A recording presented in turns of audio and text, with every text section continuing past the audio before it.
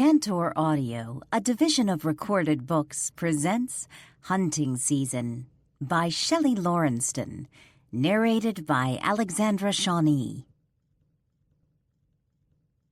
Prologue. Find her. They chased her into the woods, a dark beauty with dark eyes and hair. Håkon and his men had plans for her, but as soon as they hit the clearing, she disappeared. He silenced his men with a slash of his hand. She probably hid right in front of them. Håkon smiled. He could already imagine her taste, her cries, her screams for mercy. Willing or otherwise, he'd have the tiny female. Then his men would have her. A noise behind them had the entire group turning. Håkon relaxed the hand on his sword and chuckled. "It's just a raven, you fools." "She's a crow." As one, they turned at the sound of the girl's voice. She stood before them in worn, ripped clothes and dirty hair. Brown-skinned, she must be from one of the raided lands, dragged here for breeding. Still, none of that could take from her beauty. Perhaps Håkon would keep this one. Perhaps he wouldn't share her as he'd planned. He didn't have to, not with the power he now possessed. He held his hand out to her, feeling that power surge from the weapon he'd recently taken from the cave they'd discovered near the river. The power made him bold and confident. The power made him strong. "Come to me, little girl." She stared at him, and he no longer saw any fear from her. Perhaps she wanted him. Perhaps she realized what fun they could have together. "Look," one of his men barked, but Håkon ignored him, too focused on the woman in front of him. "Look," his second-in-command insisted. With a sigh, Håkon followed his men's line of sight, to the trees. There were more birds there, more crows and maybe some ravens, hundreds of them, silently watching. He didn't care. Still staring into the trees, Håkon snapped. "They're just birds, you fool! Get hold of yourself!"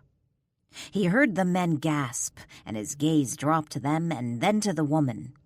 He took an involuntary step back as giant black wings slowly extended from her. Almost as big as her, they looked just like the wings of a crow. She grinned. "Don't you still want me, sweet Håkon?" The girl knew his name. How did she know his name? He'd never seen her before this day. "Don't toy with your prey." Håkon and his men turned yet again at the sound of another female voice behind them. This time, however, they drew their weapons. It was a slightly older woman, another set of wings. "It is unseemly," this woman chastised. "Why should we be fair?" the girl barked. "Do you think he would have been kind to me?" He wouldn't have been. He could assure her of that. "Ugh!" another one snapped, stepping out of the shadows of the trees. "You waste our time. Odin's warriors arrive tonight, and I have plans of much drinking, and at least one of them warming my bed. So hurry up so we can go." "Ooh!" another cheered, stepping into the clearing. "The ravens are coming?" The females laughed. "If I have my way," one of them promised. The old women of his village had warned him about this many days past. They'd ordered him to return the jeweled dagger to the cave where he'd found it. But he'd laughed at them. How could they expect him to give up something that had given him so much power, so much strength, and had given it all so quickly? Within days he'd ruled his village and had plans to own the surrounding ones. "But they'll come for you," they whispered to him. "And when they do, no one will help you, for nothing comes between a crow and her prey." Like most of the men in his village, he'd never believed the old stories about a goddess's brutal warriors.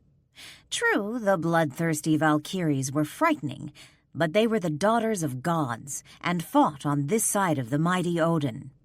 Yet according to legend, the females staring at him with such coldness were very much human, and they fought for a goddess with little patience for men and their ways. These women, if you could call them that, were known as the Gathering, and they were the winged warriors for the goddess Skuld. Warriors who had already died once, whose Skuld returned to the living.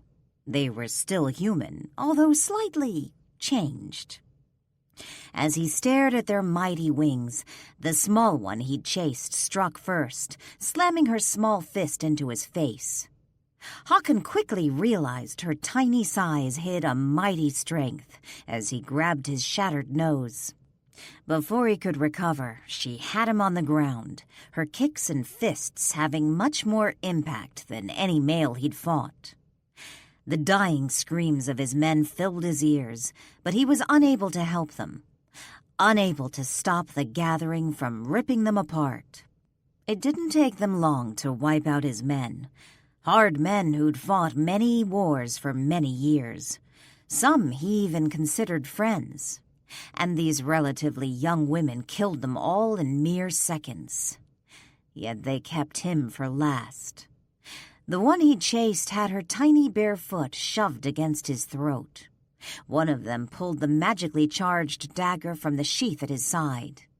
The dagger had given him so much power, but just as quickly, these females were snatching his power away. Now he was paying a mighty price for taking and using what belonged to Skuld. Here! The woman expertly flipped the blade over so the girl could grasp the handle. Make it quick, make it clean. Then Hela can deal with him and we can spend our night teaching Odin's ravens how to beg. The girl nodded. As you wish. She straddled him, lowering her body until she sat on his chest. She was warm and naked under her clothes. He could smell her lust, but it wasn't for him. It was for the kill. You should have listened to the old women in your village, Håkon, and returned the blade to our goddess. Now you must pay the price. No Valhalla for you, another one of them sneered, already heading toward the village and the ravens they all spoke fondly of. She acted as if the loss of his place at Odin's table in Asgard meant nothing to a warrior such as himself, adding, No Valkyries to take you home. The girl shook her head sadly. No, there'll be no Valhalla for you. Then she slashed his throat.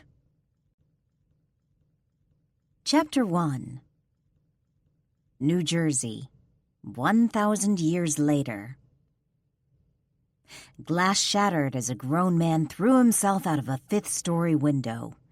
Will Yeager closed his eyes and turned his head to protect himself from the spray of glass. He knew the man threw himself out that window because that's what any sane person would do in a similar situation. You can run, David, a female voice from the man's apartment taunted as the man landed hard at Yeager's feet. But we'll find you. Don't leave, sweetness. I wasn't nearly done, another female voice laughingly added. The man at his feet, David, Yeager guessed, struggled to crawl away. The only reason the man's back hadn't snapped like a twig when he landed was due to the little item he'd recently stolen, which was the only reason Yeager and his team were even here on a Saturday night. Why people insisted on stealing from gods, Yeager would never know. Reaching down, he grabbed David by the neck and lifted him to his feet. Where exactly are you crawling away to, little man? Trust me, Yeager's protege Mike chuckled behind him. We're much nicer than the women you just ran from. That was true. The Gathering didn't do rescue missions or help those in need or involve themselves in the politics of gods. In fact, the Gathering only answered to one god, a fate called Skuld, the Veiled One, a goddess who once rode with the Valkyries when she got bored. Skuld knew the future, could bring the dead back to life, and believed in wisdom. She'd created the gathering more than 1,000 years ago, when Jaeger's people still raided monasteries for sport. Like Odin, she wanted her own warriors, but unlike Odin, Skuld didn't choose from the finest Nordic stock. Instead, she chose from the descendants of the girls his people had stolen. Girls thrown over warriors' shoulders and carried away to a cold and foreign land they knew nothing about. Mike probably put it best when he observed of the two groups. The ravens look like an ad for Hitler Youth, while the crows look like a big box of crayons. In the early days, when Skuld rode with the Valkyries, she would choose among the slain who would go to Valhalla. And now that she chose her own warriors, nothing had changed. For those who wanted to commit their lives to her service and to the gathering, they had to be taking their last breath. "Give it up, little man," Jaeger ordered as he took firm hold of David's hair and held him in place like he used to hold his childhood teddy bear. Jaeger hated chasing anybody. "With us, you'll get a quick death, but I can promise you won't get that from them." David shook his head but didn't speak. "I'm not even going to ask why you're here, Jaeger," a female voice calmly stated. David squealed as strong female hands gripped the man's shoulders and yanked him away from the dubious safety of Jaeger's men, of the Ravens. Jaeger winced in sympathy when he realized David definitely lost hair and some of his scalp in that little transfer. "This one is ours, Jaeger." Odin help him. The delectable Nisi Lawrence, second in command to the Jersey Crows, Nisi was lethal with a blade and her talons. She was also stubborn, tough, brutally honest, and the hottest piece of ass on the East Coast. Nisi also made his life a living hell because she wouldn't admit the truth. They were perfect together. "I didn't say he wasn't yours, Nisi. We're just here to help, and to get Odin's rune, which I believe is somewhere on him." Jaeger snatched David back. "We're not doing this again," Nisi promised. As always, she and her team wore the requisite crow fighting gear. Black jeans, black steel-toe boots, white racerback tanks so their wings were unencumbered, and the brand of their goddess burned deep in black onto their necks. And because it was the middle of January, tightly fitted wool sleeves that went from the palms of their hands to their upper biceps. The Ravens' fighting clothes were similar except for the sleeves. Viking males just had to deal with a freezing northeast coast cold. Otherwise, the elder Ravens called them pussies. "Besides, he's already used the rune and given a sacrifice," Nisi continued. "His tongue, specifically. And you know the rules. Once they use it, the prey belongs to us. And Skuld gave me orders to bring that rune to her. So I guess you're shit out of luck, huh?" She again yanked the man to her. "Actually, you are, baby." Jaeger grabbed hold of David by the neck and pulled him back. "I don't care if he's already used the damn rune. I'm returning it to Odin. You can have the carcass for all I care." "And Odin can go to hell for all I care. And stop calling me baby." Nisi took David back, ignoring the whimpering sound he made. "Why do you always have to be so difficult?" he asked. Because really, couldn't they just get married and work the rest of it out in bed? Nisi gave that tight smile of hers, the one that told him she was losing her patience. "You haven't seen difficult, Jaeger, but trust me when I say I can get difficult." She wasn't bragging or uselessly threatening either. Nisi Lawrence didn't need to. Her reputation preceded her. She'd come to Skuld early, only 16 when she woke up at the birdhouse, the name for the Jersey safe house many of the crows called home. She woke up from dying. The last thing she probably remembered was her drug dealer boyfriend pulling the trigger. 6 bullets to the chest, a gift for warning to undercover cops they'd been made. 15 years later, and she ruled the Jersey Crows. In fact, only one woman stood between Nisi and Skold. Dee Dee handled the politics, while Nisi handled everything else. Always so serious, always so determined. Nisi never took her oath to her goddess lightly, and she demanded the best from all the crows. A ballbuster she may be, but a fair one. He took a step toward her. "Nisi?" "Back off, Jaeger." Her wings, glistening blue-black from the streetlight, spread dangerously away from her body, even as she remained outwardly calm. Man, he'd never known a woman more beautiful than Nisi. Short, straight black hair she'd lately let grow long in the front. So long her bangs nearly covered her gorgeous black eyes. Nisi was brown-skinned and tall, but no one really knew what she was. Even Nisi. Rumor was someone found her in a dumpster when she was barely a day old. She could be black, Brazilian, Cuban, or a mix of all three, or a mix of something completely different. Jaeger didn't know or care. He only cared about one thing when it came to Nisi Lawrence, making her his. Sighing, he said, "I don't want to fight you." "I know, Jaeger," she responded softly. "I know." Then she punched him in the face. Damn it! He should have seen it coming. The calmer she got, the worse the damage. She only managed to snap his head to one side, but that gave her enough time to use her wings to lift her body into the air so she could slam both her feet into his chest, sending him slamming into his men. The momentum of her attack sent her body flipping back in midair, but when she landed, she did it silently and firmly on 2 feet. "Katie," she barked. "Got him." Katie Clark, a vicious little redhead who died when she'd tried to stop a knife fight between 2 friends, took firm hold of poor, growing balder by the moment, David. Talons burst from Katie's hand, and she ripped his side open with one swipe. Then she dug her hand into his open flesh, snorting at his unintelligible screams of pain. "Oh, quit whining, you big baby," she snapped. "You brought this shit on yourself."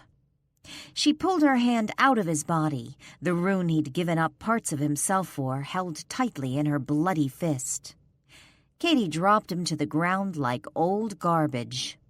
Now that the rune was gone, Jaeger knew that David felt every ache, every pain. He felt it all. "Got it!" Katie cheered. "Good!" Nisi barked. "Go!" Katie spread her wings and her feet left the ground, but Mike charged past all of them, grabbed her around the legs and slammed her back down. A second of stunned silence followed. Jaeger never expected him to do that. Actually, none of the Ravens expected Mike to do that. They watched as he reached down and snatched the rune from Katie's hand. Mike shrugged. "What did you expect me to do?" Quick to recover, Katie slammed her foot into his knee. She didn't use her heel, a 6-inch metal spike, so Jaeger could only guess she didn't want to permanently damage him. Mike still dropped to one knee, though, with an angry grunt of pain. Katie rolled back and out of his way, quickly coming to her feet. "You're going to get your ass kicked, little boy," she growled. "Ooh, a chick threat," Mike mocked, still kneeling in front of her. "I love those." The kid never knew when not to push it, did he? Mike waited for Katie to make her move, and that was his mistake. He didn't see Connie Vega, who died when a drunk driver hit her bicycle, standing behind him. She kicked him between his shoulder blades, slamming his big body to the ground.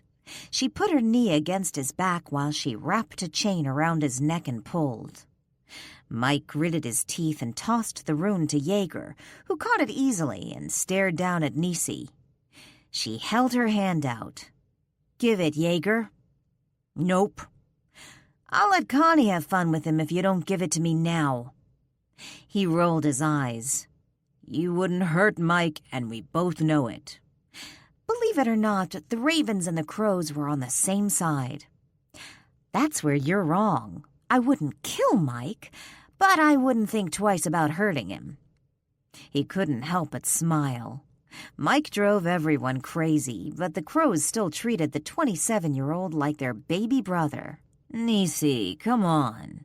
Exactly how many times do you think I've had that conversation with one of my young sisters, explaining to her that the reason Mike didn't call was because he'd already fucked her and was done? Jaeger winced. Goddamn horny Mike. Out of principle, he should leave Mike Walensky to the not-so-tender mercies of the crows. Trust me when I say I'd have fun making him cry. So give it. She still had her hand out, and now she wiggled her fingers. He shrugged. Okay. He placed the rune in her palm, and she started to close her hand around it. Jaeger caught hold of her wrist, quickly turned Nisi around and dragged her against his body, both his arms holding her tight. Get Mike, he barked at his team. Now Nisi was pissed, and she showed it. She struggled to get out of his arms. You son of a bitch! You've never even met my mother. How come the angrier she got, the calmer he got? The crows and ravens all dived at Mike and Connie at the same time, creating a rather interesting pile-on, while Nisi struggled in Jaeger's arms. She moved one way, then another, and that's when they both froze. Through gritted teeth, she said, Jaeger, get your damn hands off my tits. I'm sorry. I'm grabbing your tits? I didn't even notice. Liar. But he just couldn't resist. Calm, cool, Nisi angry?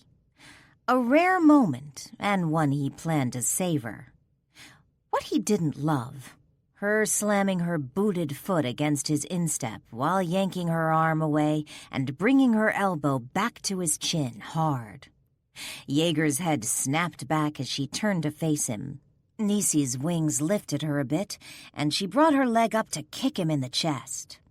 He caught her foot before it could touch him, spun her over, and slammed her down onto the pavement. Jaeger struggled to ignore her yelp of pain, but he still wasn't about to let her up. When she couldn't get him to release her leg, she looked up at the sky, and he knew exactly what she planned. Man, he was starting to know this woman better than himself. Don't you dare, Nisi Lawrence, he ordered. Come to me, she bellowed, her voice ricocheting off the alley walls. Both sides froze in mid-attack, immediately looking up at the sky. Silence descended because now they were waiting for something worse than all of them put together. God damn it, Nisi! Don't yell at me, Jaeger! You started this shit! She yanked her foot away and stood. Her team pulled themselves out of the body pile and moved behind Nisi, while the ravens helped Mike up. Nisi folded her arms across her chest, calm and cool once again. Guess you better get your men out of here, Jaeger. I'd hate for anything to happen to them. Fine, he snapped. Ravens, go. His men stared at him. Now. 3 took off, but Mike wouldn't leave. Pulling the chain from around his throat, he walked up to Jaeger. Bro, let's go. Nisi grinned. You heard him, Jaeger. You better go. But he didn't go. He simply stared at her. Mike again looked up at the sky. Jaeger, I hear them. We have to go. Jaeger heard them too, but he wasn't going anywhere. Then go. Without you? No way. I said go. Sighing in annoyance and resignation, Mike spread his wings and took off, leaving Jaeger, the crows, and poor dying David. At the moment, Nisi looked bored, but he knew better. Jaeger, I'm not kidding. They're coming. I know, he said simply. Her smug smile wavered a bit. Look, you've got Odin's rune, so go. He continued staring at her, his arms folded in front of his chest, mimicking her stance. "Jaeger?" She pushed, the tiniest hint of panic finally easing into her tone. He took a step toward her. "Ask me nice." The other crows passed surprised glances, but Nisi shook her head. "Are you high? I will not." He shrugged and stood there. "Jaeger, I'm not calling them off." Still, he didn't move, even though he could see David trying to drag himself away. The guy shouldn't bother. He'd never leave the alley alive. "Jaeger!" Finally, Jaeger heard it, the flapping of wings, many, many wings. "Nisi?" Janelle McKenna, another one shot to death at an early age, muttered softly as she stared up at the sky. "Seriously, Jaeger, go. They won't hurt my girls, but you?" Nisi tried to keep her usual calm demeanor, but it wasn't working. He could see right through it. Something black sailed by him, and he felt pain rip across his neck. He knew there'd be blood. He didn't care. Another came by, tearing past his cheek. Another line of blood, he bet. "Jesus, Jaeger," Nisi whispered. "Ask me nice, Nisi," he ordered. "Ask me nice, or I'm staying right here until they're done." Through gritted teeth, she barked. "Fine, go." This time, another emotion crossed her face, the emotion of annoyance. "Please," she spit out. Jaeger smiled, a grin that had Nisi Lawrence glaring at him. "I knew it," he sighed happily. "I knew you liked me." Then he unfurled his own wings and took off. He pushed through the flock of real crows, and even some ravens, that Nisi commanded. They were heading toward David and would leave nothing remaining of the man but his shredded clothes. And as Jaeger headed back to the Ravens' Jersey safe house, he could hear Nisi yelling at him from that alley. "I hate you, Will Jaeger, and the longboat your ancestors rode in on." Chapter 2. Denise Nisi Lawrence landed on the club's roof. The gathering booked the place for the night, so she knew the roof doors would be unlocked so those flying in would have a handy entrance. "Do it again, Connie," Katie begged. "Do it again." Nisi stifled her growl as Connie stared up at the sky and shook her fist in the air. "I hate you, Will Jaeger, I hate you." That performance prompted fresh howling laughter from the rest of her team, and she wondered how bad it would look if she kicked their collective asses. Probably really bad. "Okay, let it go," she told them, knowing that if she showed them how very angry she truly was, she'd never hear the end of it. To be honest, it would help if she knew what the fuck was going on. Jaeger had always flirted with her, had always shown her some interest over the many years they'd known each other, but in the last 12 months or so he'd suddenly become relentless. She could only guess he was looking to slum it a bit. Unlike Jaeger, Nisi didn't have a fine Nordic American family upbringing, mostly because she never had a family. Some homeless guy found her in a dumpster over on 118th Street. A sickly brown baby who, in the end, no one wanted. She was in a Catholic orphanage until she turned 9, and then she started making the foster home rounds. Smart and quiet, she didn't last very long with any of her foster families. She'd made them paranoid. They'd always thought she was plotting, and that was probably because she was. Growing up, Nisi always knew there was better out there, and she'd become obsessed with finding it. When she turned 15, she thought she found her way out. A 19-year-old drug dealer who was thoroughly impressed with how well she managed the pothead college kids who came his way. Her brutal honesty and directness made her a surprisingly well-respected dealer in her own right. In the end, though, it was that same honesty that got her blown away. The bastard didn't even blink when he pulled the trigger.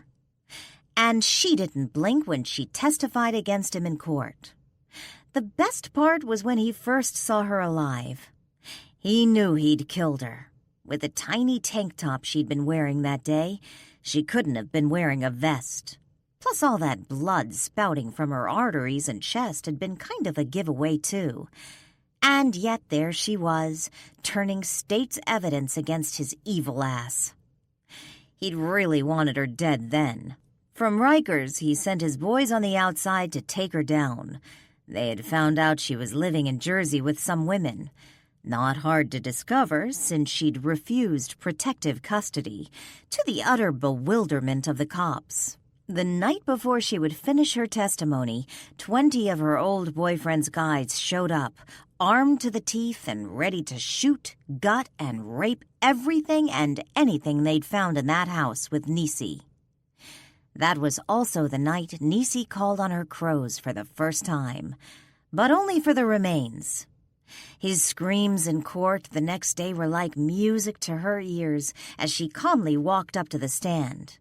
To this day, he still lived in the mental ward of the little Alabama prison the authorities had transferred him to. Ever since then, Nisi had worked hard to make up for the person she once was. Worked hard to prove to Scold, her sisters, and, most importantly, herself, that she was better than that little drug-dealing piece of trash she once was, hanging out at college parties and raves. She would never stop working to prove that. Which meant that Wilhelm Jaeger was nothing more than an unnecessary distraction to her goal.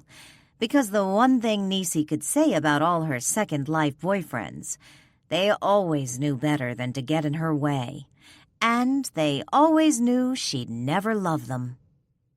There was only one thing she truly loved these days, and man, could those bitches get on her nerves. "Why don't you just go out with him and get it over with?" Janelle asked as she headed toward the rooftop entrance, her dark blonde curls bouncing around her face. That sweet dimpled face and those big fat blonde curls hid one of Nisi's best and most vicious fighters. Like the Ravens, Janelle preferred using her bare hands more than the blades all crows learned to use. And neither clan used guns. Not Nisi's choice, but an edict from their gods. Whatever. Once he finds out how truly unpleasant you are, he'll definitely leave you alone. I am not going to date Will Jaeger. End of subject. And I am not unpleasant. I just don't gush and act like a girl. Yes, exactly.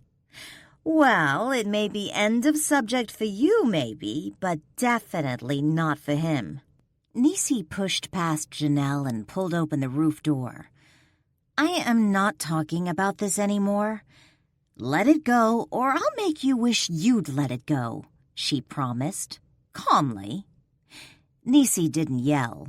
In fact, only one person ever got her to yell, and if she could, she'd rip the wings from his back. The team headed down the stairs leading into the main part of the club.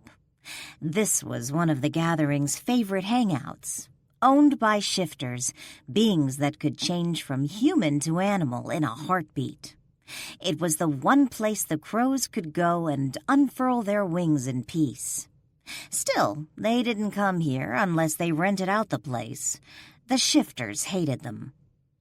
Abominations, acts against the gods, freaks. Just some of the terms tossed their way by the holier-than-thou dogs, cats, and whatevers that roamed the tri-state area. The shifters tolerated the ravens, but barely, yet they outright hated the crows. Not surprising. As direct descendants of Odin's elite guard, the ravens were born with their wings. The crows, however, only got their wings after they pledged their allegiance to the Viking goddess Skuld and died. Skuld only chose from the dying. The music was pumping hard by the time the women got to the main floor, but Nisi could still hear the crows over it. They were loud bitches. Loud, annoying bitches, and she couldn't imagine her life without them. Stripping off her wool sleeves and dumping them on the pile by the exit door, Nisi passed 2 shifter bouncers. Wolves, probably. She didn't know or care. To her, they were all cranky dogs and cats with attitude, like show animals.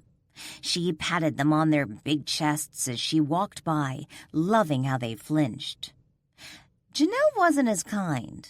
Another street kid like Nisi, Janelle waited until she was between the 2 big bruisers before she extended her nearly 6-foot wings, slapping both men in the face. The women's laughing became hysterical at that point. Man, the shifters really hated when they were around.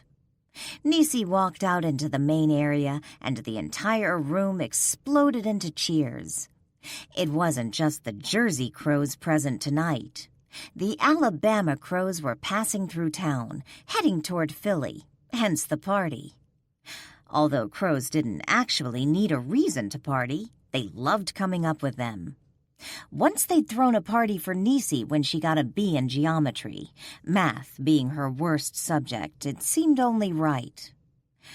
Well, Nisi said, laughing. The country cousins have come to town. Serena, leader of the Bama Crows, tackled her from behind, a bottle of tequila in one hand and a beer chaser in the other. Serena lived to party, and she had a thing about using hacksaws on her prey. "Darling little girl, how are you?" Nisi turned around, reached down, and embraced the woman. Because Nisi was 6'1", she had to reach down to embrace almost everybody. "Serena, I'm so glad you guys could come tonight." She hated the need to shout over the loud music. Clearly, she was inching up in age. Her desire to party lessened with each passing day. "If there's one thing in this life that I've learned, darling, it's to never pass up a Jersey Crows party." "Yeah, but I'm just sorry you guys can't stay longer." Serena hooked her arm through Nisi's and dragged her toward the bar. "I wish we could too, but those Philly gals are waiting on us, and they are a cranky bunch of bitches, let me tell you." Pushing Nisi into the bar, Serena slammed her bottles down. "Barkeep, a bottle of Russian vodka for this little lady right here." No. Nisi shook her head at the bartender. "Bottle of beer, that's it." "What kind of drink is that?"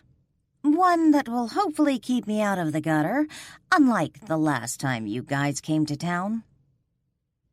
Jaeger gritted his teeth as one of the Valkyries, Shauna somebody, gently worked the salve into his battered flesh. Damn woman and her big feet of fury. She had no qualms about kicking the shit out of him, or calling down those goddamn birds of hers.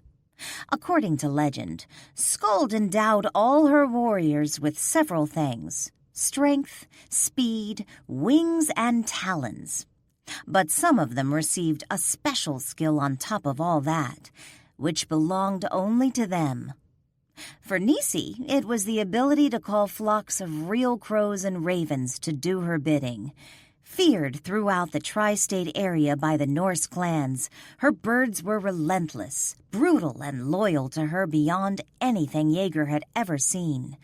No flying south for these birds. They endured the cold just so they could be near her. Kind of like Jaeger himself. "Is it me, or does that woman really detest you?" He looked at Mike Malinsky, who had somehow become the baby brother he never had, and started to realize he never wanted. "Why do we keep having this conversation?" "Because you insist on being the one to deal with her. I can do it."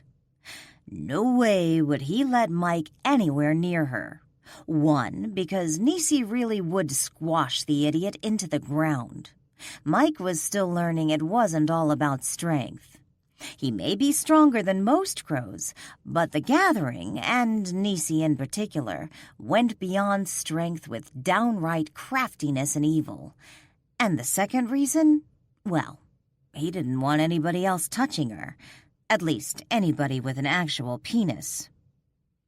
It wouldn't be the first time a crow and a raven got together.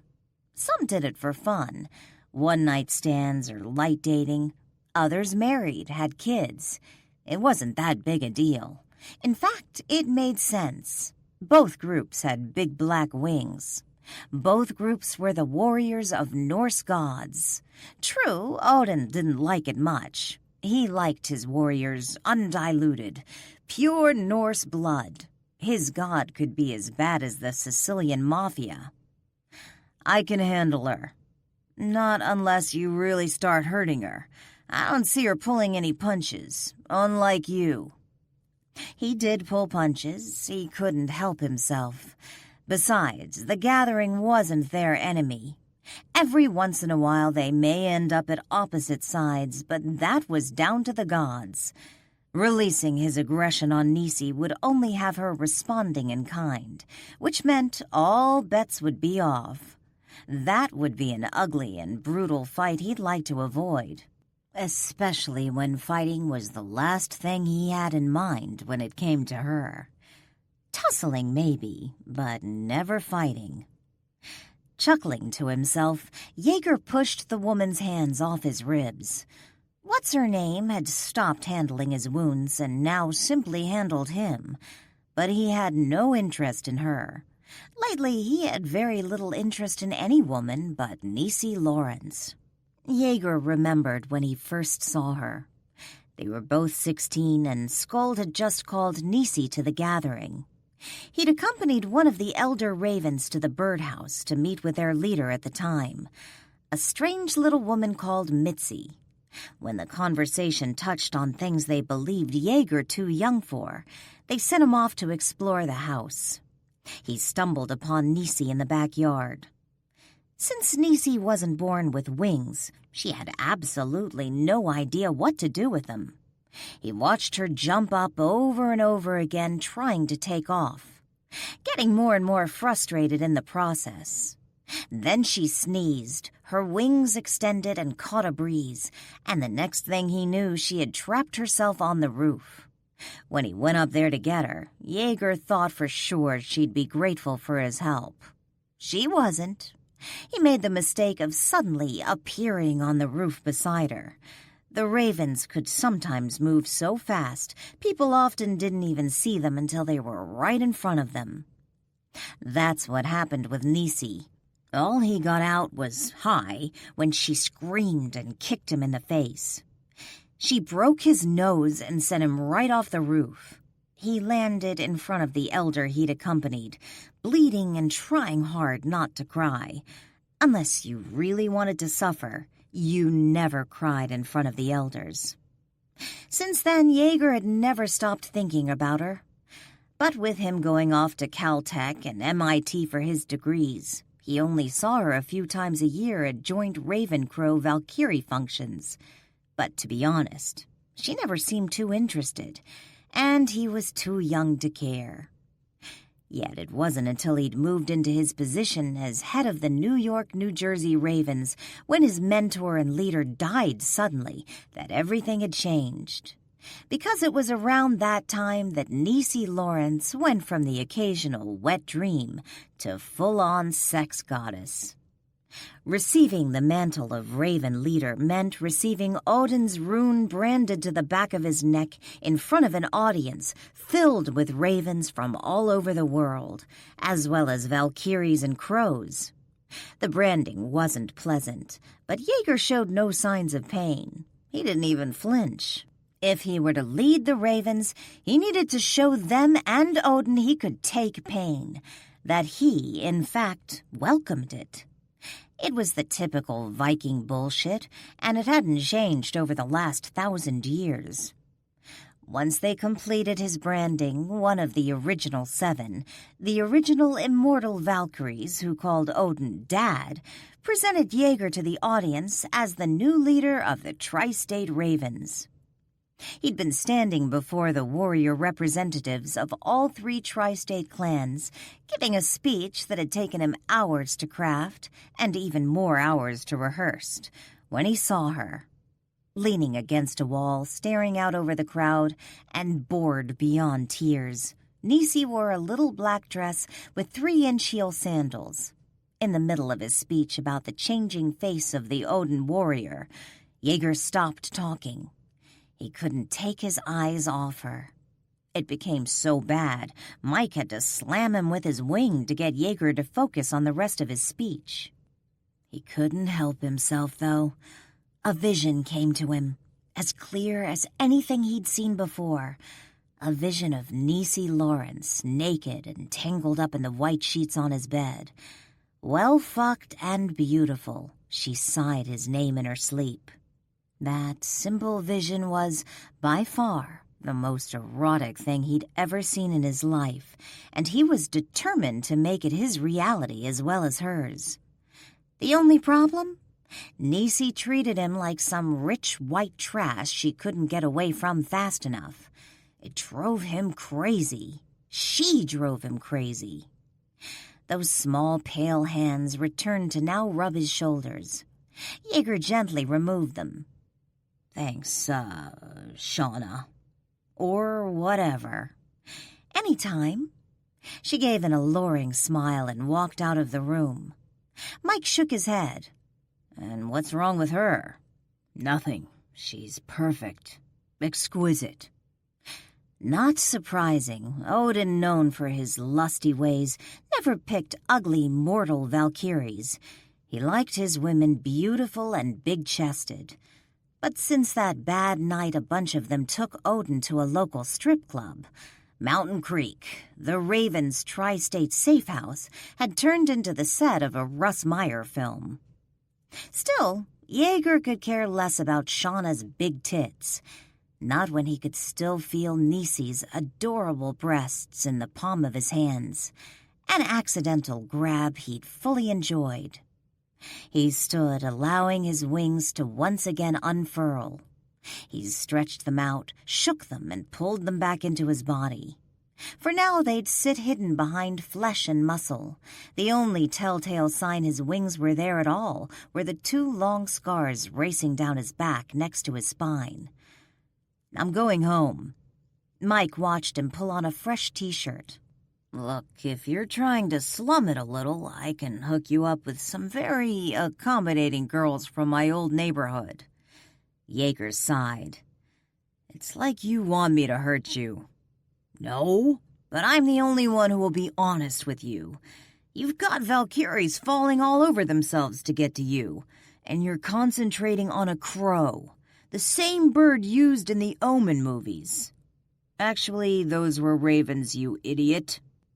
Before Jaeger could leave, or twist Mike into a pretzel, his second-in-command walked into the room. Just got an interesting call. Ty Ulrich was his best friend and a man of few words, which was why he was Jaeger's best friend. Jaeger got enough chatter from Mike. Yeah? Yeah, we've been invited to a party downtown. Jaeger shrugged on his leather jacket.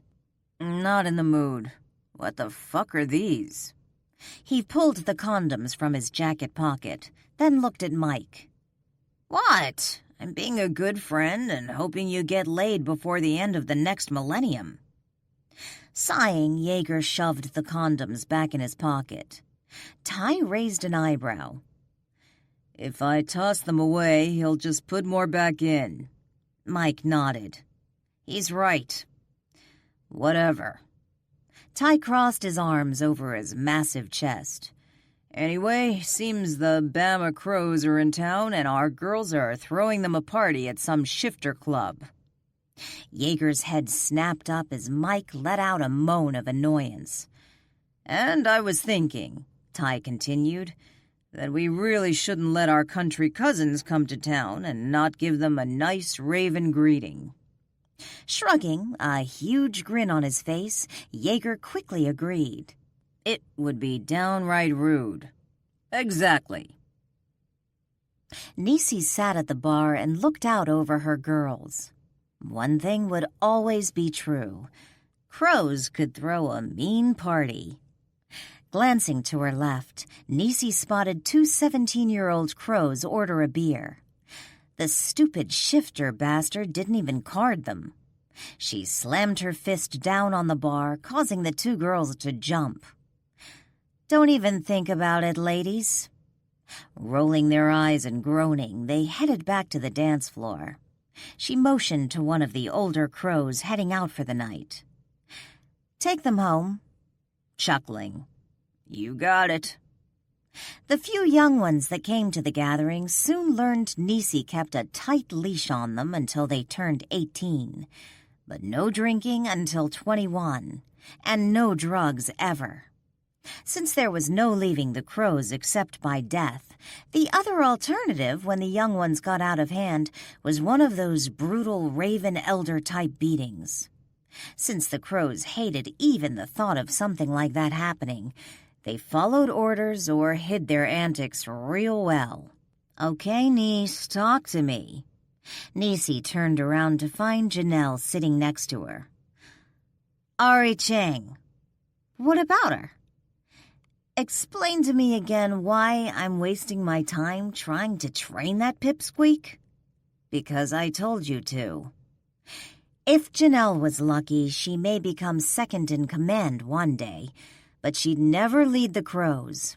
Not because she asked questions, but because she asked them like she already knew the right answer. Scold hated that. "Give me a break, niece. She's terrified of me and she couldn't fight her way out of a paper bag."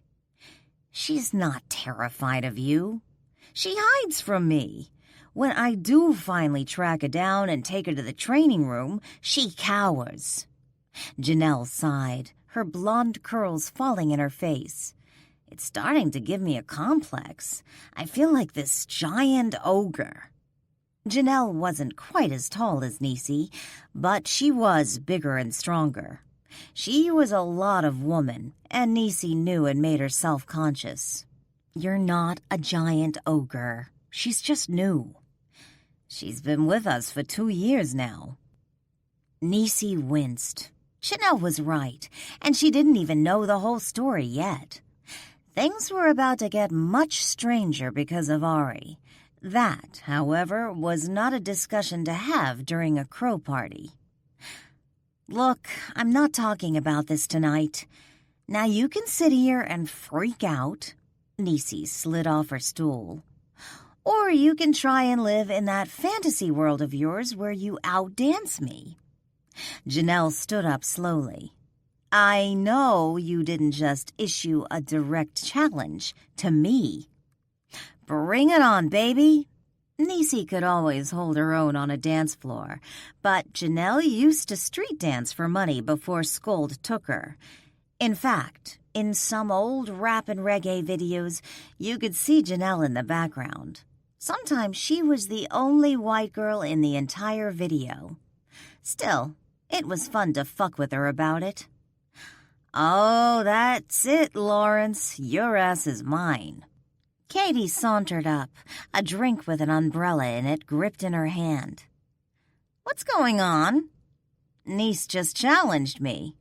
"What?" Katie suddenly scrambled up onto the bar. "Hey!" Her loud voice reached the DJ across the room. The music immediately cut out. "We have a challenge, ladies." Nisi shook her head as the crows cheered and opened up a space on the dance floor for her and Janelle. Stepping away from her, Janelle turned and walked backward to the dance floor. She gestured for Nisi to follow with both her hands. "Come on, bitch. You're talking shit. Let's see what you really got." Rolling her eyes, Nisi followed.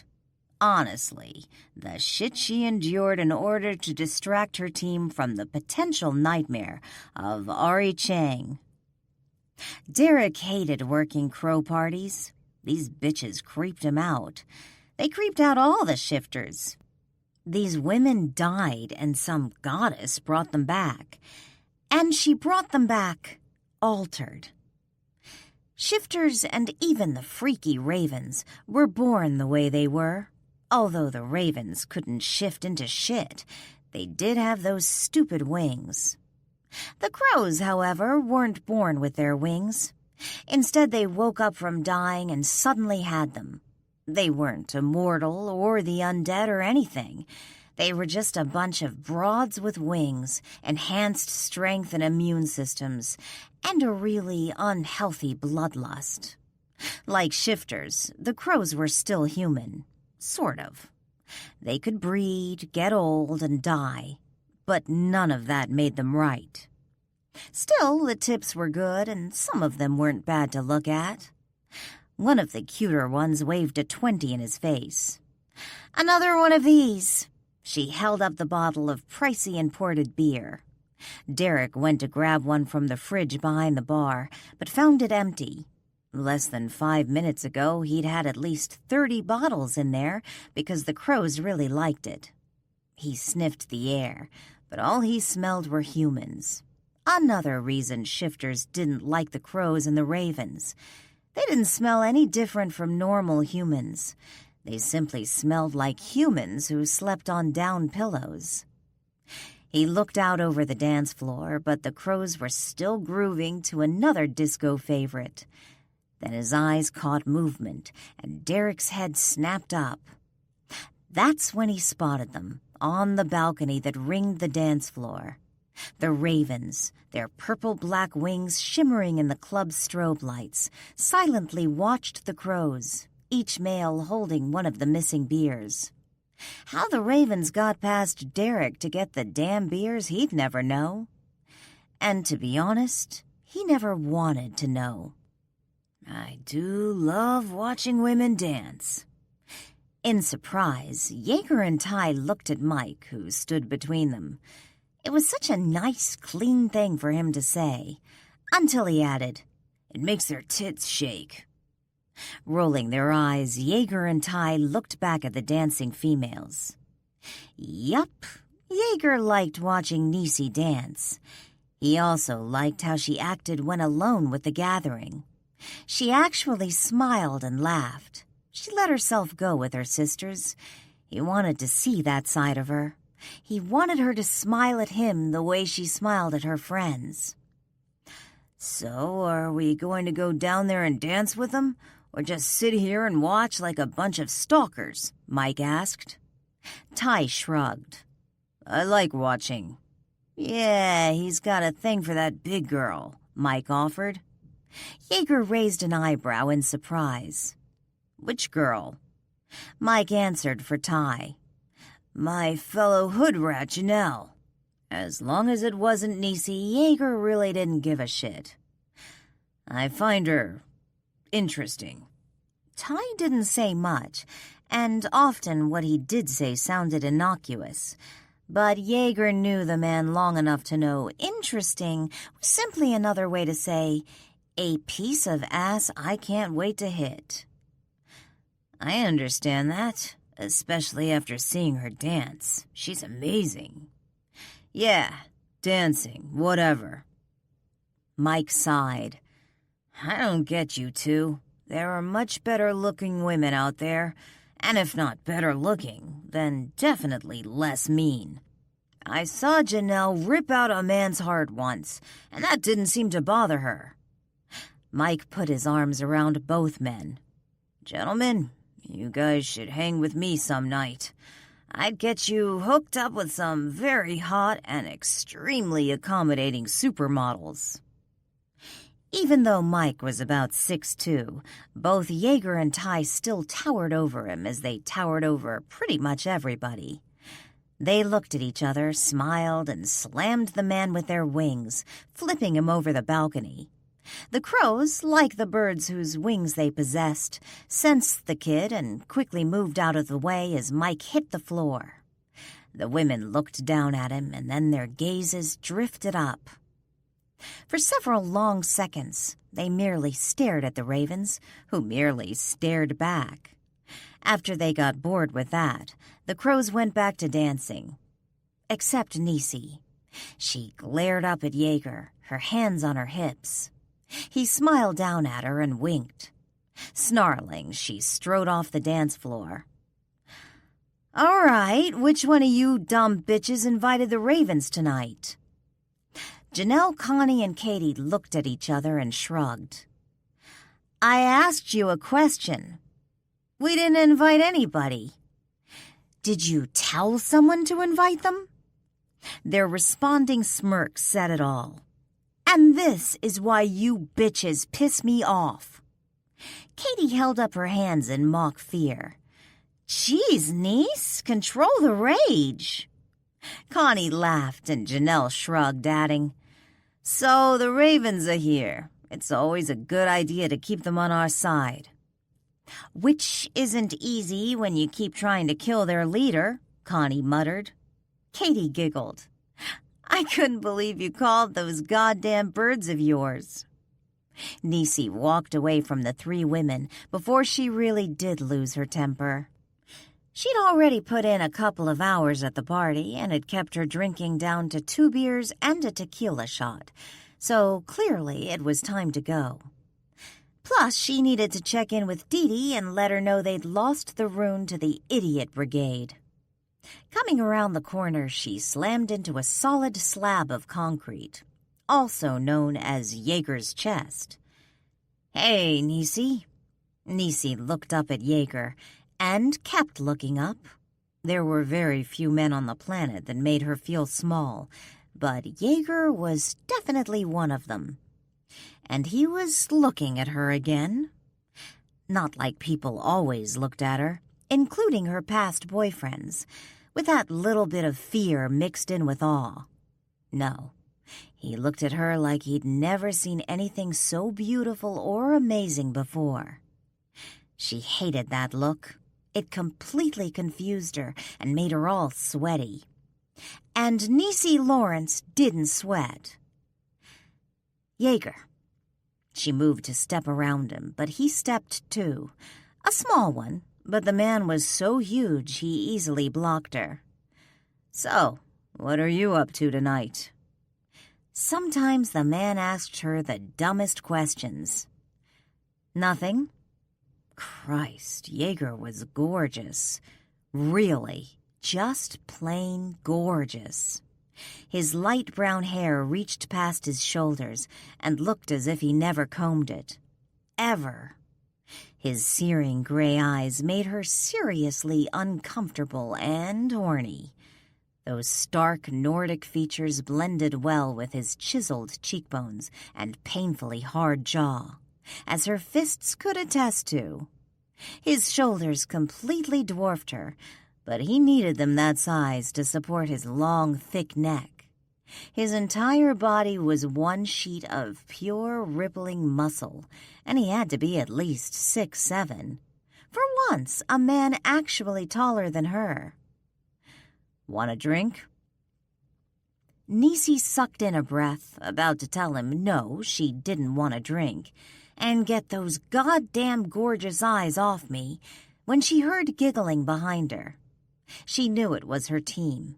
In battle, they followed her every command without question, but during their off hours, they truly were her family, and she realized now she never wanted siblings, mostly because they were a pain in the ass. She raised her knee, giving her access to the weapons she kept holstered to her calf, turned, and threw one of the deadly blades. The women dived out of the way, the sharp steel planting itself in the wall behind where they'd all been standing. Clearing his throat, Jaeger slowly walked around her. He pulled the blade from the wall and handed it back to Nisi. "A little tense, Lawrence?" he teasingly asked. "Quiet, Jaeger." She slid the blade back in its holster, keeping her head down to hide her smile, but unable to stop her chuckle. "Do you really have to go?" That voice. She'd had wet dreams about that voice alone, especially when it got all husky and yearning-like. "Yeah, I gotta tell Dee Dee you got what Skuld sent us out for. Then Skuld can duke it out with Odin." She looked up at him. Unless you want to give it back to me." He grinned, and her toes curled inside her boots. "Damn it, if only I were the kind of guy who would use that request to my advantage." Yeah, but Jaeger was too nice. A true nice person. Probably one of the last on the planet. A big, dumb, gorgeous nice guy. Whereas Nisi was too smart for her own good and used to deal drugs before she took 6 bullets to the chest. She was once one of those scumbags she now went about eradicating from the universe. She wasn't nice, she wasn't good, and she'd gotten exactly what she deserved when she died.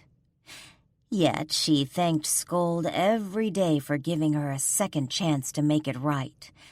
And she would make it right if it took her the rest of her second life. Well, you're not. Might as well get used to it. And stop staring at me like that. Frowning in confusion. Like what?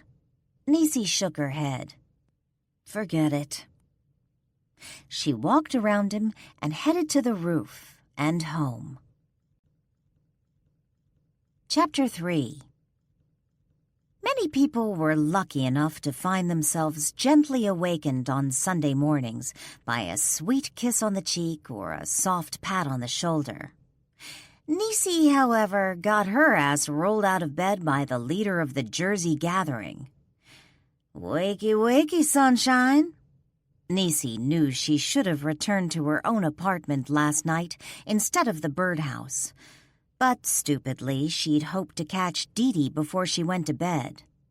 She didn't, and she wanted one of those wonderful brunches the gathering had every Sunday afternoon. She thought maybe she'd overslept until she glanced up at the clock on the night table. It was barely 10, on a Sunday. "What the hell was that?" she demanded. "Where is it?" Nisi looked up into Dee Dee Gowan's smirking face. More than 10 years older than Nisi, the woman still looked great. People barely noticed the jagged scar on Dee Dee's neck anymore. A remnant from her first husband's dirty dealings and what brought her to Scold. He didn't cut her himself, but the men who wanted him to pay off his gambling debt sure did. Dee Dee was the first person Nisi saw when she woke up after dying.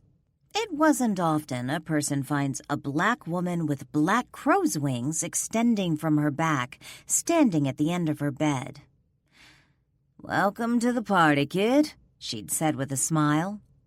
17 years later, and Dee Dee still called her kid. "Where's the rune?" Nisi sat up and sighed, pushing her 2 long bangs out of her eyes. She really needed to get them cut, but she kept putting it off. Sitting in a beauty salon always ranked low on her list of things to do. "Jaeger got it." "Again? You must be losing your touch, kid."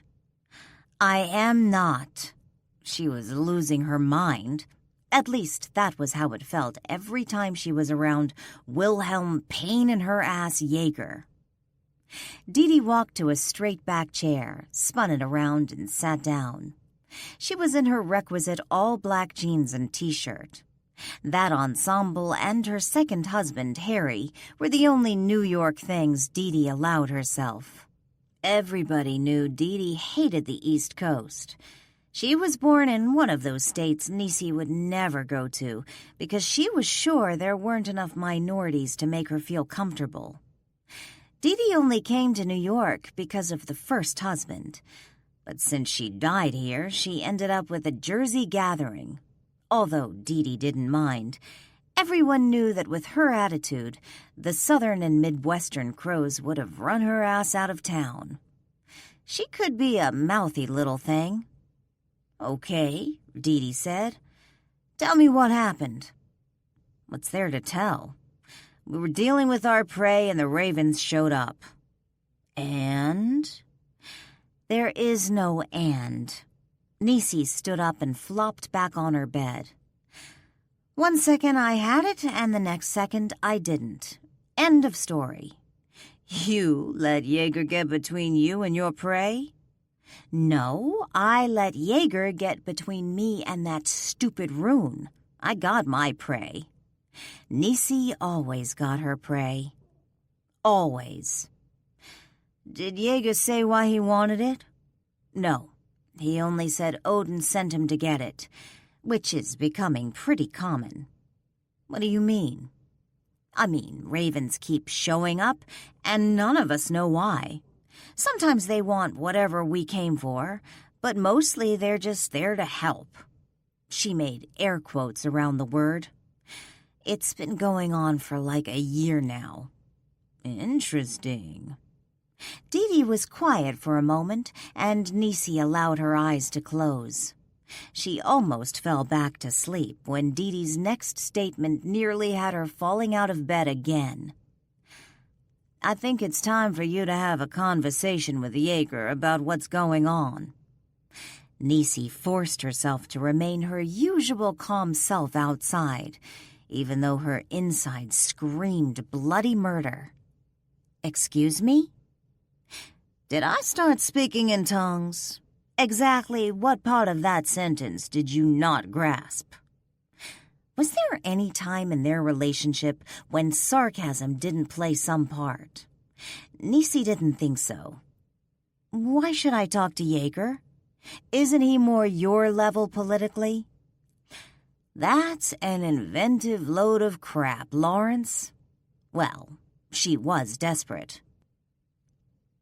What I mean is that he's leader of the Ravens. You're leader of the Crows. Shouldn't you two be talking to each other as opposed to getting me in the middle of it?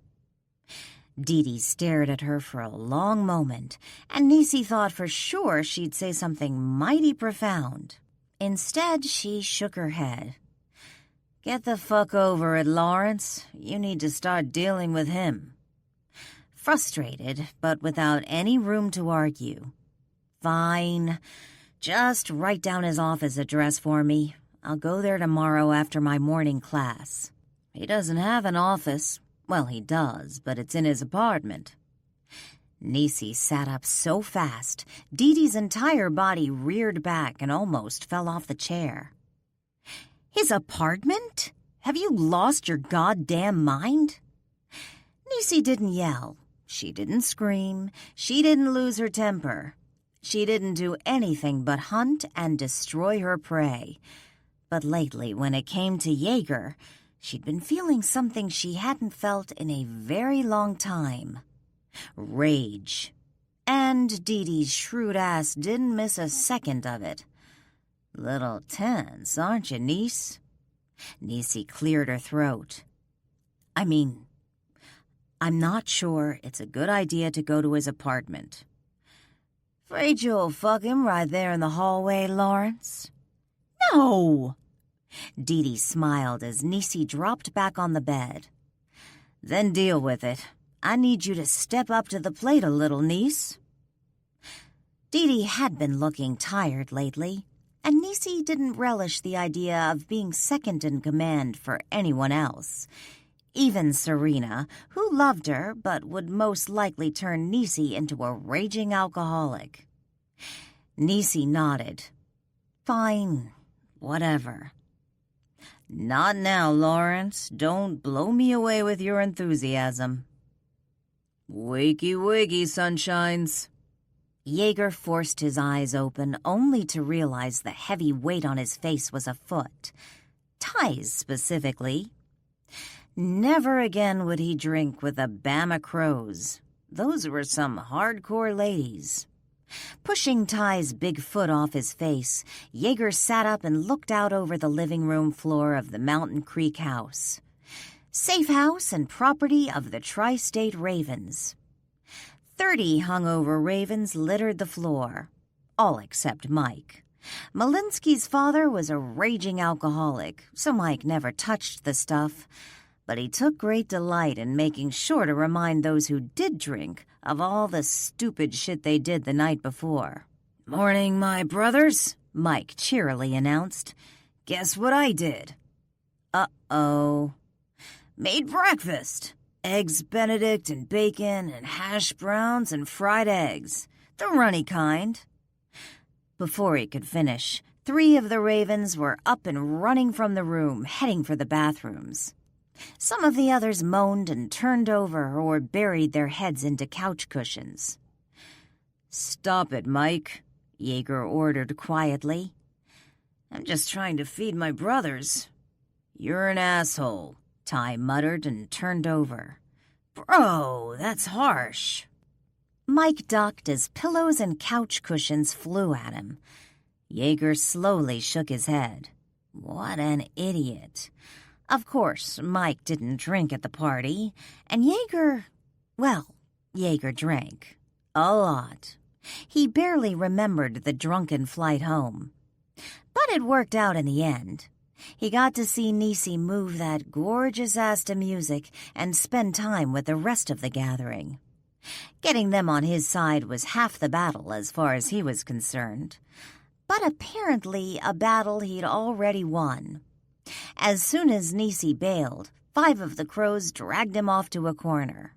They plied him with liquor and then proceeded to talk about how amazing Nisi was, but also how stubborn. Janelle probably put it best. "She'll make your life a living hell, but trust me, in the end, it'll be worth it."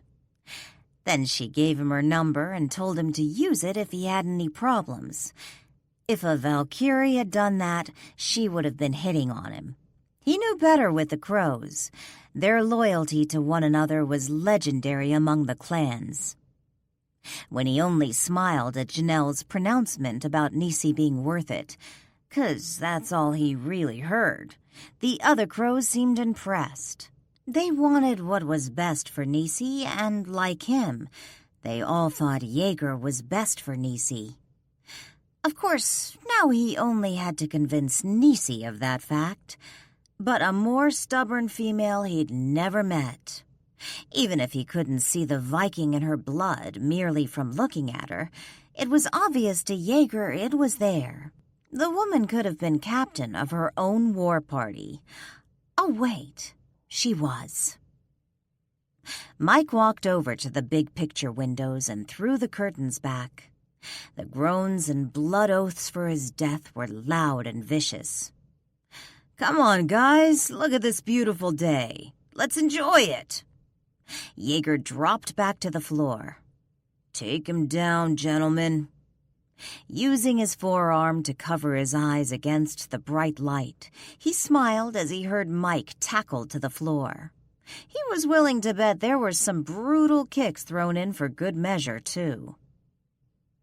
Janelle McKenna stared at her team leader across the breakfast table. "Are you nuts?" Nisi gave her that stare. She learned it from Dee, and she learned it well. But she had to be kidding. Right? Right? "Look, niece, you can't be serious." "Serious as a heart attack." "But that's a really bad idea." "It wasn't mine, but the decision's a done deal. Not up for discussion. The next time we go out on a hunt, we're bringing Ari." Ari was a cute little thing with constantly changing hair color and extremely quirky mannerisms, and she couldn't fight a teacup poodle if her life depended on it. Really, the girl was a mess. "Is Scold trying to get us killed?"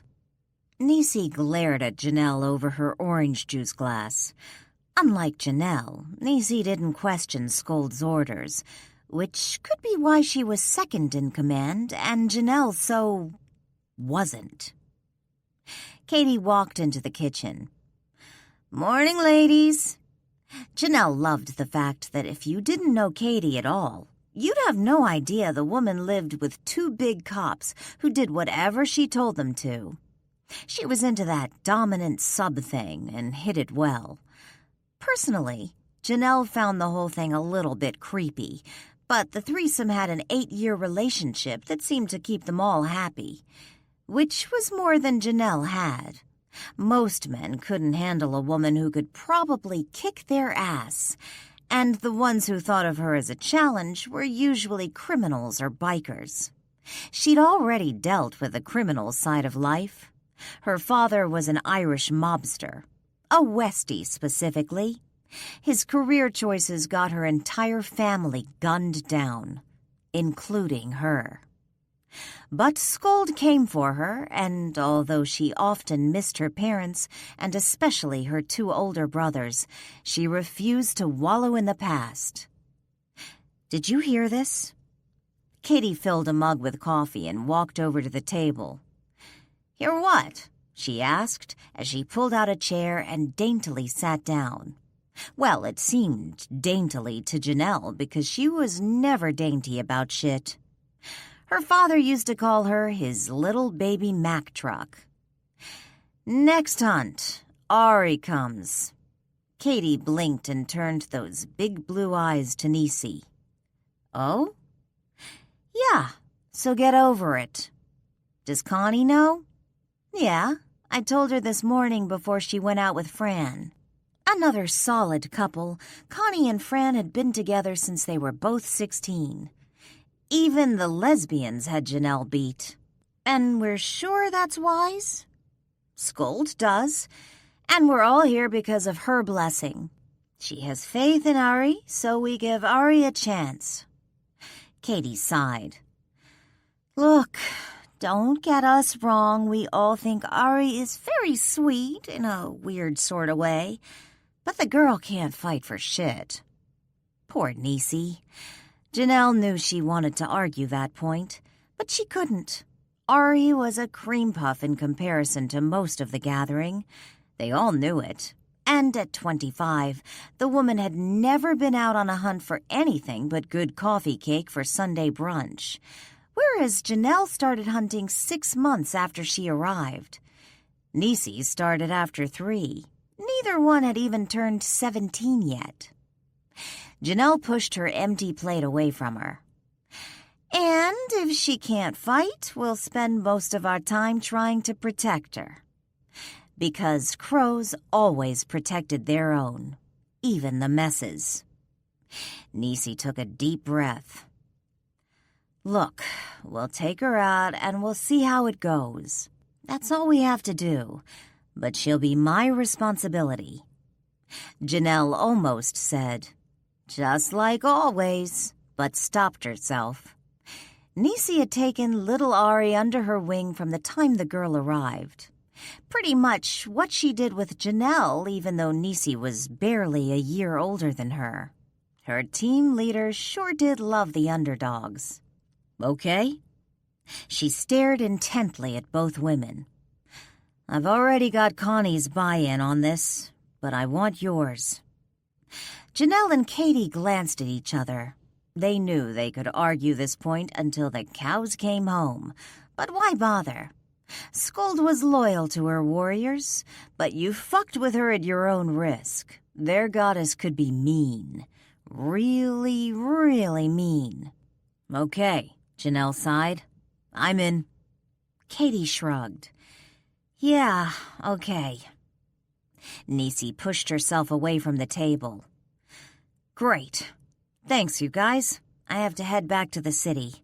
Gotta get some classwork done for tomorrow. Oh, and don't say a word to Ari. I'll tell her myself. Good. Such a squirrely little thing. You never knew what Ari would say or do next. Really, she was a weird little girl.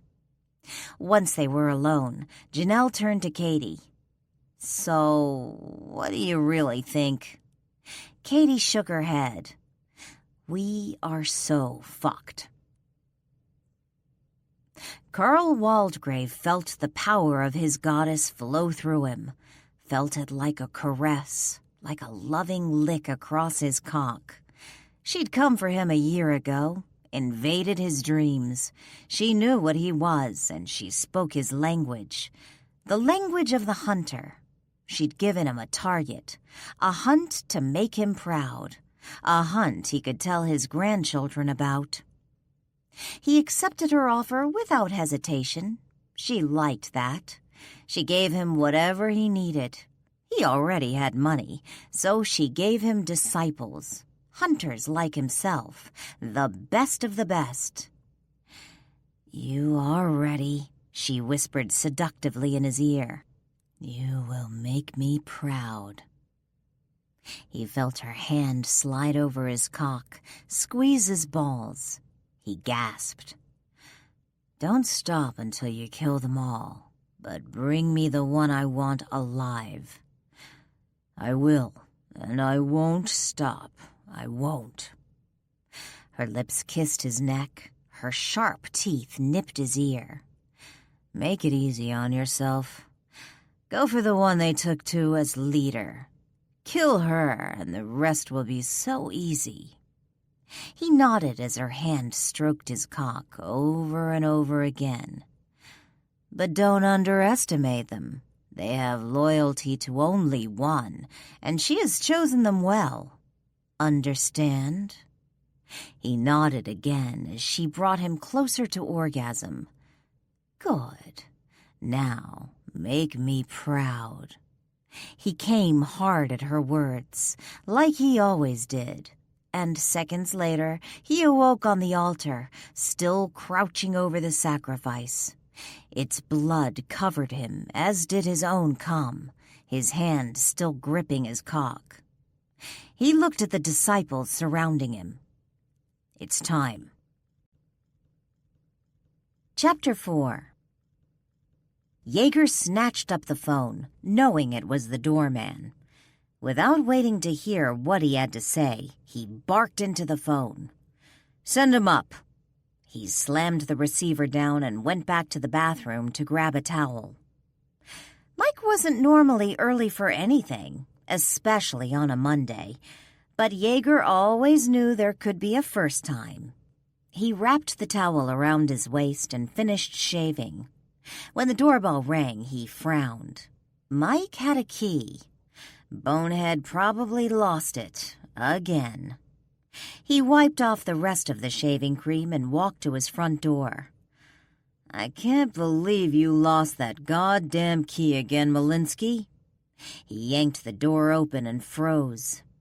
Standing in his doorway wearing a fur-lined denim jacket, jeans, a black t-shirt, and a black leather backpack was the woman he'd spent a good hour in the shower masturbating to.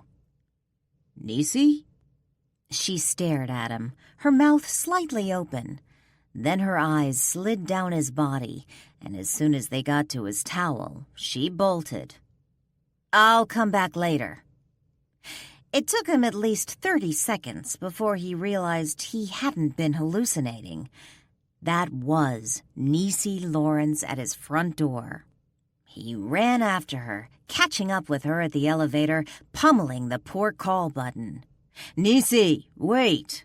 "I'll take the stairs." "I'm on the 30th floor." "Okay, I'll go to the roof and fly." No way. She wasn't getting away from him that easy. She'd just gotten through the fire escape door when he grabbed hold of her wrist. "You know as well as I do that you can't fly in the middle of the day in New York. They'll just shoot your ass down." Their gods would only cloak them at night. During the day, they were on their own. Jaeger headed back to his apartment, forced to drag the woman behind him. She didn't exactly kick and scream, but he got the feeling it wouldn't take much to push her over that edge. He did manage to get her back inside, though. He closed the door and locked it, although for a wild minute there he thought for sure she'd try to bolt for the windows. He tightened his grip on her and dragged her to the kitchen. "How about some coffee?" "No, I don't drink coffee." "Bottled water, Coke, Pepsi, vodka, tequila, an entire brewing plant? Anything to get her to relax. Anything to keep her right there." "I don't want anything, and feel free to let me go." Jaeger stopped in the middle of his kitchen and took a deep breath. He turned around without releasing her. "I don't want to let you go." She stared up at him for a moment, then tried again to pull away. to run from him. "I gotta go." "You came all the way from Jersey to tell me you gotta go?" She sighed and stopped struggling, at least for the moment. "No, I came to find out when we ended up on opposite sides." "I didn't know we were." She tried to yank her arm back. "When you get between me and my prey, you can damn well bet that we're on opposite sides. And would you let me go?" He did, and she slapped herself in the face. Jaeger winced. "Sorry." She rubbed her slightly wounded eye and sighed again. "Look, I know you guys aren't gunning for us or anything." "See, that's where you're wrong." Bright black eyes narrowed. "What?" "Maybe we should make a few things clear, Lawrence." Could she kill him? Could she possibly get away with it? Nah, the doorman could ID her. "Such as?" "What I feel for you has nothing to do with Odin or Skold or anybody but you and me." You and me? What in hell was going on? Have you lost your mind? He took a step toward her, but she refused to move away from him. She didn't back away from anything. Never had, never would. Unless, of course, it was Will Jaeger answering his door in a towel, but there was only so much a girl could take in a day. "I like you, Nisi. A lot." He liked her? What? Was she back in high school? Next, the man would ask her to the prom. "That's great and all, but I don't know what that has to do with me." Jaeger sighed. "You are such a difficult woman." "No, just a confused one. I don't get you, Jaeger." "Yeah, I noticed." She ignored him and kept right on talking. "I mean, I don't exactly see why one of the Odin chosen would have any interest in a daughter of Skold." "Did that hurt?" She blinked in confusion. Did what hurt? She sounded frustrated even to her own ears. Nisi didn't get frustrated. Damn him. He kept bringing out all these weird emotions from her, and she didn't like it one goddamn bit. "On your throat." Instinctively, her fingers reached out and touched the brand on the left side of her neck. "Once you agreed to join her, Skold marked you as one of the gathering." From a distance, her brand resembled a tattoo, but up close, you could see the Naughty's rune for what it was. A 5-inch pitch-black burn mark resembling a slightly askew cross placed on her flesh by a god. Yes, it hurt, just like yours did. She remembered that day better than any other. Jaeger, all big and half-dressed, looking unbelievably hot, kind of like now. Nisi could see every one of the Valkyries creaming over him, hoping once the elders completed the ceremony, Jaeger would take one of them somewhere and fuck her brains out. While Nisi was making bets with herself on which slutty Valkyrie Jaeger would pick, an evil-looking raven elder pulled a brand out of a pit fire not 5 feet from where Jaeger stood. Pushing his head down, the elder brutally slammed it against Jaeger's neck. She waited for it, a cry of pain, a sob of pure torture, something, but Jaeger didn't do anything. He didn't flinch, he didn't cry out, he didn't ball up his fists or plant his feet firmly. The son of a bitch didn't even blink. He just stood his ground and took it. Suddenly, she was no longer at the call of the leader right, watching Jaeger get marked like an animal. Instead, she was waking up in bed with Jaeger next to her, on his stomach, that damn unruly hair of his partially covering his face. White sheets wrapped low around his narrow hips, and what she automatically knew as her little bite marks all over his shoulder and neck. Those long scratches down his back were hers, too. As she stared at him, he opened his eyes, looked at her with a smile, and sighed her name. Then, like that, Nisi brutally snapped out of her little daydream and found herself back at the ceremony with her panties soaked, her nipples hard as rocks, her heart beating like she'd just run 50 miles in 30 seconds, and Wilhelm Jaeger staring at her. For a moment, she thought she zipped out during the rest of his boring speech and he busted her over it. But then Mike Malinsky shoved him and he turned away from her. She realized he'd gone somewhere himself and, to be honest, she was too afraid to ask where that was. Never before or since had Nisi been so turned on by anything, and it terrified her.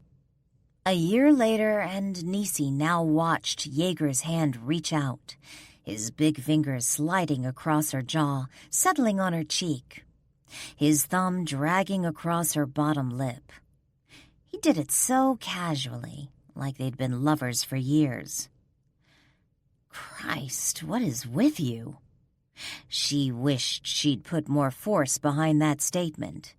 Instead, her voice broke, and she couldn't stop staring into his steel-gray eyes. His unruly, shoulder-length, golden-brown hair fell across his face as he bent down.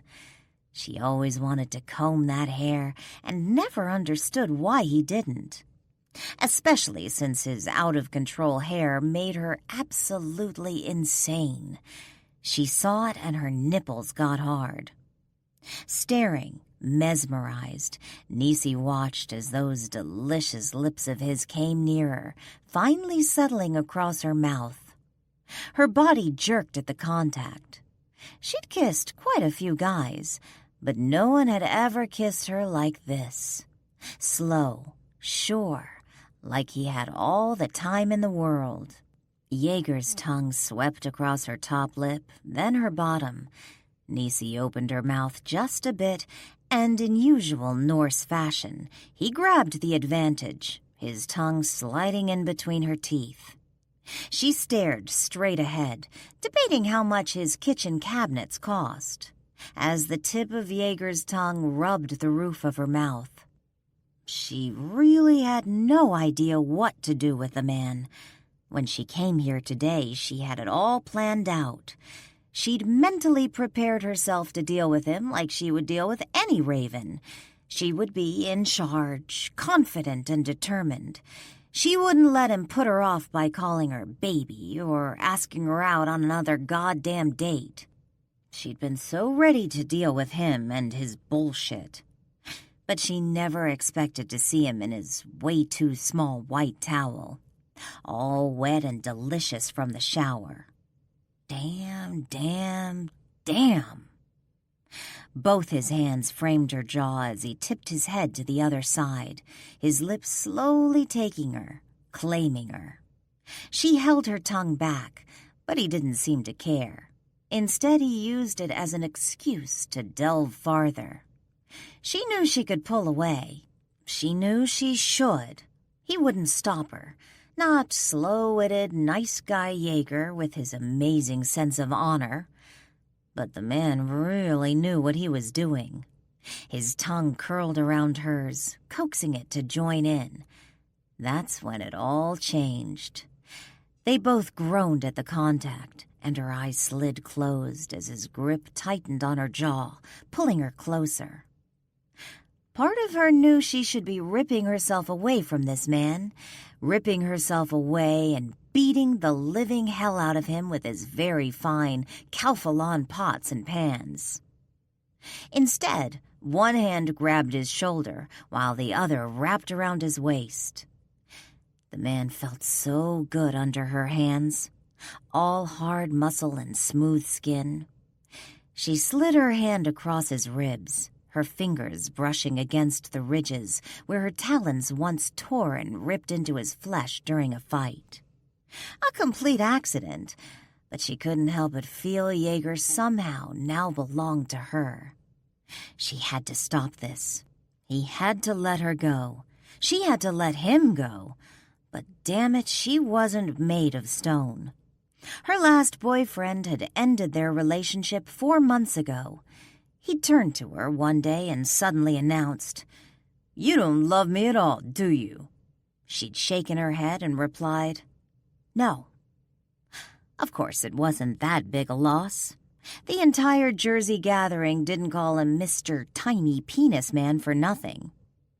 Jaeger, however, well, he was one of Odin's finest.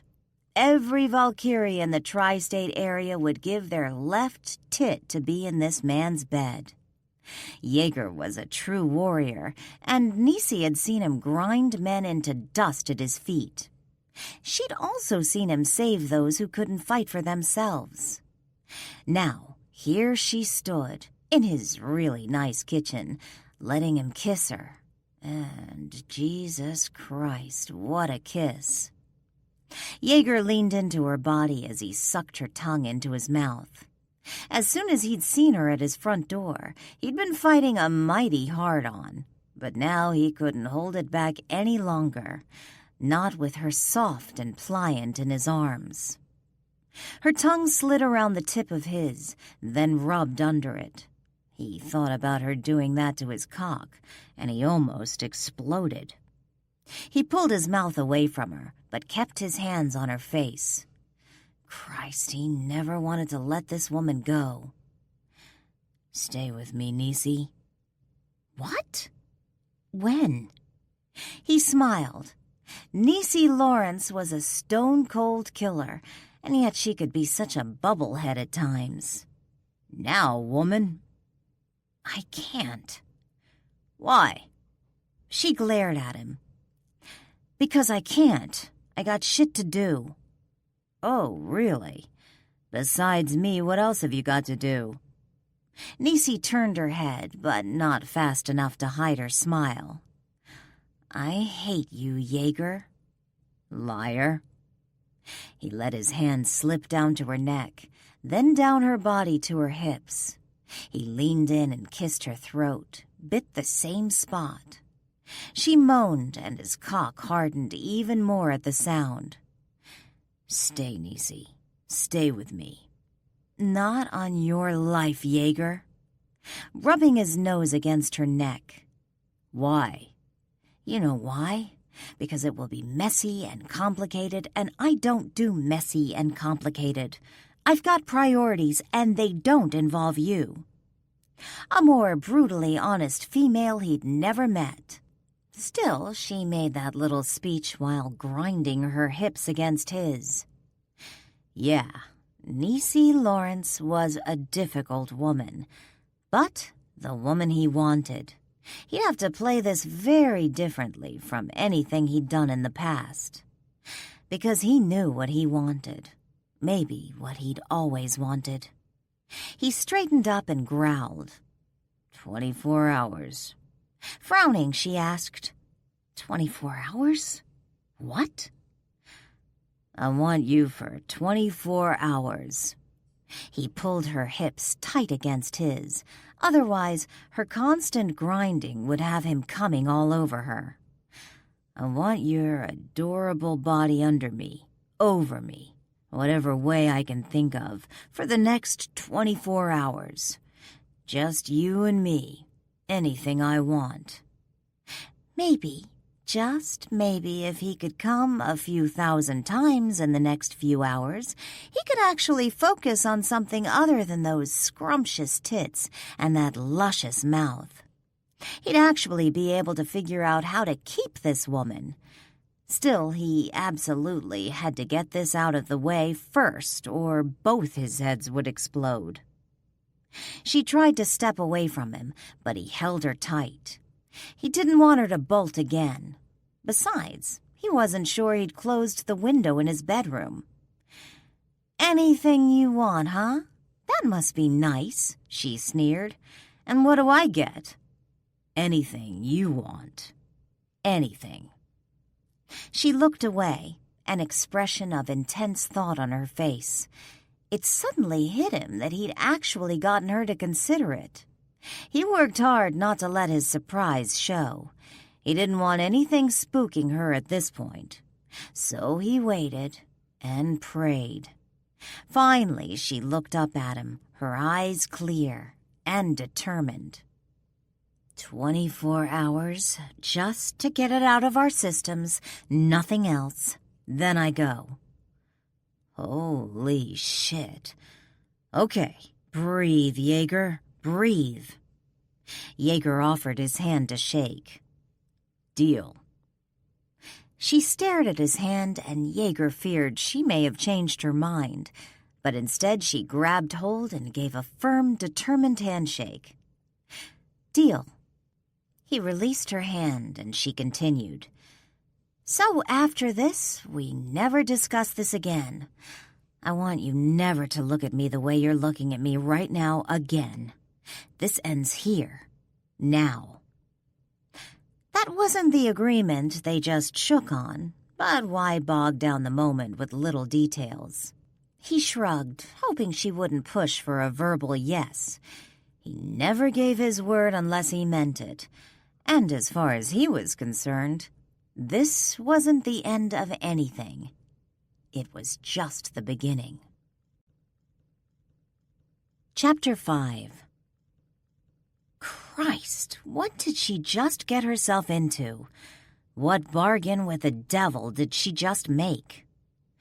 All this time, Nisi thought Jaeger was sweet, but kind of dumb, as only big Vikings can be. But the gray eyes staring at her this very moment looked far from dumb, more like shrewd and calculating. Well, it didn't matter. She was going to do this because she really wanted to do this. Nisi didn't let herself go. She left that to rich debutantes with trust funds. Where Nisi came from, you let yourself go. Bad things happened. But for once, Nisi was going to do something she really wanted to do. And at the moment, she really wanted to do Jaeger. So she wouldn't worry about anything long-term or the ripple effects it may have on the gathering. She didn't need to worry about any of that, because after 24 hours, it would be over. She'd have gotten Will Jaeger out of her system for good. She smiled at the thought, and Jaeger groaned. That smile of yours gets me every time, Nisi. Startled, Nisi looked up at him. He watched her with that delicious intensity, which immediately made her all hot and jittery. Oh, man, she was in trouble. His phone rang, yanking her out of her near panic, but nothing seemed to be able to make him stop staring at her face. Don't move. He reached over and grabbed the phone from its cradle. Yeah? The fingers of his free hand caressed her throat and jaw as he stared at her. No, don't send him up. Tell Mr. Malinsky I'm not feeling well today. Tell him to come by tomorrow around this time. Okay? Thanks. He replaced the phone and turned all his attention back to Nisi. Nisi shrugged as she glanced around his big kitchen. So, now what? Good. That sounded confident and almost bored. She would need to stay in charge of this so it didn't get out of hand. And she would, too. This was nice guy Jaeger. He was no match for her. I need you naked. Now. Uh-oh. Here? He didn't answer her. Instead, he started pushing her jacket off her shoulders, the backpack going with it. Look, Jaeger, maybe we should... He kissed her, and she realized she'd completely forgotten what she was going to say. How could she think, anyway, with his tongue in her mouth and his hands on her breasts? Jaeger pushed up her t-shirt and unhooked her bra in record time, and as soon as those big hands of his grabbed hold of her tits, she was lost, possibly for good. There was a desperation to Jaeger's actions that for some unknown reason didn't turn her off. Maybe it was because she'd seen the man in battle. Jaeger didn't get desperate. So if he was feeling desperate, it was because of her. Whatever he was feeling now was forcing its way into her. She wanted him inside her. She had to have him inside her. Now. This second. Jaeger knew he should slow down, but he couldn't. Not when he finally had her. Her skin felt so amazing under his hands, and he had no idea if she knew it or not, but she'd begun moaning softly as he stroked her breasts, the nipples turning hard under his fingers. Determined to get her naked as quickly as possible, Jaeger dropped to his knees in front of her. He unzipped her jeans, pulling them down with her panties. Leaning in, he rested his head against her stomach while he maneuvered off her boots and jeans. He could already smell her arousal, and the scent almost made him slam her to the floor.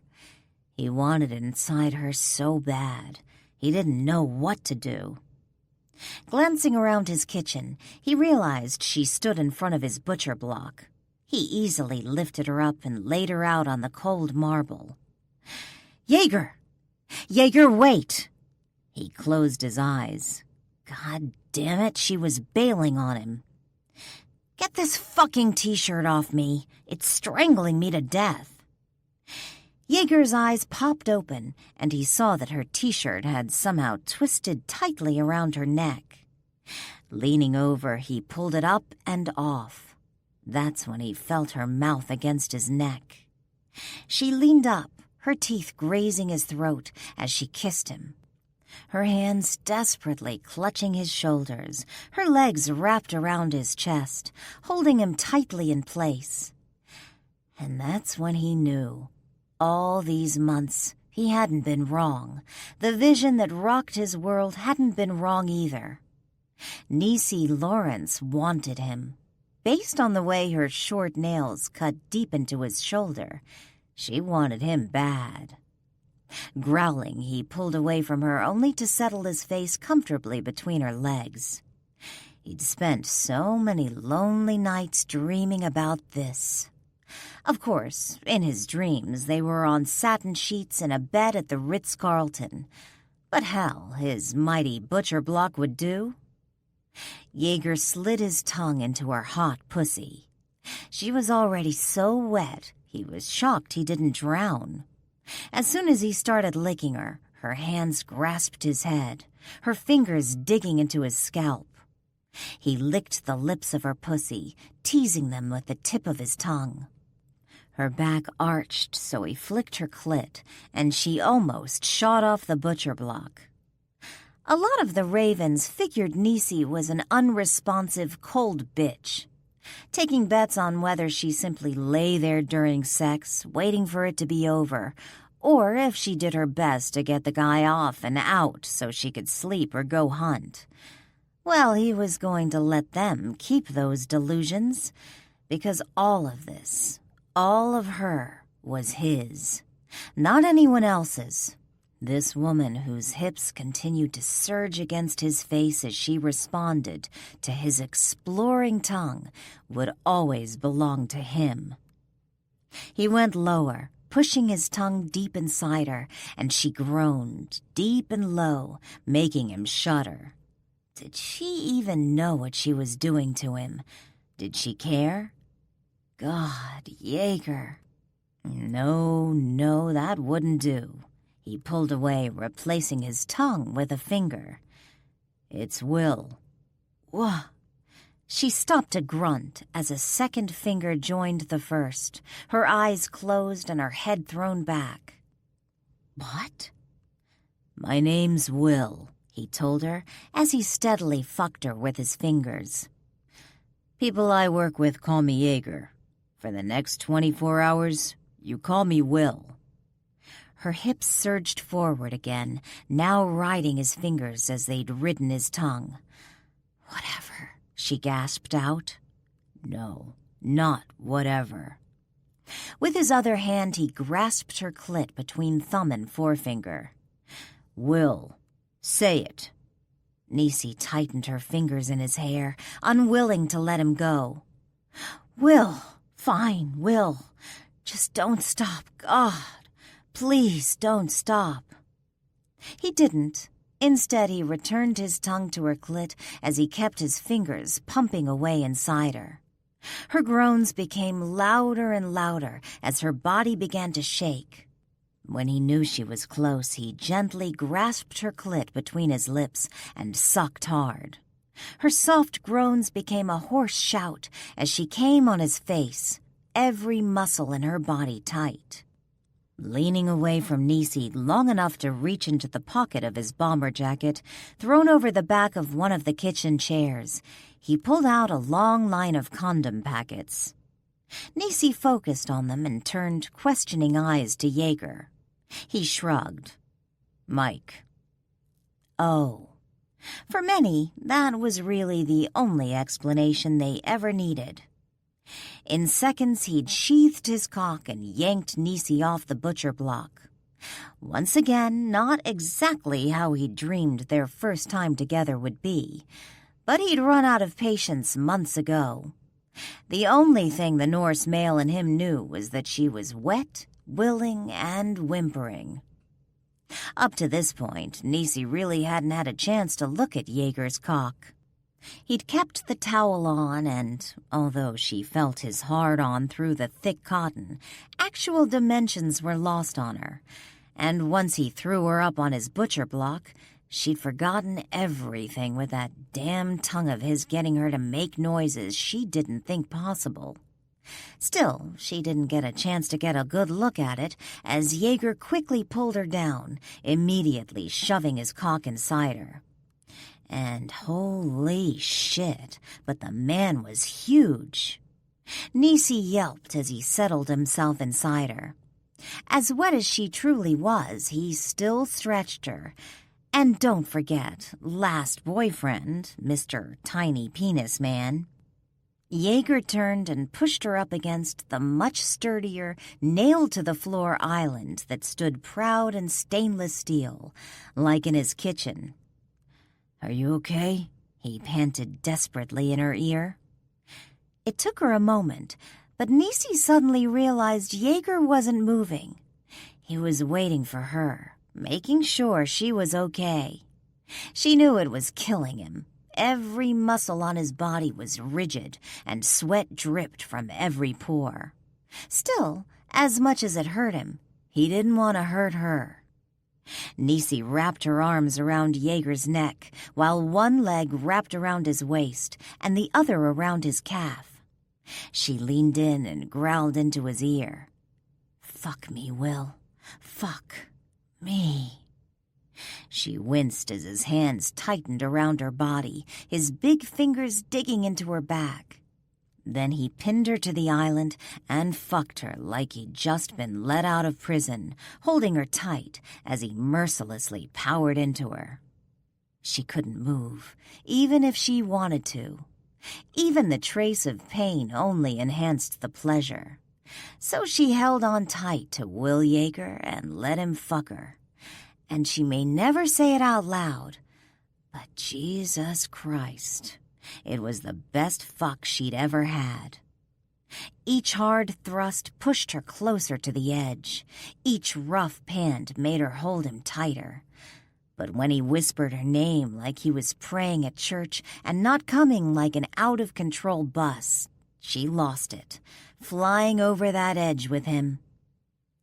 It took several whole minutes before Jaeger could actually focus his eyes or remember his name.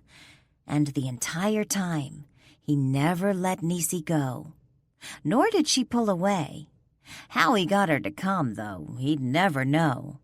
He stopped thinking about anything once she told him to fuck her. His mind completely shut off, and his cock took over. He actually felt embarrassed. He had more self-control than that. At least he did with everyone else but Nisi. Slowly, Jaeger pulled away from her, letting her legs drop to the floor. She almost fell, though, when he tried to release her. "God, are you okay?" "Yeah," she smiled. "Just a little shaky." "Here." He grabbed her by the waist and placed her back on the kitchen block. "Wait here. I'll be right back." Jaeger went to his hallway bathroom and quickly stripped off the spent condom. He moved to the sink and turned on the tap. He splashed cold water on his face and told himself to remain calm.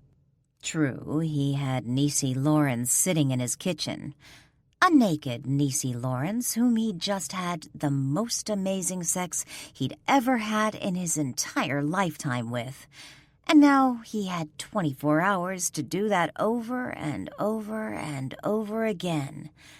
But fucking her wasn't the prize. Keeping her was. Niecy glanced at her watch.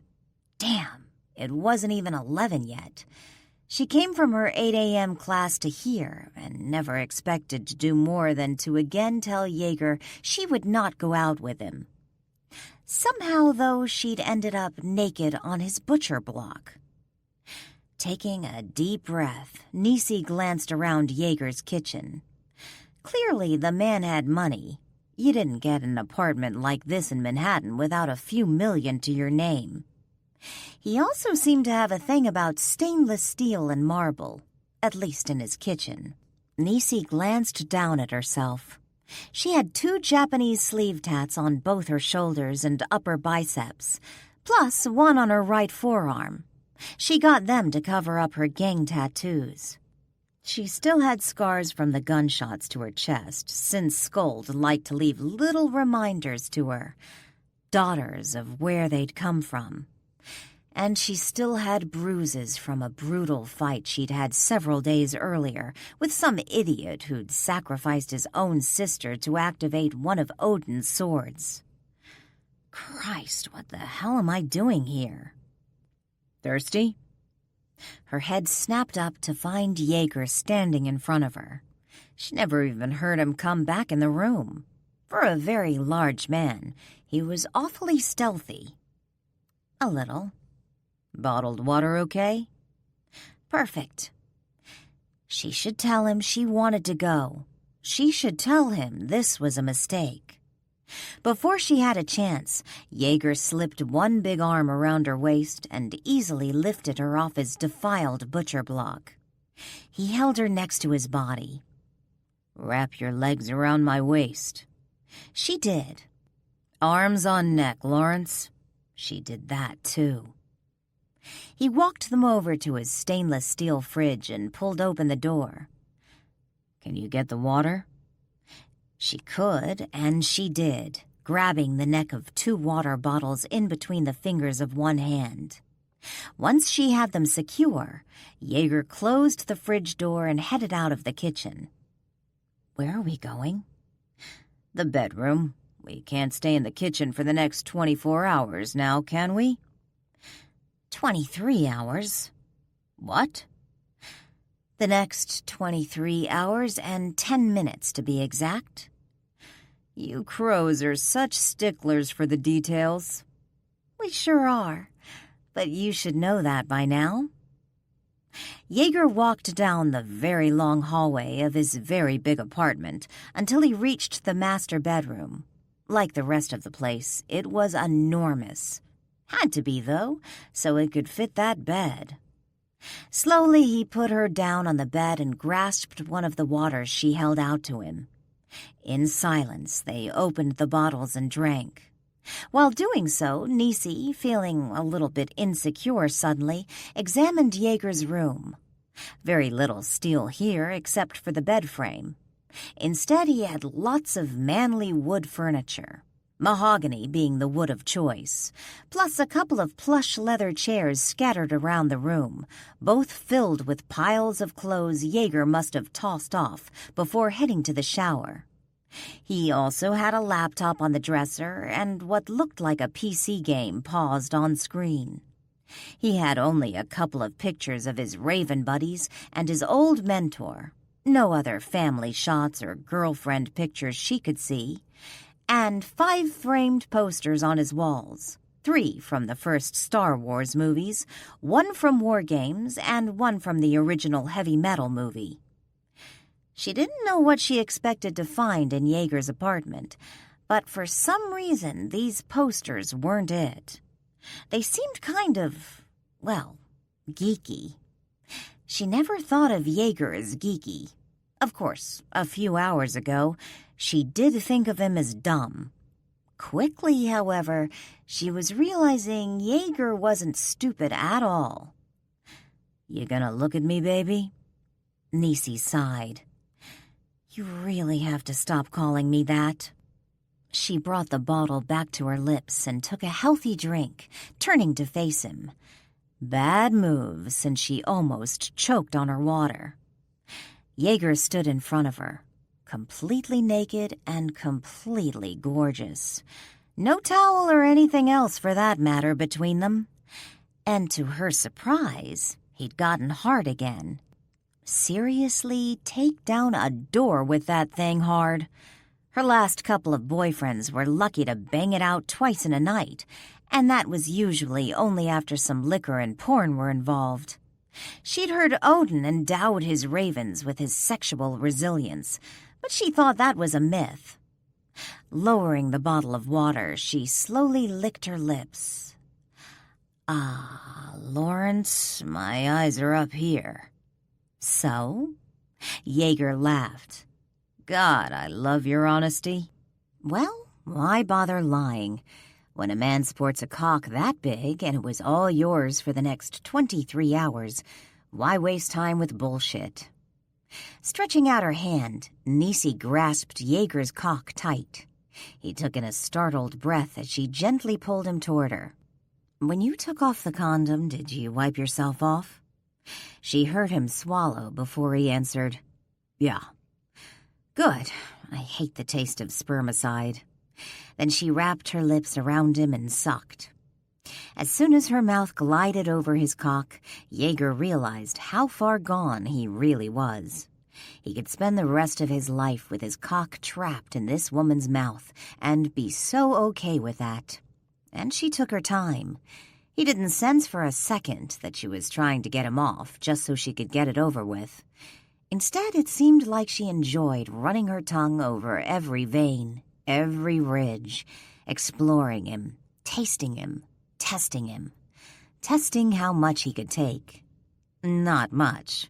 As soon as the tip of her tongue began playing around his slit, he almost lost it. He pushed her off before he shot a load down her throat. "What?" Wow, she sounded annoyed he stopped her. Could he actually have found male nirvana? A woman who liked giving blowjobs? Taking deep breaths and thinking about ice hockey. Not yet, baby. He'd promised himself to make this round last. Jaeger pushed her back on the bed as he stretched out beside her.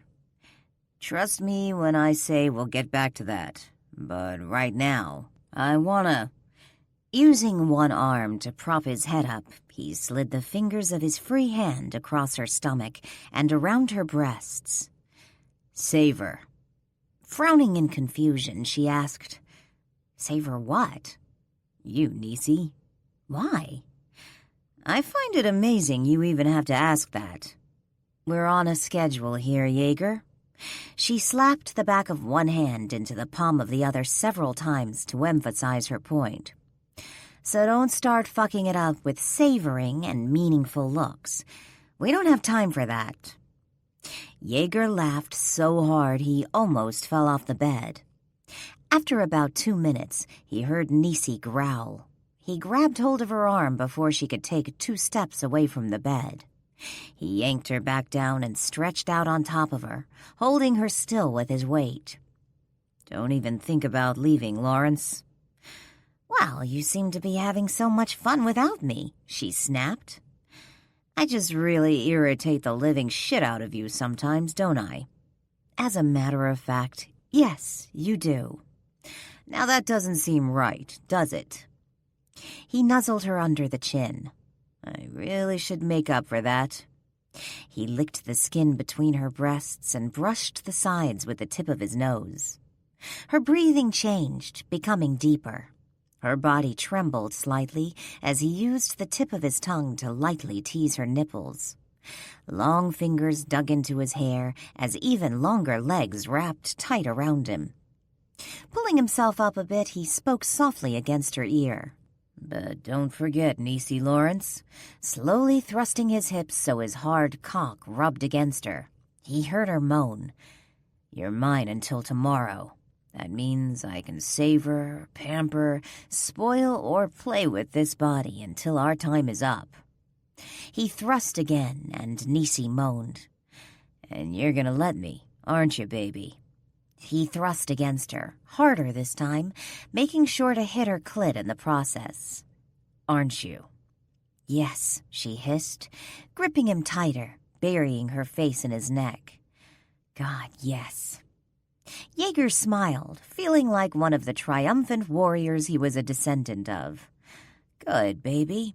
Now lean back, get comfortable, and enjoy the ride. Chapter 6.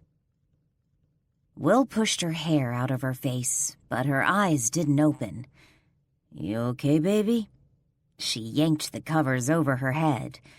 Go away. Poor thing. He'd ridden her pretty hard most of the day. She went to get more water from the kitchen, and he fucked her up against the fridge. She went to the bathroom, and he nailed her on the sink. She walked down the hallway, and he fucked her on the hallway floor. And none of that included what he did to her in his bed. Again and again and again. He should feel bad, but he didn't, not when he felt so damn good. And he wasn't remotely done with her. Not yet. Not ever. Aren't you hungry, baby? This is another one of those trick questions, isn't it? He grinned as he fought with her to pull the covers back. He always knew he'd enjoy tussling with Niecy Lawrence. Don't be ridiculous. He snatched the covers out of her hands. Besides, what else could I mean when I say, so do you like protein in your diet? I thought you were talking about that diet where you only eat meat. Laughing, he slipped his arms under her neck and legs, easily lifting her off the bed. In a way, I was. He carried her into his living room, where he already had the food laid out on the floor. He even had a reason to use his fireplace, the whole crackling fire thing. That was romantic, right? He placed her on top of the flannel blanket he'd already put down. Chinese food, she smiled. Very creative. Can you think of anything better for sustaining bouts of serious sex than takeout Chinese? Stretching out, stomach down, she took the chopsticks he offered her.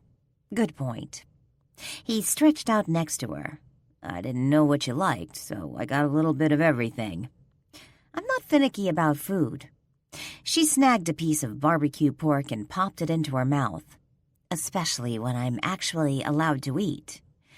Don't give me that look. I gave you time for lunch. Letting me eat soup while you lick me out is not really conducive to getting in a full meal. But it was chicken noodle. It had everything necessary to get back to sex. She shook her head and sipped the red wine he put out. I hope the wine's okay. I've got soda and water if you want that instead. Nope, this is fine. They ate in silence for a good 10 minutes, and Jaeger really liked that she didn't feel the need to talk while she was eating. When he ate, he just wanted to eat. Basic conversation came before and after, never during. He also liked that she didn't seem to mind sitting around his living room naked. Yeah, he could easily see spending the rest of his life naked with Niecy. When they'd polished off most of the food, he decided it was time to get a little information out of her. She seemed so relaxed, and there was so much about her he wanted to know.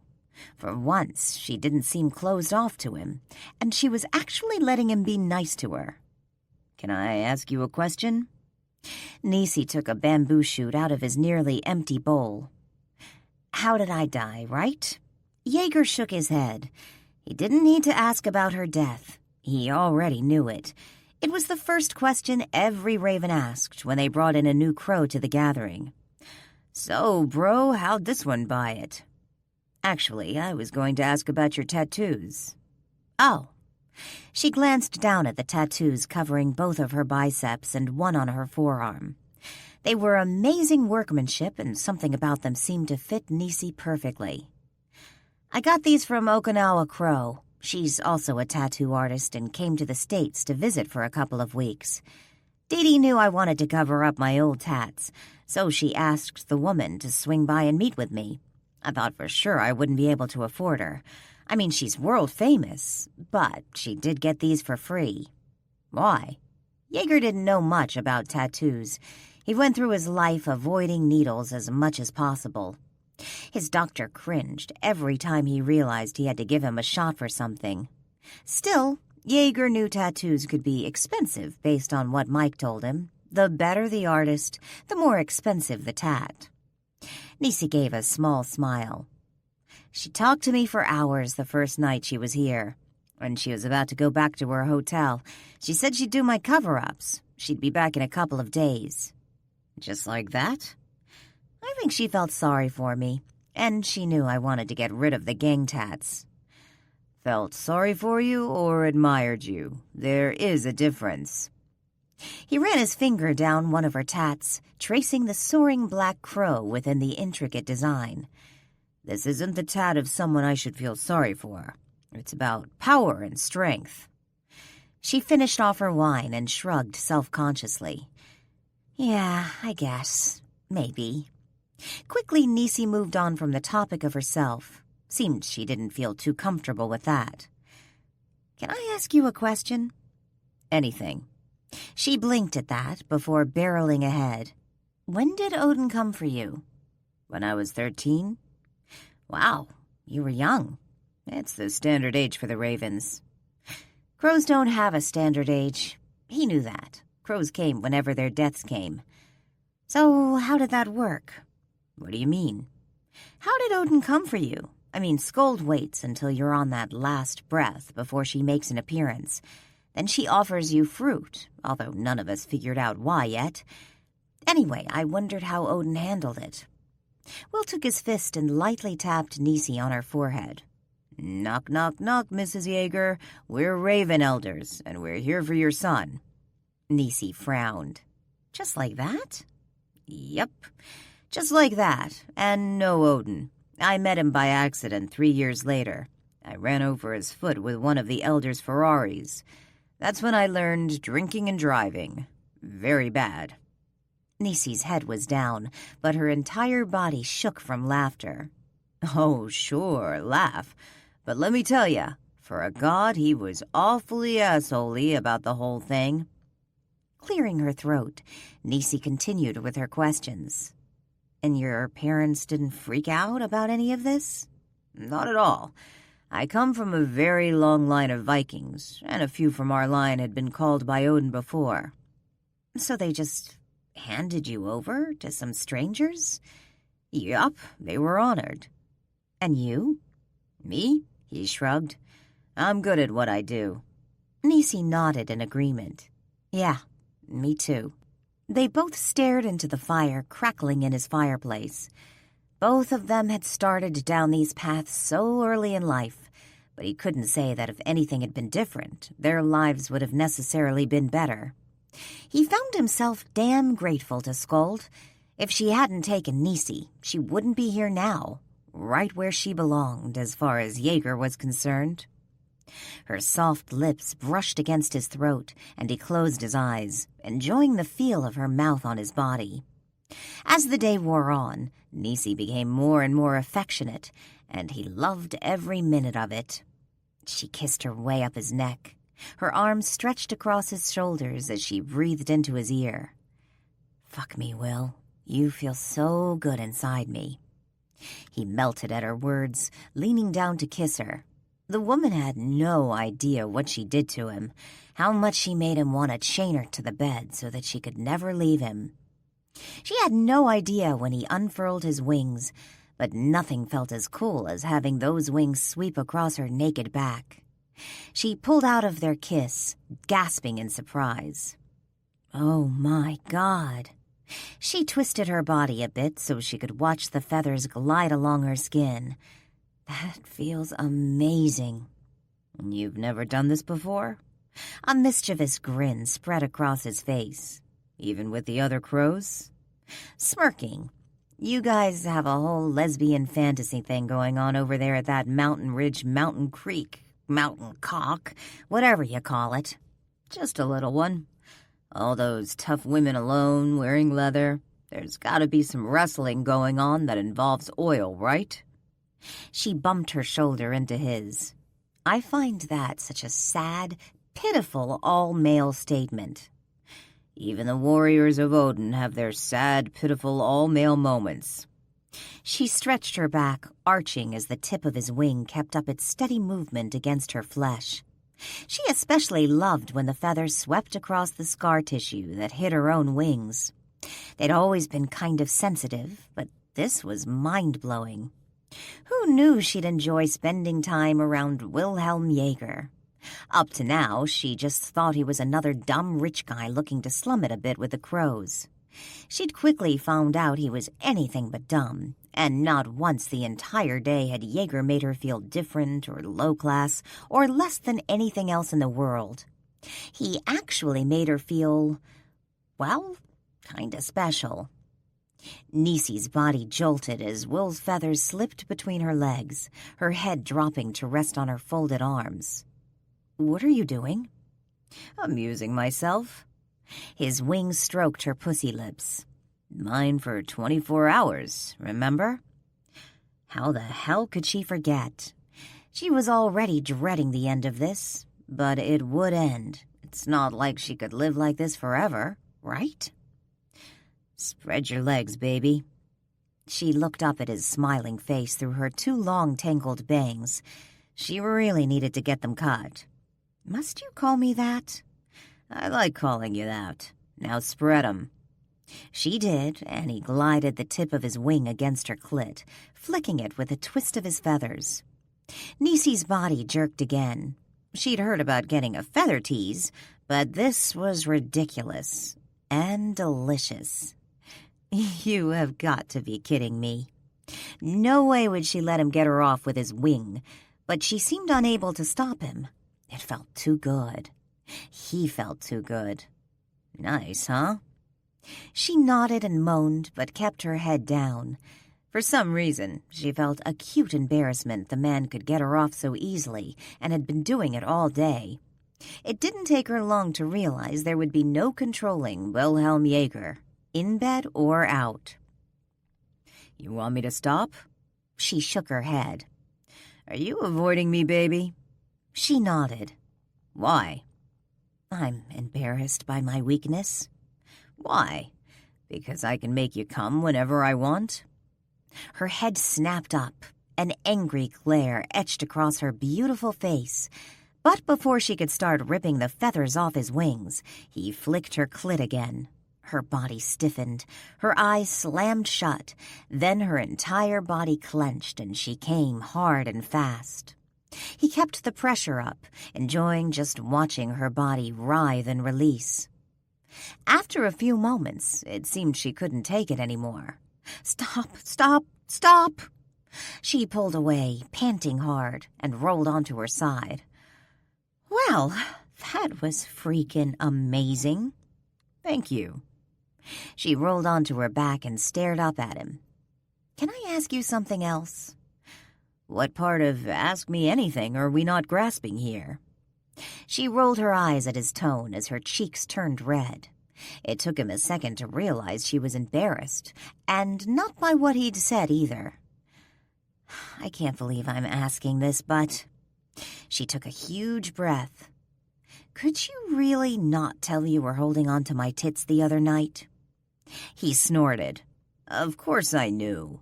He brushed his cheek against her forehead, marveling at the realization that Nisi had let him see a side of her he knew she'd never show anyone else. And to quote you, they felt freaking amazing. Reaching up and punching him lightly in the chest, she teased. "That's sexual harassment in the workplace. I could complain to Odin, you know." "Odin is sexual harassment in the workplace." "I have noticed an even bigger increase in the jiggle factor with the newest crop of Valkyries." She watched as Jaeger retracted his wings and stretched out next to her on the floor, the two of them staring up at the ceiling. "Well, you've met some of the older Valkyries. They're exceptionally cool, very kick-ass, brutal. But Odin met that stripper a few years back and it's been downhill ever since." Had it ever. And Nisi was the one who decked their leader, Clarissa, or as all the Jersey Crows like to call her, that Valkyrie bitch Clarissa. It was during the infamous Valkyrie crowbar fight in Yonkers, and every second she spent in jail that night, totally worth it. The pair grinned as Jaeger suddenly took hold of her hand and intertwined their fingers together. Part of her wanted to snatch her hand back. Not that it didn't feel good. It felt great. Too great. The act itself seemed so intimate to her, almost more than the two of them fucking. "Okay, another question for you," Jaeger said, as he continued to stare up at the ceiling. "If you hadn't, She knew where this was going. Died? If I hadn't died? Man, you guys deal with that really well." She smiled. "Well, we've already done the hard part." "True. Okay. So if you hadn't died, would you still be dealing drugs?" "Oh, no. No, not at all." "Really?" "Oh, yeah. I was planning on moving into gun running. I hated dealing with addicts, and the asshole kept pushing me to deal the harder shit, which meant the scarier addicts. So I thought, gun running. My whole goal was simple. Money?" She shook her head. "College. I didn't care what I had to do. I was going to college. I used to watch TV, and I'd see all these people with good lives, and they all seemed to have college educations." She finally pulled her hand away from his, put both her arms over her head, and stretched. "The gathering was actually perfect for me. They didn't care if you hunted every night, all night, for 10 weeks in a row. Your grades better be A's or high B's, and your SAT scores better be high. If your grade slipped because you were screwing around, you got what we refer to as a Raven Elder-type beating." Grimacing, Jaeger said, "That's brutal." "Yep. Needless to say, we all work to keep our grades up. The other option's just too scary. But they pay for all your education right through master's and doctorate work, so it balances out." "And you seem relatively unscathed." "'Cause I'm really, really smart." He laughed, and she decided to change the subject, hoping to get them back to safer, non-Nisi-related ground. "Well, what exactly do you do?" "You mean besides save the world from evil?" "Well, shit. I do that. What else do you do?" "I don't want to tell you." "Oh, come on, admit it. The Ravens don't have to work, do they?" "What gave you that idea?" "You guys always seem to be lounging around with your incredibly hot cars. I mean, all of you have offices, but we just figured none of you actually worked in them." "We do work, all of us." "Then what do you do?" He sighed. "Me, Ty, and Mike design game software." "No, seriously?" "I am serious." She snorted a laugh. "My God, you're a geek." "Shut up." "A big, giant geek." She laughed harder, and suddenly he was straddling her hips. The man was so enormous, and she realized he may not take too kindly to her laughing at him. Most guys didn't. The drug dealer boyfriend sure didn't. "You know, I actually take what I do quite seriously. It's an art." "An art?" Fresh round of laughter from that. Man, she really hoped this guy had a sense of humor, because she was practically hysterical at this point with a naked giant sitting on her. "You're making fun of me." "Well, yeah, I mean, come on. Computer games? What are you, 12? "What do you think paid for this apartment? And my house out on the island? And Ty's Lamborghini? And the lawyer for Mike during that whole paternity mess? So we're not geeks." Nisi choked back the laughter. "Okay, then. Where did you go to school?" "MIT and Caltech." She pushed herself up on her elbows, staring straight into his eyes.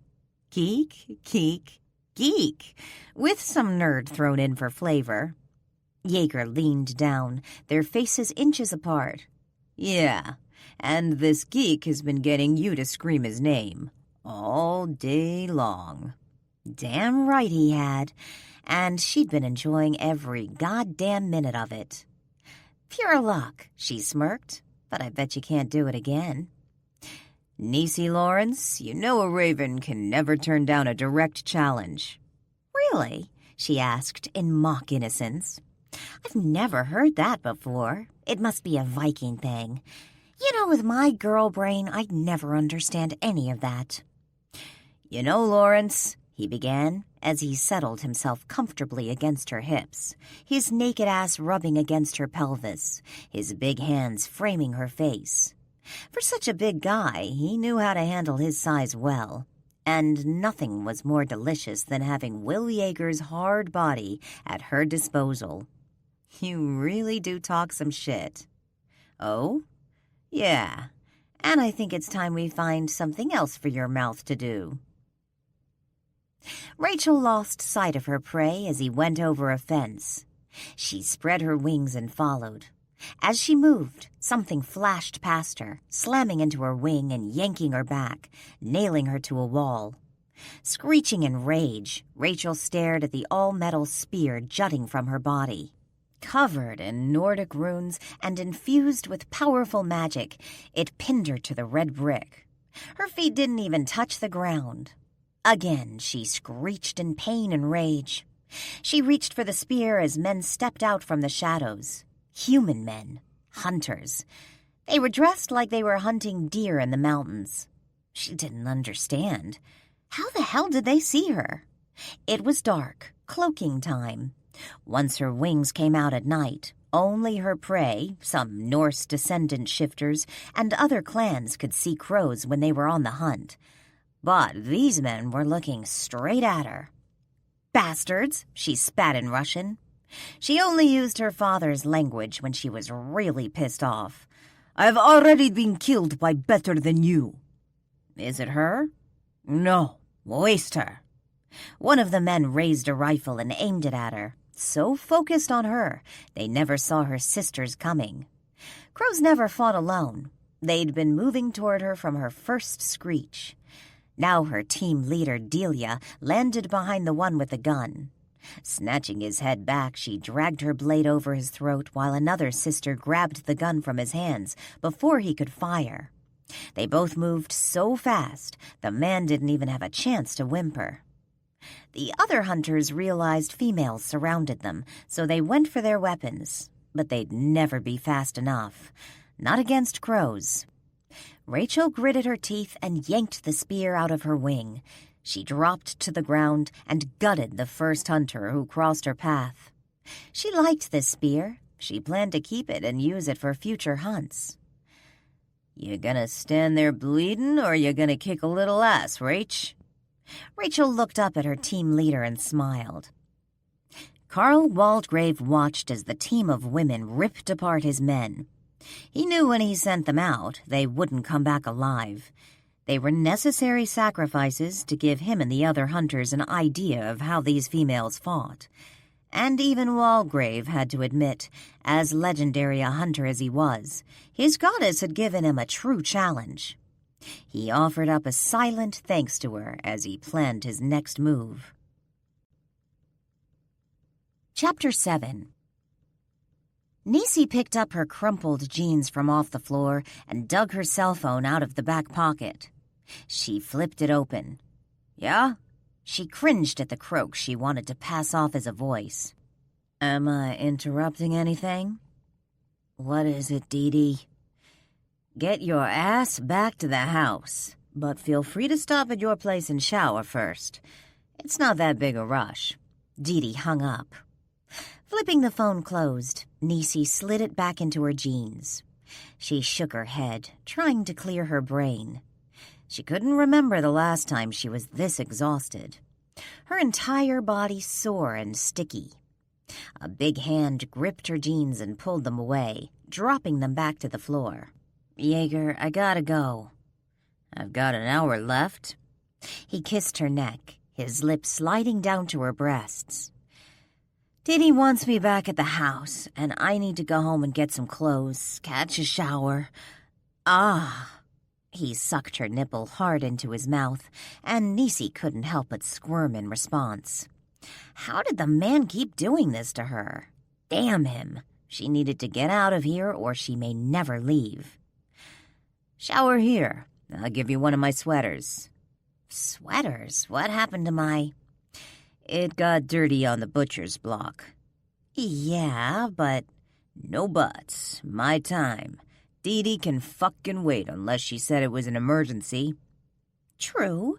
She could lie to him, but Nisi didn't lie. Didi didn't tell her it was an emergency. Otherwise, she would have ordered her back to the house immediately. I'll take your silence to mean it's not an emergency. Jaeger pulled himself up until he hovered over her, his arms braced on either side of her shoulders. I still have an hour, which means this sweet body still belongs to me. Her body may belong to him at this moment, but once she walked out of his apartment, that would be it. She'd allowed herself this indulgence, but never again. At least not with Jaeger. It would be way too easy to lose herself to this man. Way too easy. But hell, what was one time? And it was just one time. She and Jaeger had an agreement. Nisi looked up into his gorgeous face and smiled. Tick-tock, Raven. Jaeger pushed her up against the wall, his mouth fastened to hers. Her hand reached out, fumbling for the door handle. He grabbed it and her other hand and pinned them both above her head. She pulled her mouth away from his. "I've got to go," she gasped, leaning his body into hers. "Stay." "I can't. No, not the neck, not the neck." He gripped the flesh of her throat between his teeth. Once he found out how much nipping her neck turned her on, he did it all night long. Of course, he didn't bother telling her he'd riddled her poor neck with hickeys, and he kept her away from mirrors as he got her showered and put her in his turtleneck sweater. "Off, off, off!" She pulled her wrists out of his grasp and pushed against his chest. "We agreed to 24 hours. We are now past that. Way past." He'd kept her busy for another 2 hours after Didi called. "When will I see you again?" "You won't, unless we're at one of those hideous Valkyrie parties or I'm kicking your ass." She pulled away from him and snatched his front door open, stumbling out into the hallway. Nisi turned around and glared at him. "And remember our agreement, Jaeger." "Right. 24 hours and you go. That was our agreement." "And we never discuss this again. We never meet again, and you stop looking at me that way you have, which you're doing right now." "I didn't agree to that." Nisi stared at him. "Yes, you did." "No, I didn't. We shook on the 24 hours. You mentioned those bullshit rules after we shook hands. All I did was shrug. I didn't agree to anything. It's not my fault you didn't confirm the terms of our agreement." He wasn't sure, but it looked like Nisi's head just might blow off her body at any moment. Man, he'd pissed her off good now, hadn't he? A woman who didn't get angry was suddenly seething. And damn it if she wasn't cute, even pissed. "You lying sack of motherfucking shit," she bit out between clenched teeth. Of course, he could do without the name-calling. Jaeger glanced over his shoulder when his phone rang. "That must be Malinsky. I gotta go." He looked down into Nisi's pretty face. "I'll call you tonight, baby." "No, you will not call me tonight." Jaeger closed his front door. He couldn't stop smiling, because the woman had absolutely no idea what she'd gotten herself into. Nisi stared at the closed door. That tricky, Odin-loving bastard. If he thought he could walk all over her, he was insane. Nisi banged her fist against the door. "Open up, you lying prick!" This wasn't over. Mike Malinsky heard the yelling before the elevator doors opened, although he would be eternally surprised to see who was behind it. "Open this door, you lying sack of shit!" Nice mouth on this one. Mike shook his head as he ambled down the hallway. He'd known girls like the Crows in his old neighborhood, girls he learned never to turn his back on. Although Niecy Lawrence seemed much more dangerous than that, the quiet ones always were. While other neighborhood girls screamed and announced their plans, giving a person time to make a run for it, Niecy was all about the silent attack, like one of those drug dealer-owned pit bulls with their vocal cords cut. As he got closer, she finally kicked the door, turned, and stormed past him. He watched her walk by, fascinated by a grown woman muttering to herself like a psychiatric patient. He wasn't even sure she actually saw him until she got right next to him. Then those black eyes nailed him with one look. "What the fuck you looking at?" Mike learned a long time ago never to answer that question. Instead, he went to Yeager's door and stuck the key in the lock. As he opened it, he saw Niecy Lawrence step inside the elevator. As the door slid closed, he could see her kicking the elevator walls. Stepping into Yeager's apartment. "Hey, Yeager, you here?" "Bathroom." Mike walked into Yeager's master bathroom to find his mentor soaking in a steaming hot tub of water. "Feeling better?" "Much." The man did look better, calmer, kind of happy. Yeager never really looked happy. Polite, friendly, when motivated, charming, but never happy.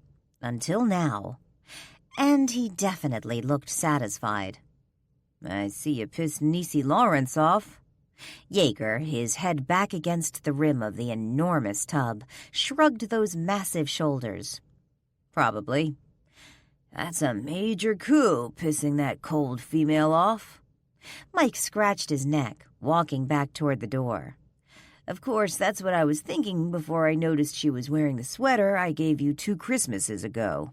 You've been fucking her since yesterday, haven't you?" Not bothering to wait for an answer, he headed toward the kitchen and a glass of orange juice as Yeager angrily questioned Mr. and Mrs. Malinsky's marriage status when Mike was born. Chapter 8. Niecy pulled off her helmet and headed toward the house. She usually only used her sport bike in the summertime, but it hadn't started snowing yet, and she needed the cold January air to control her almost overwhelming rage. He'd tricked her. But why? What exactly did he want from her? A repeat of last night? No way. Of course, as quickly as she thought, "no way," she remembered the feel of his mouth on her pussy, and her entire body clenched with need. Damn him. He did this to her, and she would never, ever forgive him. She reached to open the front door, but someone snatched it open from the inside. Niecy looked into the sweet, but always expecting the worst face of Ari Chang, one of the most nervous crows Niecy had ever known. Ari had already died once. What could she be worrying about now? "Hey, Ari." "Where have you been?" "To heaven." "In hell? Why?" "I'm just glad you're here," she sighed. Poor Ari. No matter what she did, she was having the hardest time fitting in with the other crows. Niecy did her best to make her feel at home, but the rest was up to Ari, and the girl was really struggling. Of course, it might help if her hair wasn't fuchsia. She dyed that shoulder-length mess the oddest colors. "Lawrence?" Dee Dee called from the living room. "Is that you?" "Yup." "Well, get your big ass in here." "Big ass? Bitch." Niecy looked at Ari. "When we're done here, I want to talk to you for a few minutes." "Why? What did I do?" Rubbing Ari's shoulder, she chuckled. "Nothing. Calm down." Ari braved a little smile as Niecy put her arm around her shoulders and walked with the kid into the living room. All the Jersey crows were there and well into the middle of Dee Dee's meeting. Gee, nothing like waiting for their second-in-command. "So, what did they look like?" Dee Dee asked, as Niecy dropped her backpack and shrugged out of her jacket. Delia's crew looked at each other. "They were white guys," Delia offered. "Just average white guys." "How is that helpful to me?" Niecy looked around and suddenly noticed Rachel's tightly bandaged shoulder, her pretty but pale face. The bandage not only locked her arm against her body, it covered her back, which meant only one thing. Someone or something had wounded her wing. The only way to get a wing to heal on one of them or the ravens was to keep it tucked inside their body for several days. Usually a few rune spells were enlisted as well, depending on how bad the wound. "What's going on?" Dee Dee nodded toward Rachel. "Hunters." At that moment, Niecy felt raw, almost overwhelming hate well up in her system. "You've got to be fucking kidding me," she spit out between clenched teeth. "Hunters that hunt us, right?" Ari squeaked out. Dee Dee glanced at Ari. Of all the crows, for some unknown reason, Dee Dee had very little patience for the pint-sized girl, but she answered her nonetheless. "Pretty much. Every few decades some asshole hunters find out about our existence and decide to come after us. Usually the very wealthy and the very well-connected, looking for new and more exciting prey. It must be something about having crow's wings over their fireplace that really gives these idiots hard-ons," Janelle added. "Yeah," Katie grinned. "Then they're so shocked when we retaliate." "I've heard some crows from centuries ago would destroy whole villages and castles to prove they were not to be fucked with," Dee Dee finished. "Nice," Janelle stated, before biting into the apple she held in her hand. It seemed only Ari could sense Niecy's rage based on the way she carefully inched away from her. Niecy hadn't spoken because she couldn't see straight. She felt like dog shit. She spent hours fucking Jaeger while one of her own was almost killed. Nope, she was lower than dog shit. Cat shit. She was cat shit. And she'd make the ones who did this to one of her sisters pay. Niecy stared at Rachel. "Are you gonna be okay?" "Yeah, one of the older Valkyries patched me up." When the original 7 were the only Valkyries, healing anything was the last thing on their minds, being brutal warriors in their own right. But when they grew bored after centuries of duty to their father, he began choosing mortal females to carry on the Valkyrie role. Not a problem, except they could get hurt and die. They taught themselves to heal, and when the ravens and crows came on the scene, they helped out when they could. Lately, though, it seemed only the older, less nubile Valkyries were the ones with actual healing skills. The newest crop could barely put on bandages, and some of them outright passed out at the sight of blood. Losers. "Did they say anything to you, Rach?" Dee Dee questioned. "Yeah, one of them said, 'Is it her?'" The crows glanced at each other as Dee Dee frowned and looked at Niecy. "Are you sure that's what he said?" Dee Dee pushed. "Yeah, that's what he said." So, Dee Dee took over the room in that effortless way she had.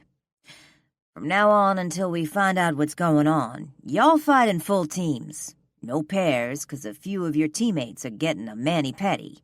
Make sure y'all have your cells, and please make sure they're charged." Some of the females looked embarrassed, knowing Dee Dee spoke directly to them. "No fucking around on this, ladies. For some unknown reason, they can see us. Maybe other gods are involved, I don't know. But clearly this wasn't a random attack. Until we know exactly what's going on, I want all of you to play it smart and safe. Am I making myself clear?" Smiling and in unison. "Yes, Miss Dee Dee." That eyebrow peeked up. "Smartasses." Jaeger slammed Mike into the garage wall next to the training area. "You know what really pisses me off, though? Ty swung at Mike, barely missing his head. What? That after the great night we had, she walked away. Mike tried to move, but Jaeger grabbed him by the throat and shoved him back. I mean, she is the most difficult woman I've ever dealt with. Slamming his knee into Mike's stomach, Ty muttered, She's a crow. What do you expect? I expect her to admit she's crazy about me so that we can move on to living together. Living together? With a crow? Grabbing Mike by the neck, Ty slammed him against the wall and then shoved him to the ground. I guess it could work. It'll work. I just don't want to wait 20 years for her to frickin' figure it out. A foot firmly planted against the back of Mike's neck. Jaeger looked at the 10, 14-year-old boys standing and watching them. Addressing the boys, he said, And that's how you push somebody in a corner and beat the shit out of them. Any questions? When no one answered, Great. Break, and we'll get in a little weapons training. The boys cheered as Ty turned to Jaeger. Look, you knew going in that Nisi was kind of, Cold and unpleasant? Mike asked from his spot under Jaeger's big foot. In answer, Ty and Jaeger kicked him. Shut up. That's the thing, Ty, Jaeger continued, ignoring Mike's yelp of pain. She's not cold and unpleasant. Not really. She's just cautious. Then you need to get past that any way you can. Be persistent. Yeah, but when does persistence turn to stalking? I guess you're already there, bro. Mike grabbed his kicked-in, bleeding nose and glared up at Ty. You son of a bitch. Ignoring him, Ty said, Trust me, you're not there yet. If you were, you'd have every crow in a 100-mile radius coming down on your head. They like me. Then use that to your advantage. Use them. They'd use us if we let them. Jaeger chuckled. We do let them use us. Ty shrugged. Yeah, we do. But they're all so fucking cute, we can't help ourselves. Mike punched Jaeger's boot. Excuse me, men with no penises, but can I get up now? No, they barked, then looked at each other and grinned. Dee Dee sat behind her desk and stared at her second-in-command. So, what exactly did you find out from Jaeger? Jaeger. Oh, yeah, Dee Dee rolled her eyes. Good goddess, she fucked him. The flushed cheeks, the stammering, the hickeys. You didn't have to be Columbo to figure out the girl had spent most of the night with her ankles for earrings. He said he didn't know anything. You know those ravens, just following orders. Did he tell you that before or after the first time he went down on you? Oh, it was before. Nisi's head snapped around and she glared at Dee Dee. Lawrence, you dumbass. We are so not having this conversation. Oh, we so are, Lawrence. Now spill. There's nothing to tell. Oh, really? You do know that turtleneck is not covering up those hickeys. Based on how big her eyes got, Dee Dee guessed she was, in fact, unaware of that. Reaching into her drawer, Dee Dee chastised. I swear, Nisi, I don't know how you get yourself into this shit. She pulled out a hand mirror and shoved it across the desk. Nisi stared at her reflection, her mouth open in horror. Jaeger had bitten so high up on her neck, the turtleneck sweater he gave her to wear did nothing to hide them. Really, the woman would have to be in a burqa for anyone not to see those marks. And Dee Dee bet Jaeger knew exactly what he was doing. Apparently, Nisi felt the same way. I'll kill him, that motherfucking son of a bitch! Dee Dee let her second-in-command rant. She couldn't remember the last time Nisi allowed herself a good rant. It was good for her. Healthy. I hate him. I absolutely hate him. Those scary black eyes looked up at Dee Dee. And I blame you for this. Me? How am I at fault here? I send you over there to get information, and you go down on the man like you're on the Titanic." "I did not." "If I check your knees, will I find rug burn?" The fact Nisi had to think about it gave Dee Dee her answer. "Jesus, Nisi." "What?" Giving her best mock glare. "Is this how I can expect you to handle political shit when I'm on vacation? By blowing Odin?" All at once, calm, collected Nisi returned. "That is not funny, and it wasn't like that." Dee Dee shook her head. Poor Nisi, always so serious. "I know, dumbass. I just don't understand why you're all upset. We're crows, not nuns. There's absolutely nothing wrong with a healthy sexual appetite. If it were me, I would have walked through the front door doing the rumba." "Wouldn't Harry be upset if you slept with Jaeger?" "First off, I would never cheat on my husband, especially since he never got me killed because of his gambling problem."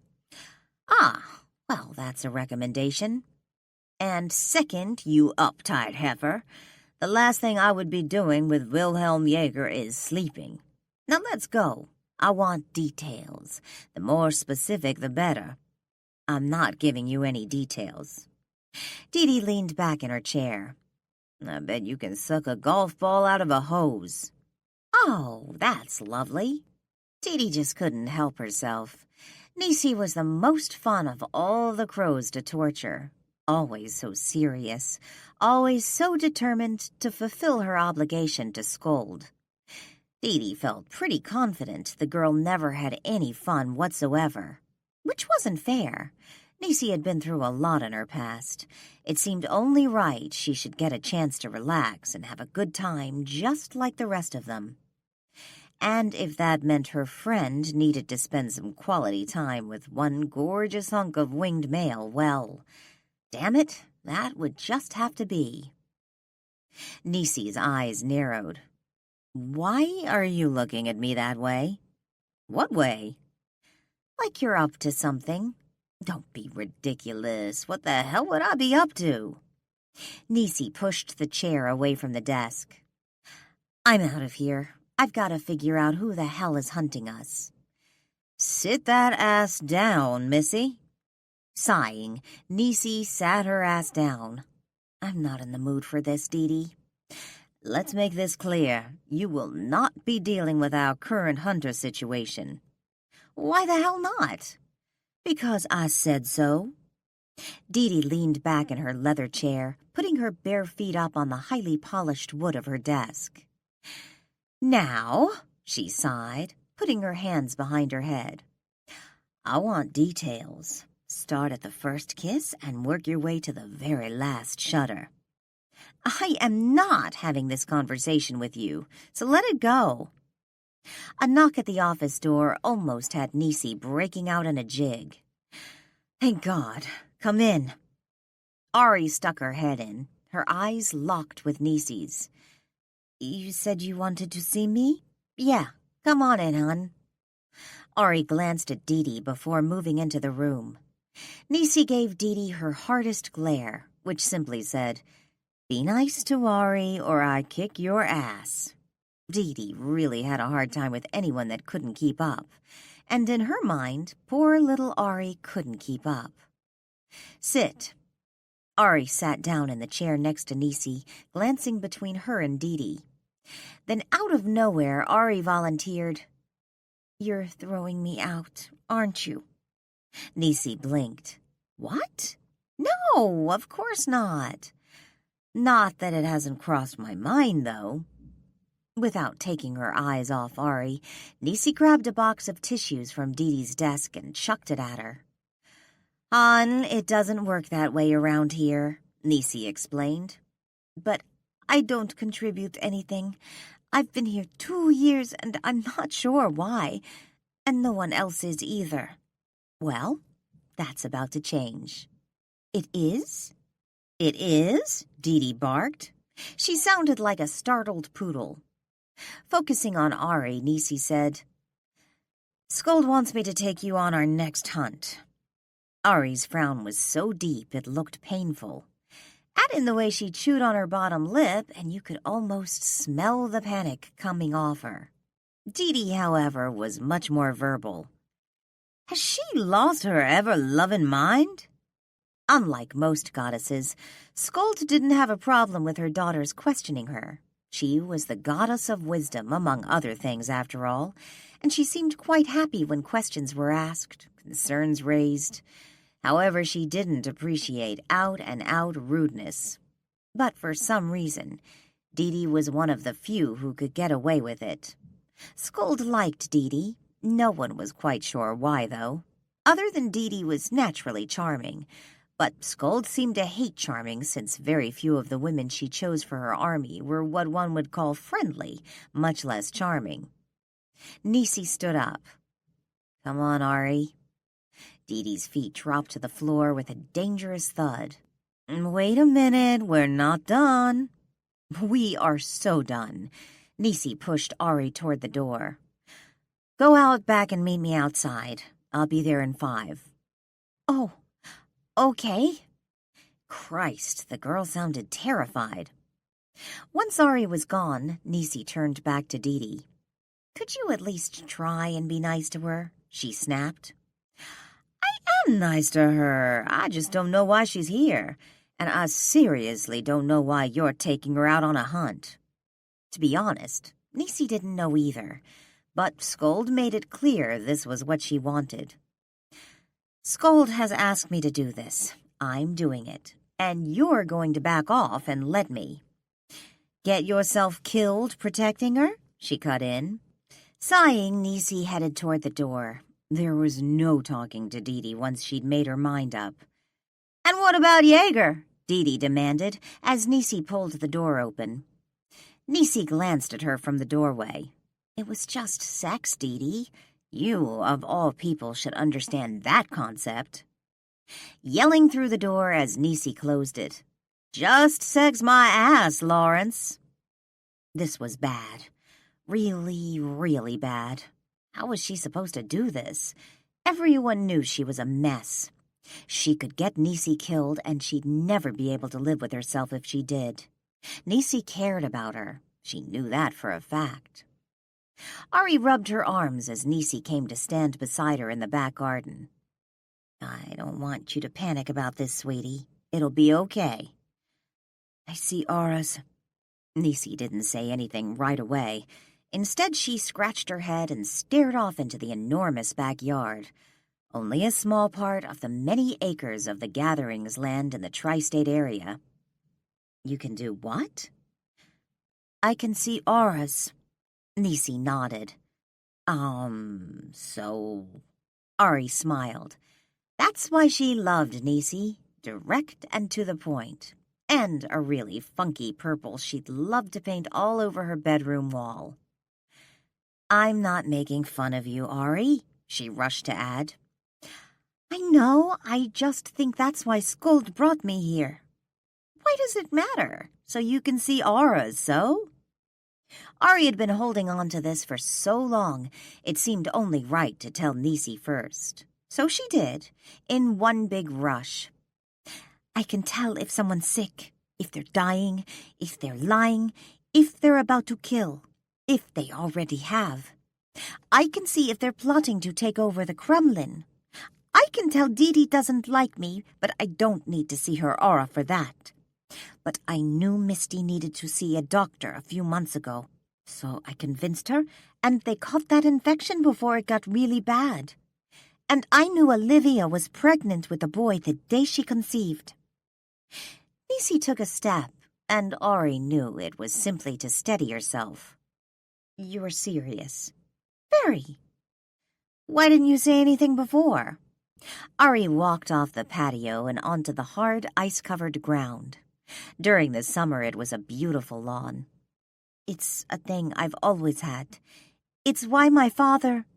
She stopped, hating even mentioning the man. Nisi took a deep breath. It was why he killed you. A family adopted her and took her from her homeland when she was barely 3. Weird enough being Korean among a bunch of Anglos, but the fact that her father was a religious zealot added to the bizarreness of her life. How many times had the kids in school called her Carrie? Heck, how many times had she felt like her? When her father found out about her abilities, he drugged her breakfast, put her in his car, turned on the motor, and closed up the garage. He was doing 15 to life for attempted murder. Funny thing was, he did murder her. There was nothing attempted about it. But Scold came for her, and she took her hand gladly. The best part was the look on the bastard's face when the cops came to the house a few days later to arrest him, and she was with them, alive, well, and marked by a goddess. Yeah, he said I was evil. Everything about me was evil and unholy. He's a religious zealot, Ari. He doesn't matter. We're your sisters. We're your family. She remembered when she met Nisi. One second she was taking Scold's hand, and the next she woke up in a big bed to find Nisi looking down at her. "Welcome to the party, kid," she'd said with a pretty smile. And her colors were so honest, so pure, Ari felt an immediate kinship to her.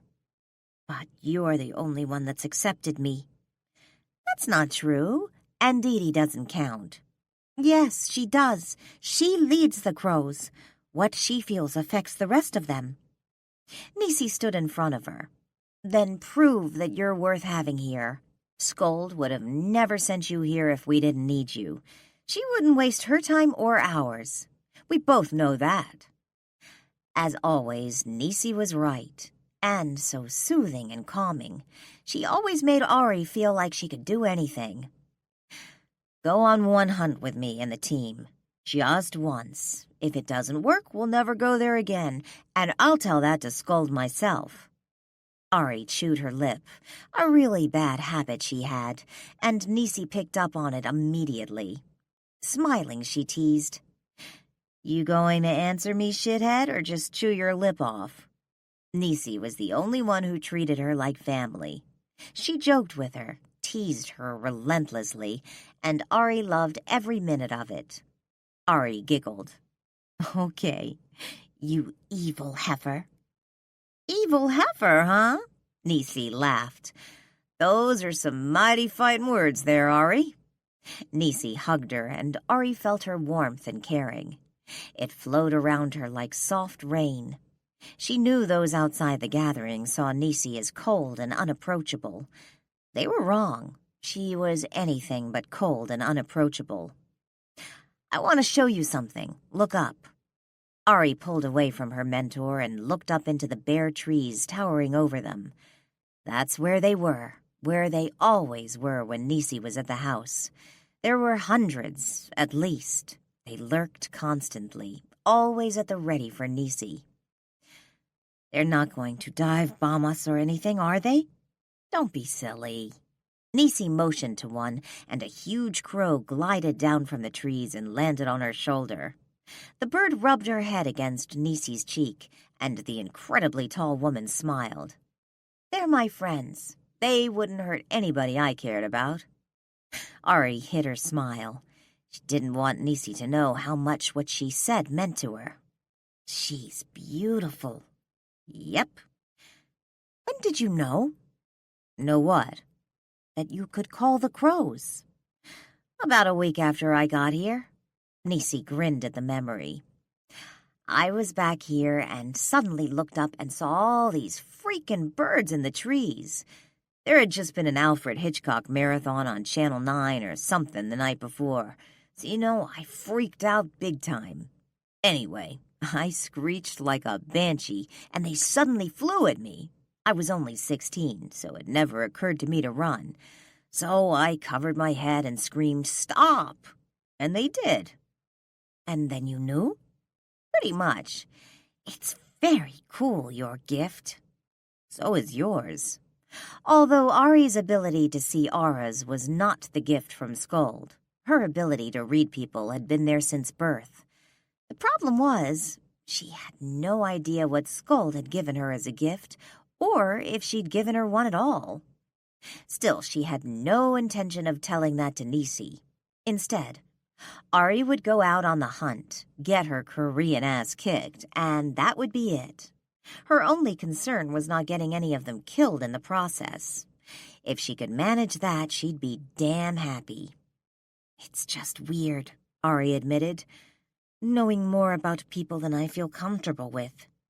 Probably the way Carrie feels about seeing glimpses of the future all the time. It can get overwhelming. I understand. Nisi put her arms around Ari's shoulder. But it's still cool, and you should be proud of it. Use it to your advantage. Ari nodded as she looked up at the trees. With all the birds that hung around, Ari thought there would be more bird droppings. But their cars, the backyard, the windows, none of them ever had any messes on their stuff. Like all the birds in the world knew who the gathering was and respected the sisterhood for it. So, you and Jaeger, huh? Nisi stiffened next to her. How did you...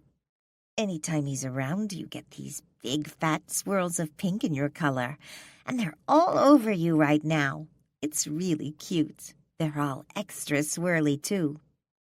That's bullshit, Ariana, and we both know it. Smiling, she told Nisi, he's crazy about you. Shut up. His colors change as soon as he sees you. Shut up. Not a little either. Big fat swirls of color as soon as he knows you're in the room.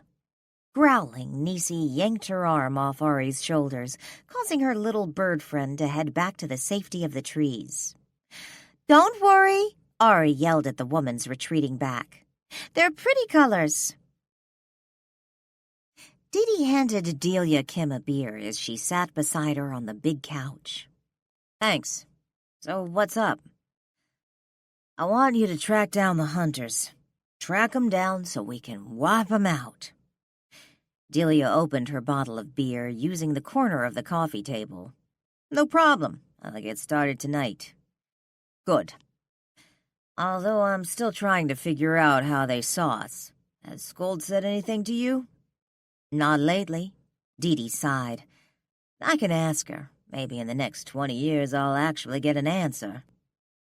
These Nordic gods sure are difficult. That's a nice way of saying bitchy. Delia stared at her beer bottle. One question, though. Didi gulped down a swig of beer. Shoot. Shouldn't Nisi be on this? This is the kind of stuff she lives for. I know, that's the problem. The woman has no life. It has gotten kind of pathetic, hasn't it? Ever since Mr. Tiny Penis Man dumped her about 4 months ago. Try 6 months, and I knew that wouldn't last. She was calling him Mr. Tiny Penis Man. Didi took another gulp of beer and shook her head. Right now, I want her concentrating on more important things. Delia grinned. Like Wilhelm Yanker? Exactly. For a white boy, he's not bad. White, black, brown, or yellow, he's perfect for Nisi. That's all that matters. Maybe, but this is Nisi we're talking about. Didi, if it's not about the gathering or school, it doesn't exist for her. Didi grabbed the remote and turned on the TV. Trust me, Jaeger'll make sure she knows he exists. Nisi stood in the middle of the mom-and-pop video store, staring blankly at the horror section. She already had 3 DVDs in her hand, but she'd completely forgotten what she was supposed to be doing. Christ, forget what she was supposed to be doing? How about, what the fuck have I done? To get involved even for a day with Jaeger was such a stupid move on her part. A move she would have never made 5 or 6 years ago. But lately she'd been feeling restless and tense. She just didn't know why. Like she was waiting for something. Clearly what she needed more than anything, though, was a solid slap to the back of the head like the nuns used to give her. And what made all of this even worse, she still wanted him. Nice guy Jaeger. She had no idea what to do with a nice guy. She definitely wasn't a nice person. Far from it. Forget her first life. Crows were simply not nice beings. When you did hits for gods, the last thing you could afford to be was nice. She'd learned that early on from her mentor, Lorraine. She still had the scar from the ceremonial dagger shoved in her back, just missing her kidney. Her mentor saw it coming and didn't stop it because she knew she needed to teach Nisi a lesson. And it was a lesson Nisi never forgot. Being nice gets you shanked. So she protected her own, trusted in her goddess, and went on about her day. But Jaeger confused her. He'd been confusing her for a year now, and the time she'd spent with him the night before sure as hell didn't help. The whole time she was with him, he'd treated her better than anyone had ever treated her, and they never left his apartment. Are you just gonna stand there or what? Nisi looked over at Janelle. Shut up. Yo, niece. Janelle tugged at her turtleneck sweater that still smelled of Jaeger. Are those hickeys? Ow! Janelle grabbed her nose, which Nisi had happily slammed with the DVDs. What the fuck was that for? For asking too many goddamn questions. Nisi stopped, her entire body tensing. Someone was watching her. She spun around, her eyes searching every corner of the small store. You feel it, Jay? Yeah. Janelle turned and stared off at the back entrance, but Nisi saw something out of the corner of her eye at the front of the store. A man, shorter than her, gray hair, enormous muscles over his entire body. She looked in the direction where she knew he stood, but she saw nothing. Still, she wouldn't turn away. She kept staring at the same spot until finally she knew he'd left. He's gone. He? I think I saw him. I'm not sure. What do you want to do? She shrugged. Rent these movies, then go home and tell Dee Dee. Janelle glanced at the movie cases Nisi had in her hand. No way, niece, no way. We are not watching goddamn Evil Dead again. Oh, get the fuck over it. Jaeger snuggled down deeper into his covers and smiled. Half asleep and half awake, he'd been thinking about Nisi Lawrence's cranky evil ass all night. He dreamed about her, thought about her. He thought about her naked body pressed against his, her hard brown nipples burrowing into his chest, that soft little panting noise she made every time he entered her. He wanted Nisi, all the time, in every way possible. Having sweet dreams, baby doll? That deep male voice rumbled through Jaeger's consciousness, and he leaped out of bed, his fists up and ready, his back slamming against the far wall. Jesus, Odin, I hate when you do that shit. Odin, the all-father of Norse gods, laughed as he stared at one of his raven leaders, his back against the headboard, his long legs reaching to the end of Jaeger's enormous bed, his big hands comfortably folded over his stomach. Christ, is the man wearing Armani? Sorry, did I interrupt passionate dreams of Ms. Lawrence? Jaeger's eyes narrowed as he relaxed his stance, crossing his arms over his chest. What do you want? Is that any way to greet your god and leader? It's the best you'll get at 3 in the morning, and when you mention Nisi to me. You know you can do. If you say I can do better, I'm going to lose my mind. I think you already have. Odin gave that indulgent smile he gave all humans. Foolish boy. Crows are not to be trifled with. They protect their own. If they think for a moment you are merely toying with that girl. But you know I'm not. That's why you're here. Afraid I'll muddy up your Viking gene pool with our kids? One pale blue eye turned his way. Odin had given up his other eye centuries ago. Eesh.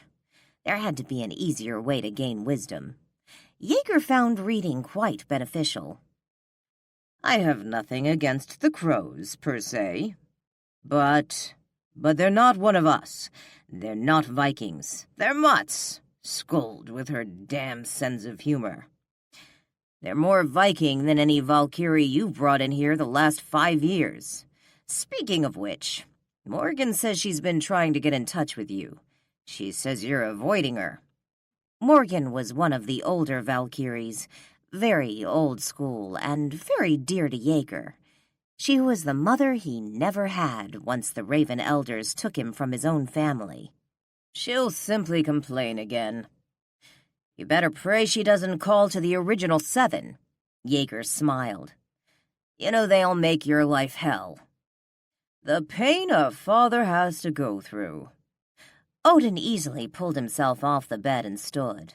There were not many men in the universe who were taller than Jaeger. The few who were normally were in carnival sideshows or played starting center for the NBA. But at 7'10", Odin made Jaeger feel downright tiny. I want you to live your life, but don't forget who you are and what you represent.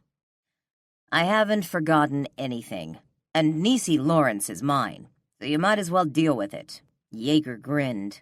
And if I were you, I wouldn't just show up in our bed once she moves in. I can tell she'd hate that. Odin growled. I blame Skuld for this, he muttered as he headed toward the door. He passed by Jaeger and did what he always did. He playfully slammed Jaeger's shoulder with his own.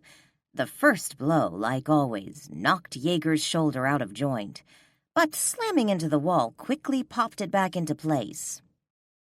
Jaeger knew one day the bones in his poor shoulder would be nothing but shattered pieces.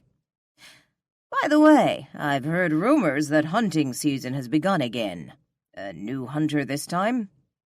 Jaeger's head snapped around to nail Odin to the spot. What? I haven't heard anything from the guys.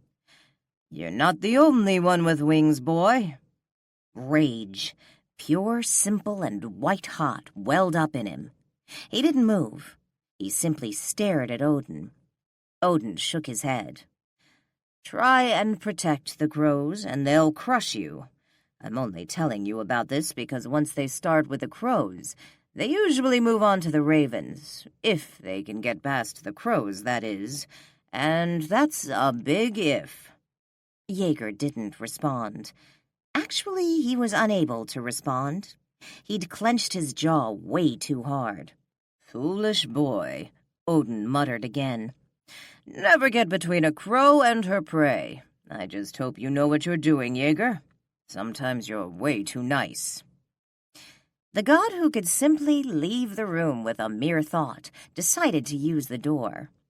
As he pulled it open, he added, And Nisi Lawrence isn't anything like she seems. Chapter 9. Dr. Denise Lawrence, Ph.D., scooted back on her desk and looked out over her small room of graduate students. They'd stopped giving her any undergrad students who were merely trying to fulfill credits, especially freshmen, almost 7 years ago. Although her teacher evaluations received high marks from the serious students, the others absolutely hated her. So the university, at the insistence of one of their most important board members, who just happened to be a Raven Elder, gave her only the graduate and senior undergrad classes. They had no real problems after that. I don't want to have the Magna Carta discussion ever again. Her students laughed as Pat Johnson attempted to push his point. Wait, I'm serious. Really. I don't want to have the King John conversation either, Patrick. Not again. Let it go. Patrick was so cute. Like most of her male students, he liked to flirt with her, and she let him as long as it didn't go past a little light banter in the classroom or her office during office hours. Anything beyond that had required her to put one student in a headlock he never forgot. She heard the doors to the huge auditorium open, and she readied herself to rip Jason Benson a new one. The little fucker was always late to her class, and she was done. But when she looked up, she stopped breathing as Will Jaeger walked a few rows down and then plopped that gorgeous and way too big for the chair body in one of the many empty seats. The auditorium was much too large for her small group of students, but she didn't mind. She simply made them all sit up front near her. Now, however, the room seemed way too small. He stared down at her and smiled as she felt like someone sucker-punched her. Finally remembering they weren't alone, she looked back at her class. The girls still stared at Jaeger, while all the boys stared at her. Pat looked particularly annoyed.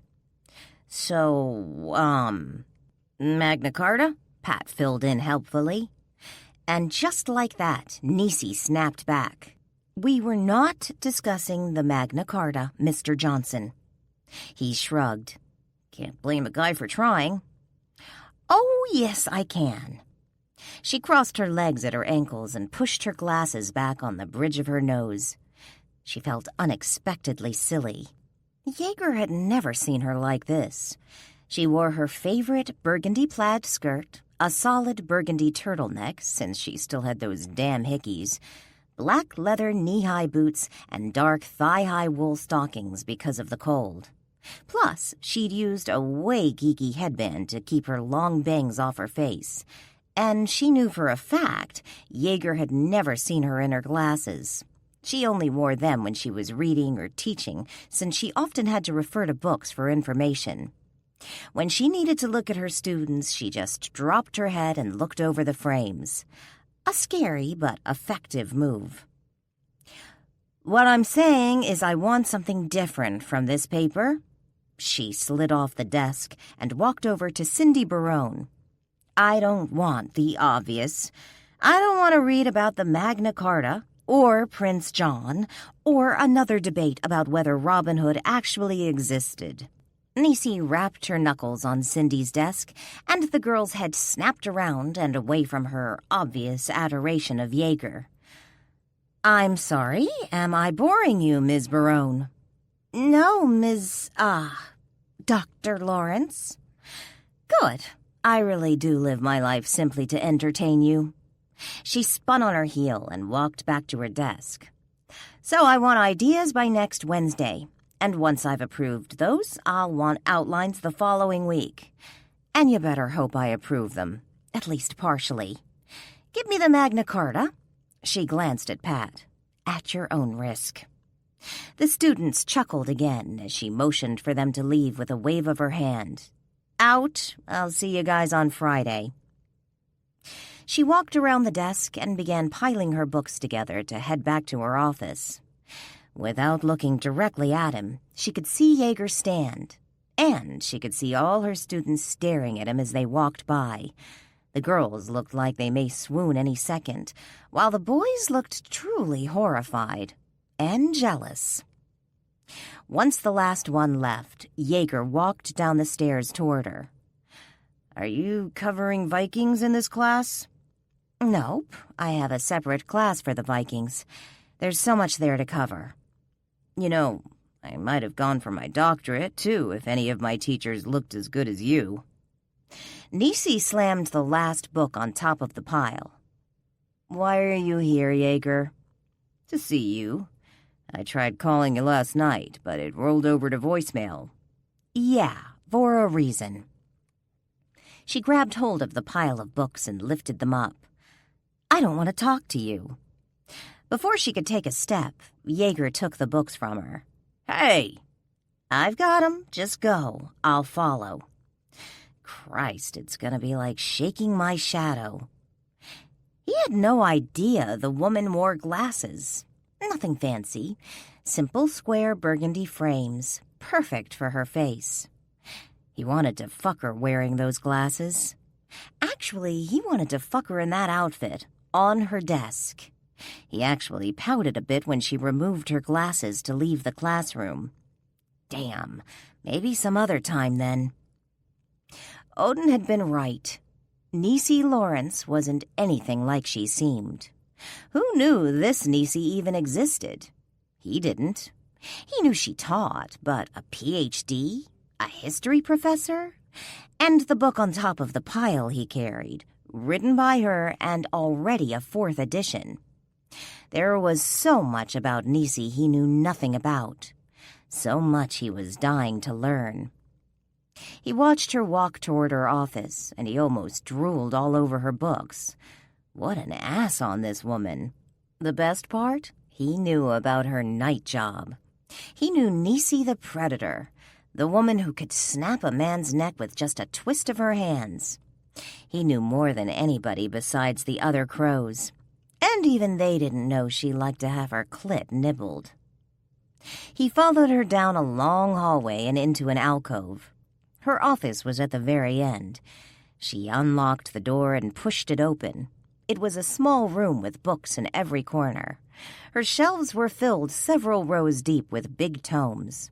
She had them on the floor, on top of her desk, absolutely everywhere. You need another office. Yeah? Well, tell that to the dean. She walked to her desk, dropping the keys on top of another stack of books. Jaeger kicked her door closed and discreetly turned the lock. He didn't want any annoying students walking in on them. Where do you want these? Drop them on that table. He did. Why are you here, Jaeger? Jaeger turned to find her grabbing a bottle of water from the shelf behind her desk. She took a long swig while she waited for him to speak. Finally. Like I said, I wanted to see you. Grumbling, she stalked past him, handing the reclosed bottle to him. He smiled at her unconscious actions as she stood in front of the stack of books he just dumped. Look, I'm sure those bubblehead Valkyries think the dominant male thing is cute and all, but it really just pisses me the fuck off. She angrily proceeded to shove books back in the shelf behind the table. Jaeger looked around her office and drank the water while she lit into him. He wondered if she'd actually read all these books. He wondered how she'd made it this far. He found Nisi Lawrence absolutely amazing. Sure, she was hot and an outstanding lay, but come on, from drug dealer to warrior to PhD? Only Skald seemed to see the potential in all these women. She didn't waste her time with idiots. Stupid girls need not apply to the gathering. Are you even listening to me? Sighing, Jaeger walked over to her office chair and sat down. He put his feet up on her desk and looked at her. Yeah, I'm listening. She crossed her arms in front of her chest. Oh, really? Then what did I just say? He had to be kidding. Really? When he put his humongous feet up on her desk, she knew he had to be kidding. But he wasn't. He truly was that cocky. Your exact words? This wasn't part of the agreement, and if you think I'll take your shit for 2 seconds, you are sadly mistaken. Are you even listening to me? That's what you said. Bastard. That was exactly what she said. Okay, forceful wasn't working with him, and the bottom line was she still had to work with this guy. She growled to herself. This is why you shouldn't fuck coworkers. Look, Jaeger, I'm sure that... What are you doing? Once again, he seemed to have stopped listening to her and instead fiddled with her extremely expensive and self-purchased, ergonomically correct office chair. She watched him push a button and drop the armrests under the seat. Excuse me, but I had that chair exactly the way I wanted it. He looked at her, and she wondered why he wouldn't just comb his hair. That tousled, just rolled out of bed after a night of good fucking hair absolutely killed her. I'll fix it. He glanced around her office, and she wondered what the hell he wanted. And why wouldn't he leave her alone? He'd fucked her. What more did he want? So, Nisi, any problems at your night job? Nisi frowned. What? Anything the Ravens should know about. Aw, shit. There's nothing you need to worry your big head about. Hunting season is something we don't need to worry about. That's new. If it truly is hunting season, they're not after you, and the crows don't need you. But thank you, oh big, great, strong one, for trying to come to our rescue. Jaeger grinned. She just snapped at him, and he grins at her. What a freak. Come here, Nisi. No, she didn't like the sound of that one bit. He said it all low and husky, causing her nipples to immediately peek under her sports bra and burgundy sweater. Ah, no. He sat up straight, dropping his big feet to the floor and pulling his leather jacket off, tossing it aside. Come here. I just don't feel like yelling at you across this office. He smiled at her. So come here. She knew this was a bad idea, but she couldn't stop herself. At least she couldn't stop her body. Her mind tried. It told her to stop walking. It told her to stay away. But her body completely ignored her mind, walking right across the room until she stood in front of Jaeger. What, Jaeger? He took a deep breath and let his eyes glide over her body. Now she had a wet pussy to go with her hard nipples. Plus, she could barely breathe, which she found a little scary since breathing was so important. Didn't you miss me at all last night? He asked softly. No, mostly because she spent the night partying with the crows. Apparently, the opening of hunting season by men unknown was just another reason for the crows to throw a party. Once the party was over, she only had time to run home, shower, and get to her 8 a.m. class. Good thing crows didn't need a lot of sleep. His big hand gently grabbed the hem of her sweater and tugged. Not even a little? Jaeger, I can't. But before she could finish, he'd pulled her in between his legs, wrapped his arms around her waist, and rested his cheek against her stomach. Then he held her. Nisi didn't know what to do. She'd never had a man hold her like this, just hold her, and it didn't help it felt kind of nice. She shook her head. No, she would not allow herself to have those thoughts. Jaeger, you smell so good. Damn it. I've been thinking about your smell since you left yesterday morning. Jaeger turned his head, and her eyes slid shut in desperation as he kissed her stomach through her sweater. It's barely been 24 hours since I last saw you, and I can't stop thinking about you. Jaeger, she whispered, unable to control her voice. He pushed her sweater up and out of his way, kissing her bare stomach. We can't. He simply growled in response. Then his hands slid down her waist and thighs, only to loop back under her skirt. She let out a breath, and so did he. Nisi, these are thigh highs. She cleared her throat. I hate pantyhose. She wore them because they were convenient and very comfortable, especially when she rode her bike to school, and only a few places sold thigh highs for someone her height and build. Not until this moment, though, had she ever been more grateful for tracking down those stores and buying a big stack of the wool stockings. Jaeger slowly pushed up her skirt, watching his own hands move the plaid material out of his way. Yeah, this is the sexiest thing I've ever seen. He must be kidding. He saw the Valkyries almost every day, and she knew for a fact at least one of them used to be a penthouse pet. Exactly what about Nisi he found sexy, she had no idea. Unless he simply got turned on by girls who, on more than one occasion, had thrown a knife at his head. No, this wouldn't do. They had to stop. Right now. Right this second. Right this very moment. Nisi's head fell back as Jaeger's hands ran up the inside of her thighs. He kissed the flesh just above where the stockings ended. She dug her hands into his hair as he spread her legs and gently moved her so that she straddled his big thighs, pulling her down until she sat on him. Now she knew why he moved the armrests out of the way. Look at me, Nisi. Nisi slowly opened her eyes and then almost shut them again.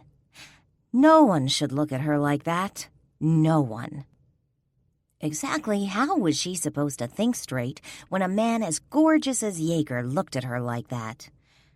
Kiss me, Nisi. You promised. No, I didn't. I only promised you anything you wanted for 24 hours. You want more than that, you'll have to renegotiate our deal. Damn business majors. Being nosy after their time together, Nisi discovered the man had an MBA and a master's in computer science. She knew the Magna Carta and Prince John. Clearly outmatched in this particular situation, she gave in and relaxed. Sorta. Kiss me, he growled again. Nisi couldn't help herself. The man had the most amazing lips, and she already knew what a great kisser he was. She hated her weakness, but a girl could only take so much. Besides, she still wanted him. Fucking him for 24 hours straight hadn't remotely dampened her desire for him. If anything, the whole thing only made it worse. Now she knew exactly what she was missing. She leaned forward, gently touching her lips to Jaeger's. He groaned softly, and his hands tightened on her ass. He tilted his head to the side and slipped his tongue into her mouth. As soon as his tongue touched hers, she was lost. Jaeger gripped Nisi to him, pulling her into his body. Christ, why didn't she see it? Why didn't she see that this was where she belonged? Right here, with him. Her fingers dug painfully into his scalp, and she pulled him closer. Her kiss was desperate, demanding. She explored his mouth while he slipped his hand between the two of them and brushed against her crotch. She whimpered, but didn't pull away. So he moved her panties aside, and with unerring aim born of 24 hours of practice, he thrust 2 fingers inside her pussy. She let out a soft squeal, pulling her mouth away from his. Jaeger, wait. He pulled his fingers out and thrust them back again, making sure he curled them just right. He couldn't believe how wet she was. Wet for him. She may have all sorts of rational reasons why they shouldn't be together, but clearly her body didn't buy that bullshit either. She gripped his hair tighter and buried her face in his neck. Then her pussy clenched his fingers, and he thought he might explode. Christ, she was so tight. He couldn't wait any longer. Not for her. He kept finger-fucking with one hand while he unleashed his cock with the other. Thank God for buttonfly jeans. If he had a zipper, it would have caught on him and torn the shit out of his cock. Although he was so hard right now, his cock felt like it was made of titanium. With his free hand, he reached into his back pocket and pulled out a condom. He tore the package open with his teeth and quickly removed the latex. In seconds, he sheathed his cock, tore off her panties, and buried himself so far inside her, he was positive he must be choking her to death. She let out a startled cry, her legs tightening around him and the back of the chair. I hate you, Jaeger, she mumbled into his neck. Why? She finally pulled back a bit, staring him in the eye. 'Cause you're not playing fair, and you know it. Yeah, he knew it, and he had no intention of playing fair. Not if it meant she wouldn't be in his bed forever. You know me, Nisi. I don't bullshit around. He tightly gripped her waist with both hands. I want you, Nisi. Not for a mindless fuck. Not just for 24 hours. I want you. And if you think I'm going to just let you go without a fight, you're nuts. Just as he knew she would, she tried to pull away from him. He yanked her back hard, bringing her down on his cock, and she moaned in defeat as he held on to her. Fuck me, Nisi. Now. She couldn't resist him, no matter how hard she tried. Not with his big cock buried so damn deep inside her, and her entire body screaming for release. Fuck me, he ordered again. Hating herself for being so weak, she rocked her hips back, then forward. Jaeger shuddered. God damn, Nisi. Yeah, her thinking exactly. She didn't know anything could feel so good. She rode him, her hands gripping his shoulders while he stared at her face. His hands moved off her waist and slid under her sweater, pulling it up above her breasts. He smiled when he saw her sports bra and she rolled her eyes. It's not like she planned on getting laid in her office. What exactly was he expecting? He pushed the soft cotton over her breasts and leaned forward so that he could grasp one of her nipples between his lips. She barely bit back a cry as she pulled him closer, her arms wrapped around his neck and head. They no longer spoke, not with him having a mouthful of tit, and she really couldn't think past the cock shoved inside her pussy. Besides, her office was surrounded by other professors' offices, and the walls were thin. And even when someone knocked on her door, they kept going, their grips tightening on each other like they were afraid the other would bolt. "Hey, Niecy," came a voice through the door. "It's Delia. You in there?" Who is this person? "Busy," Niecy gasped out. "Okay, but Dee Dee sent me over. She's been trying to call you all morning, but she thinks you're ignoring her." This is so not happening. Well, she wasn't about to stop now. Not for anything. The world could crash down around them, and there was no way she was stopping until she came. No way in hell. "She told me to tell you that she wants to discuss the Ari thing. I think she's hoping to talk you out of it. She wants you at the house tonight." Jaeger's hand slid around to squeeze her ass, forcing her harder onto his cock. Her whole body jerked, and he chuckled against her neck. She growled. "Tricky son of a bitch." "Hey," Delia barked. "Don't curse at me. You got a problem, talk to Dee Dee. I'm only here because I was the only idiot heading into the city today. And trust me, you didn't want her to come instead. Then she would have been really mad. All she wants is for you to say you'll be there tonight to talk." Jaeger moved his mouth to her other breast, sucking her nipple hard. Her grinding movements became stronger, harsher. She could feel every inch of his big, hard cock. It stretched her open, forcing her to accommodate its girth. Like its owner, it was a demanding bastard. "God damn it!" she burst out as his big fingers dug deep into her cheeks, causing a nice bite of pain. Delia sighed. "Bitch all you want, Niecy. Just so you know, Dee Dee told me not to leave until you swear that you're coming." "Yes! God, yes!" "Don't bullshit me, Niecy Lawrence. Are you coming or not?" I'm coming." And she did, in big, gushing waves. "Cool. I'll let Dee Dee know she'll see you tonight." As soon as her muscles spasmed around him, he came, so hard he was surprised he hadn't blown her across the room.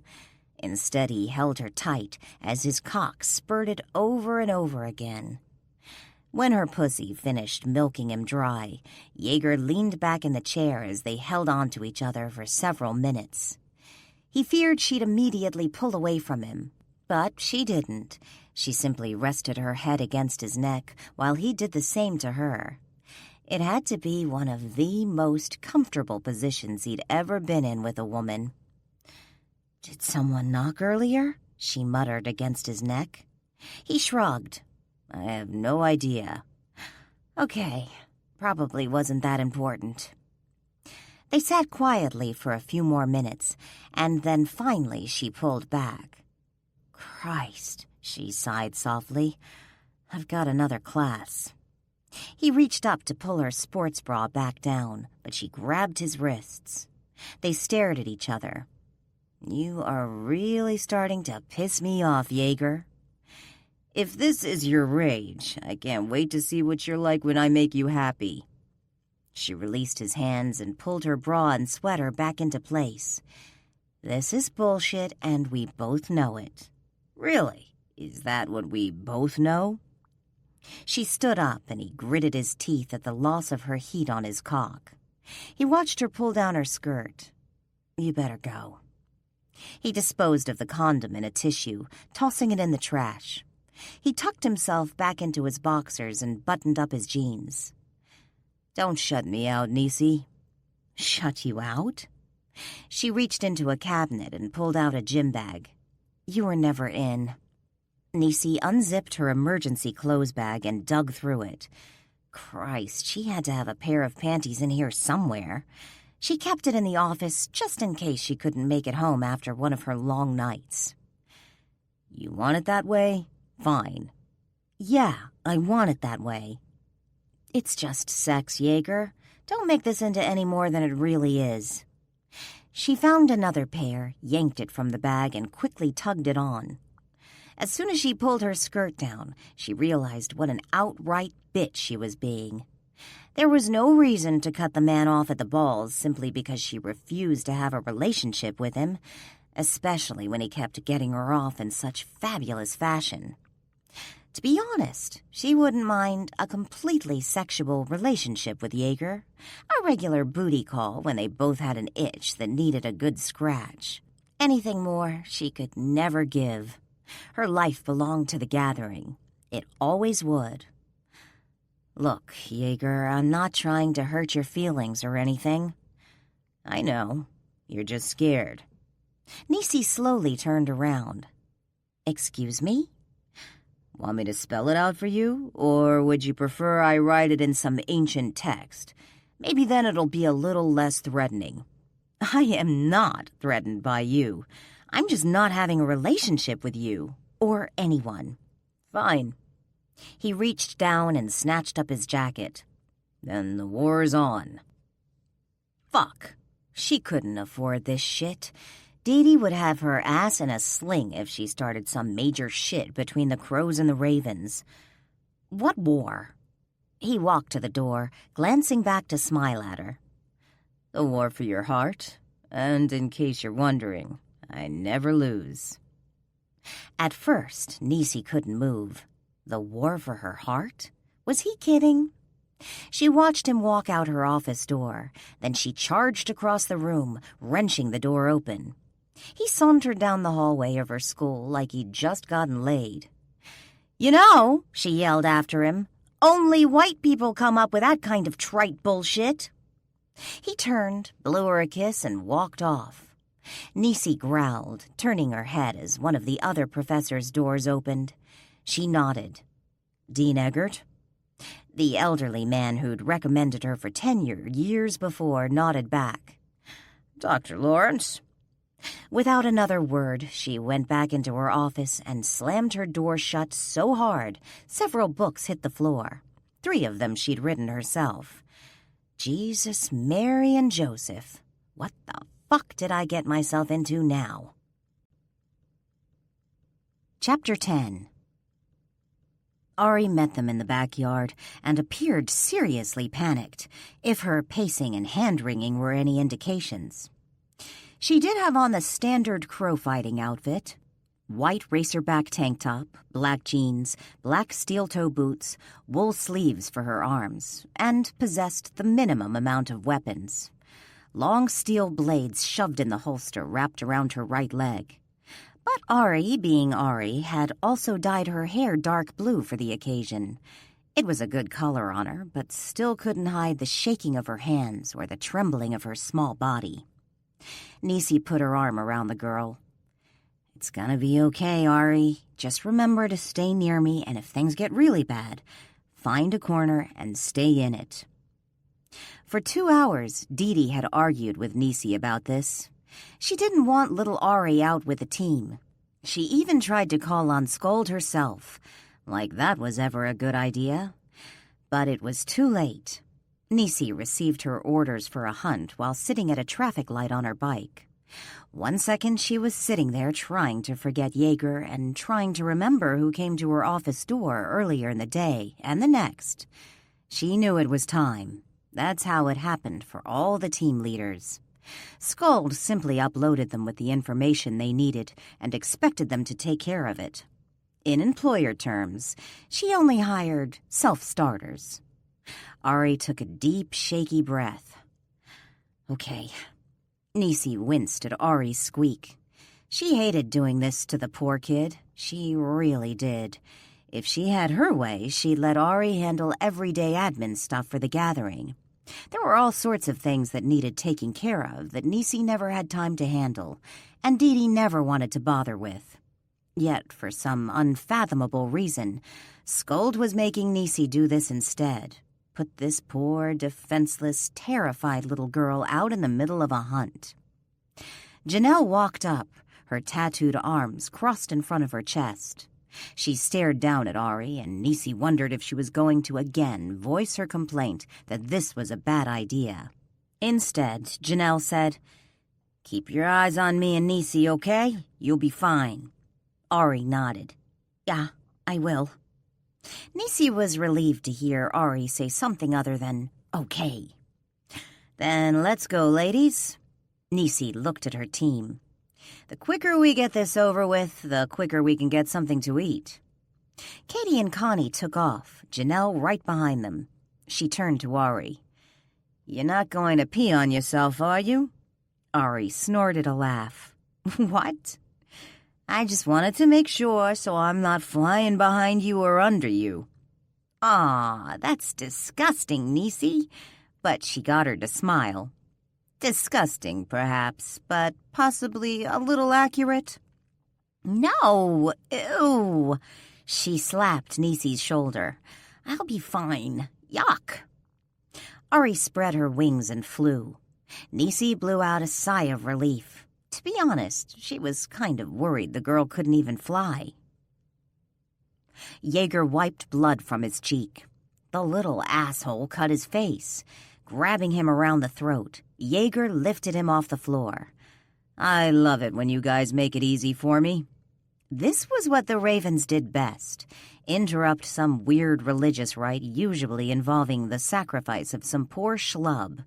Save the sacrifice and manage everybody else. He liked saying manage because that sounded a hell of a lot better than kill. It wasn't Jaeger's favorite part of the job, but at times it was the most fulfilling. Jaeger didn't know who these guys were. Maybe Satanists, but he doubted it. They kept their stuff pretty quiet, and often the Christians handled them. But anything involving the Norse gods belonged to the Ravens. Unless, of course, that invisible line was crossed and the crows were called to clean house. Gripping the man tighter around the throat, Jaeger slammed him against the wall 3 times until he stopped wiggling. He dropped him and turned to find the others had been managed by the rest of the team. Ty moved up behind him. "We may have another problem." Jaeger turned, facing his friend, and saw that he held one of the prey in his big hands. "What?" Ty shook the man once. "Tell him." "We were paid to hold this right," the man choked out desperately. "Paid to make sure the right people knew about it." "So that it would get back to me," Ty growled. It was a well-known fact among the clans that Ty had some rather unholy connections. He could find out stuff that no one else, absolutely no one, could ever find out through normal mystical means. "So what does that mean for us?" Jaeger asked. "If this is a decoy..."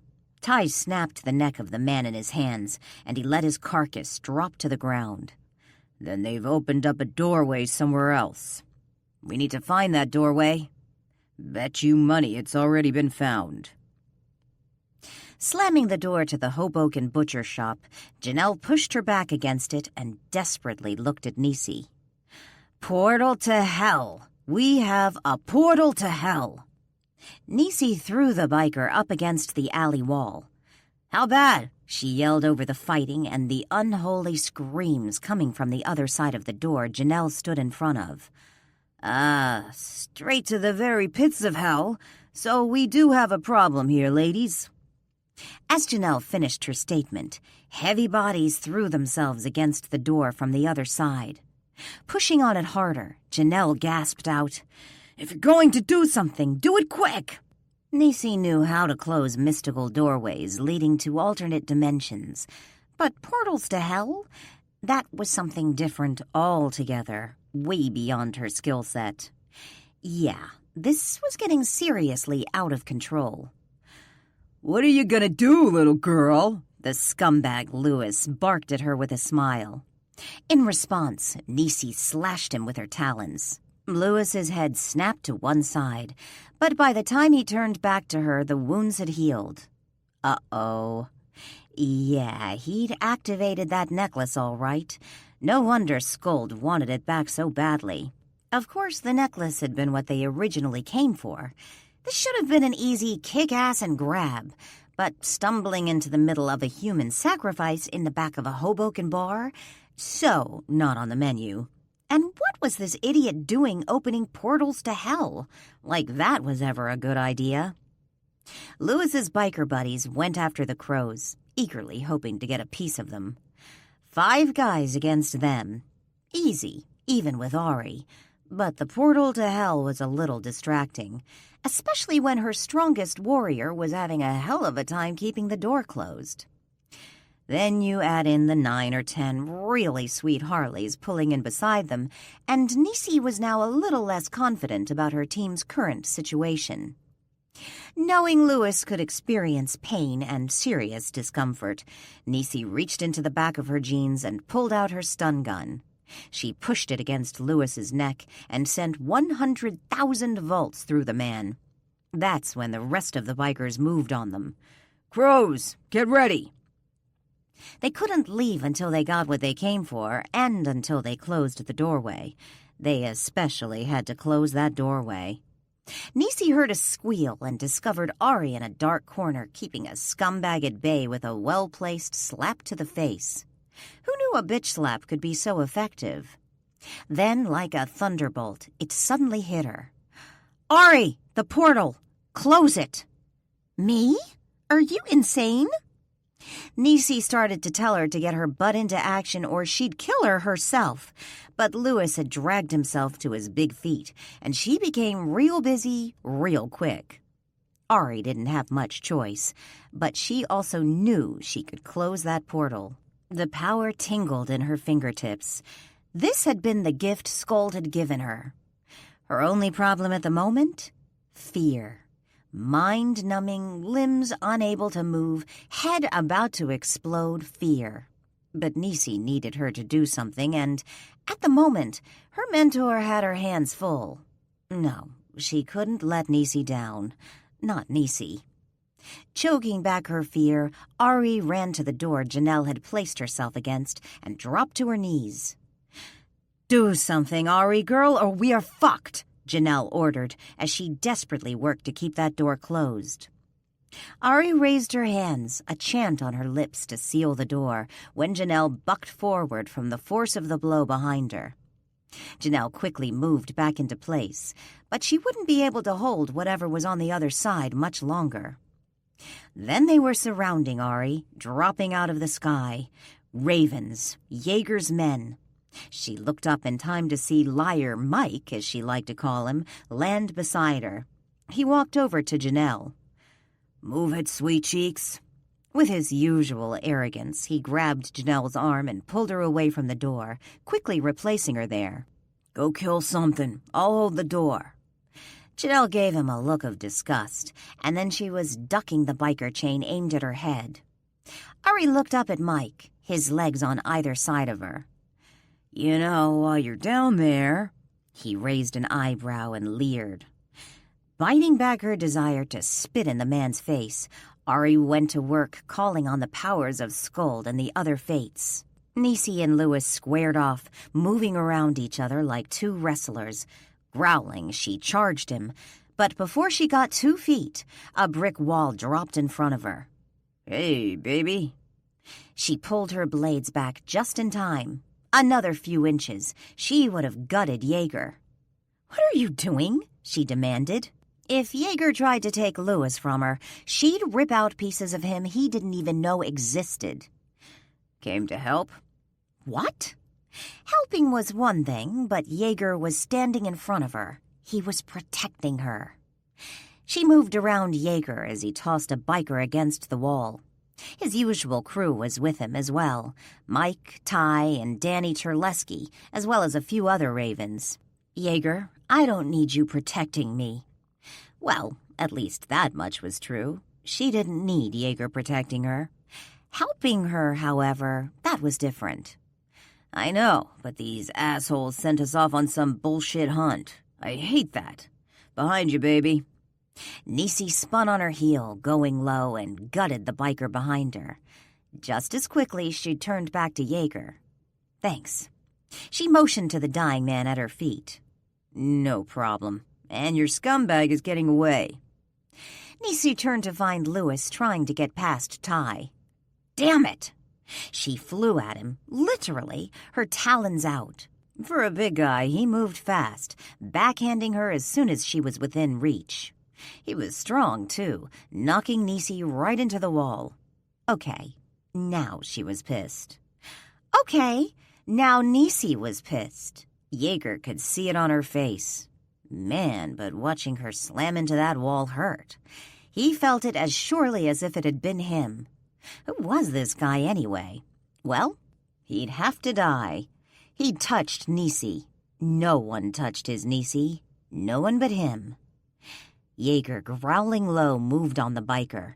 But Nisi moved fast when pissed. She changed into the man, her hands around the scumbag's throat, and slammed him into the opposite wall. Her legs up, her feet straddling his waist and planted firmly on the wall behind her prey. Her wings fluttered dangerously, ready to take her airborne in seconds. Jaeger almost smiled. She would rip this idiot apart, and he couldn't wait. "Nisi!" Katie yelled. "It's Ari!" Nisi, her talons digging into Lewis's throat to hold him in place, glanced over to see Ari surrounded by purple light. As rich and vibrant as anything Nisi had ever seen before. But she also saw two bikers moving on her fast. Mike couldn't help her because he was the only thing keeping that door closed. And whatever was on the other side of it in. Still, she knew Mike well enough to know he'd leave his post at the door before he let a woman get hurt. If she was going to move, she better do it now. "Jaeger, get Ari!" Jaeger didn't waste time with answering her. He just moved, Ty by his side. But 4 bikers got in their way, and Nisi realized she'd have to release Lewis to protect Ari. She couldn't let her get hurt. Shit, can this get any worse? A wet-sounding growl caused Nisi's head to snap around, and she realized something was happening to Lewis. He was changing, shifting. His eyes were a bright yellow, like a dog's. He was a motherfucking shifter. Oh, just great. Claws came up and grabbed her around the throat. Then she heard Ari squeal and Mike's growl of anger. She tried to pull away from the shifter, but he had her by the throat and wasn't letting go. Then Nisi was flying. Actually, they all were. And she had only a moment to wonder what the hell when she hit the wall and everything went black.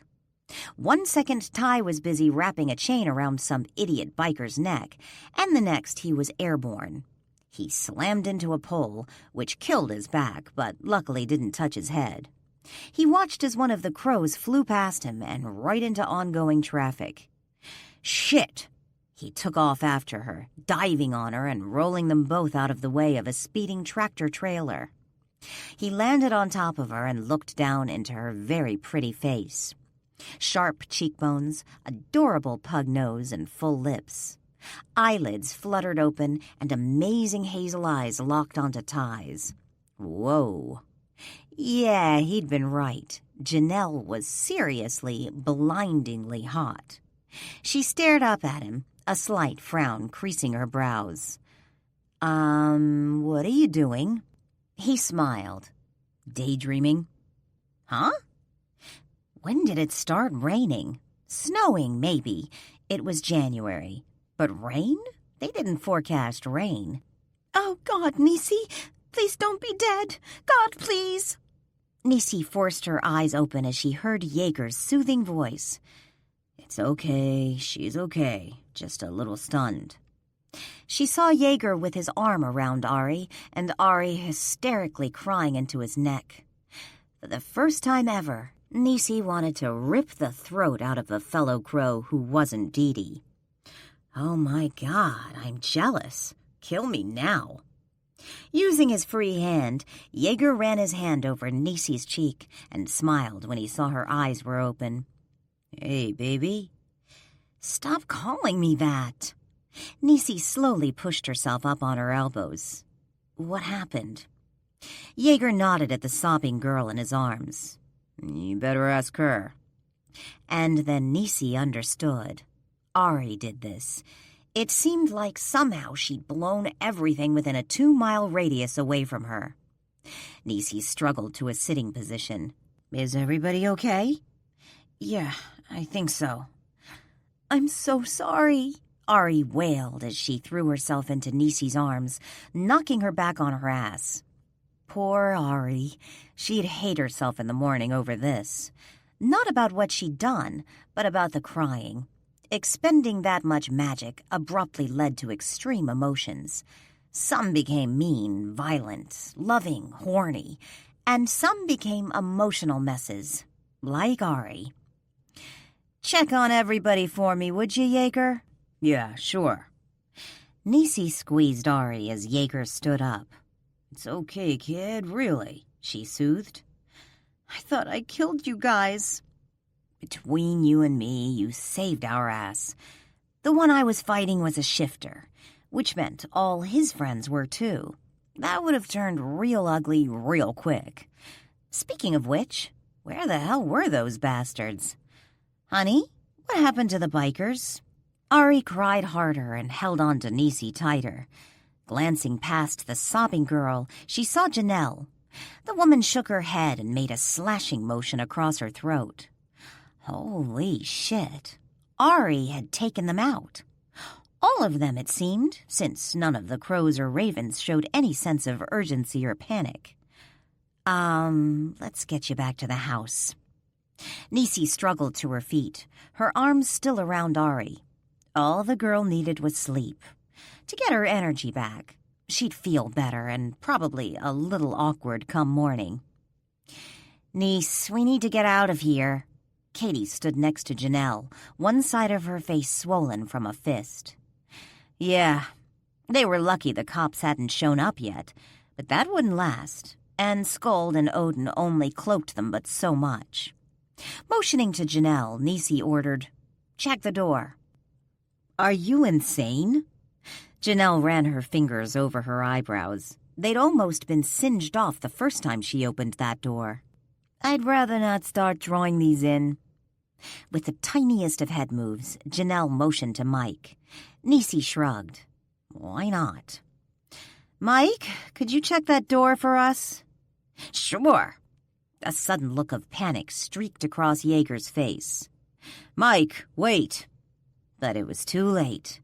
Mike opened the door and glanced inside. "It's a butcher shop, although I wouldn't actually eat anything from here. I don't think this place is up to code." Jaeger let out an enormous breath. "Don't ever do that again," he muttered to her. Nisi worked hard not to laugh out loud as she hugged the still-crying Ari. "I'll take her." Janelle looped her arms around Ari's waist. Then she was gone. Nisi nodded to Katie and Connie, and the women followed after Janelle. A quick glance around the alley showed Nisi there were no bodies. Only the ravens and crows remained after Ari finished. Weird. There should be bodies. It looked like her birds would have to find dinner somewhere else tonight. "Here, this is what you wanted in the first place, right?" Nisi looked at Jaeger's outstretched hand. Christ, his hands were big. Reaching out, Nisi took the enchanted Rheingold necklace from his palm. "Thanks." "No problem, Nisi." She looked up into that oh-so-gorgeous face and steeled herself against the heat in that gaze. The way Jaeger looked at her, the way he always looked at her, drove her absolutely nuts. It made her entire body desperate to feel him against her one more time. She noticed the blood on his cheek. "Jaeger, your face." He frowned and touched the wound on his cheek. "Oh, that? It's nothing." "Bullshit." She pulled his hand away so that he didn't keep playing with it like a 10-year-old. "You need to get that taken care of before it gets infected." Smiling, he gripped her hand in his. unwilling to let her go. Nisi could hear the wail of sirens, but she couldn't move, couldn't unlock herself from that blistering gaze. And the way he smiled at her, it was such a sweet smile, she couldn't help herself. She ended up smiling back. "Jaeger, man," Mike said. "We gotta go." After another moment, Jaeger finally released her hand. "Yeah, okay. See ya, Nisi." "Yeah, sure." Afraid of what she might say or do, Nisi closed her eyes, unfurled her wings, and took to the air. Chapter 11. Nisi landed in the backyard and found Dee Dee waiting for her. "You okay, kid?" Retracting her wings, Nisi took the sweatshirt Dee Dee offered her. "Yeah, I'm fine. Where's Ari?" "Janelle took her to her room." "Okay." Nisi pushed open the sliding back door and walked into the house. It was warm, and she'd never felt so grateful. "I'm gonna go check on her, then I'll be down to talk to you." Dee Dee followed behind her until they reached the stairs. "Okay." "They were shifters, Dee Dee." Sighing, Dee Dee shook her head. "Don't worry about it." Nisi took care of the girls, but Dee Dee had to deal with the political fallout of any fights with certain factions. The shifters spent most of their time fighting their own, but they were fiercely protective of each other against the outside world. And they considered the crows as outside as you could get. Nisi jogged up the stairs, greeting other sisters as she passed. She went to the third floor and stalked down the hall. Katie and Connie sat outside Ari's room, probably waiting for Janelle. They'd put on warm clothes, and Katie had an ice pack over her face. Good thing they kept a healthy supply of those in the basement freezer. Nodding toward the bedroom door, Nisi asked, "Well?" "Janelle's putting her to bed." Connie didn't whisper, but she did keep her voice low. "You two okay?" Connie nodded as Connie's girlfriend, Fran, brushed past Nisi. She handed both Katie and Connie hot coffee and sat on the floor next to Connie, putting her head on her girlfriend's shoulder. "My face hurts, and my boys are working late shifts." Katie had the nerve to pout. "I'm sorry your slaves are busy being cops and helping others when they could be running your bath, rubbing your tiny feet, and following your orders under fear of not being allowed to come." Connie and Fran burst out laughing as Katie glared at her. "Jealous bitch." Nisi winked and moved to the door. Gently pushing it open, she stepped inside. Janelle was just pulling the covers over Ari. "How is she?" Nisi whispered.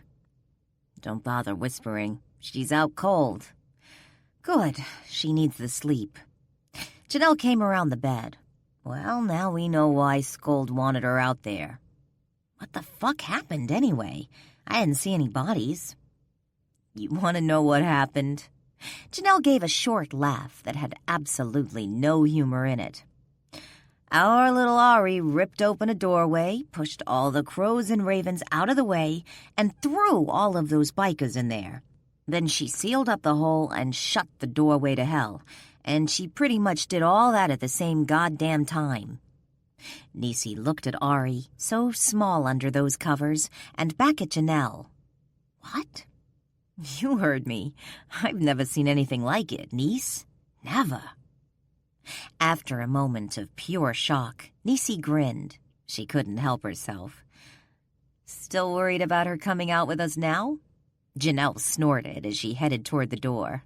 "What? Are you high? I say we make sure she goes out with us until we all retire." Walking around the bed, Nisi stared down at Ari. Tears still clung to her long black lashes, but she was definitely asleep. Nisi felt an overwhelming tenderness for her friend. She'd been through so much, and the other crows had never really accepted her.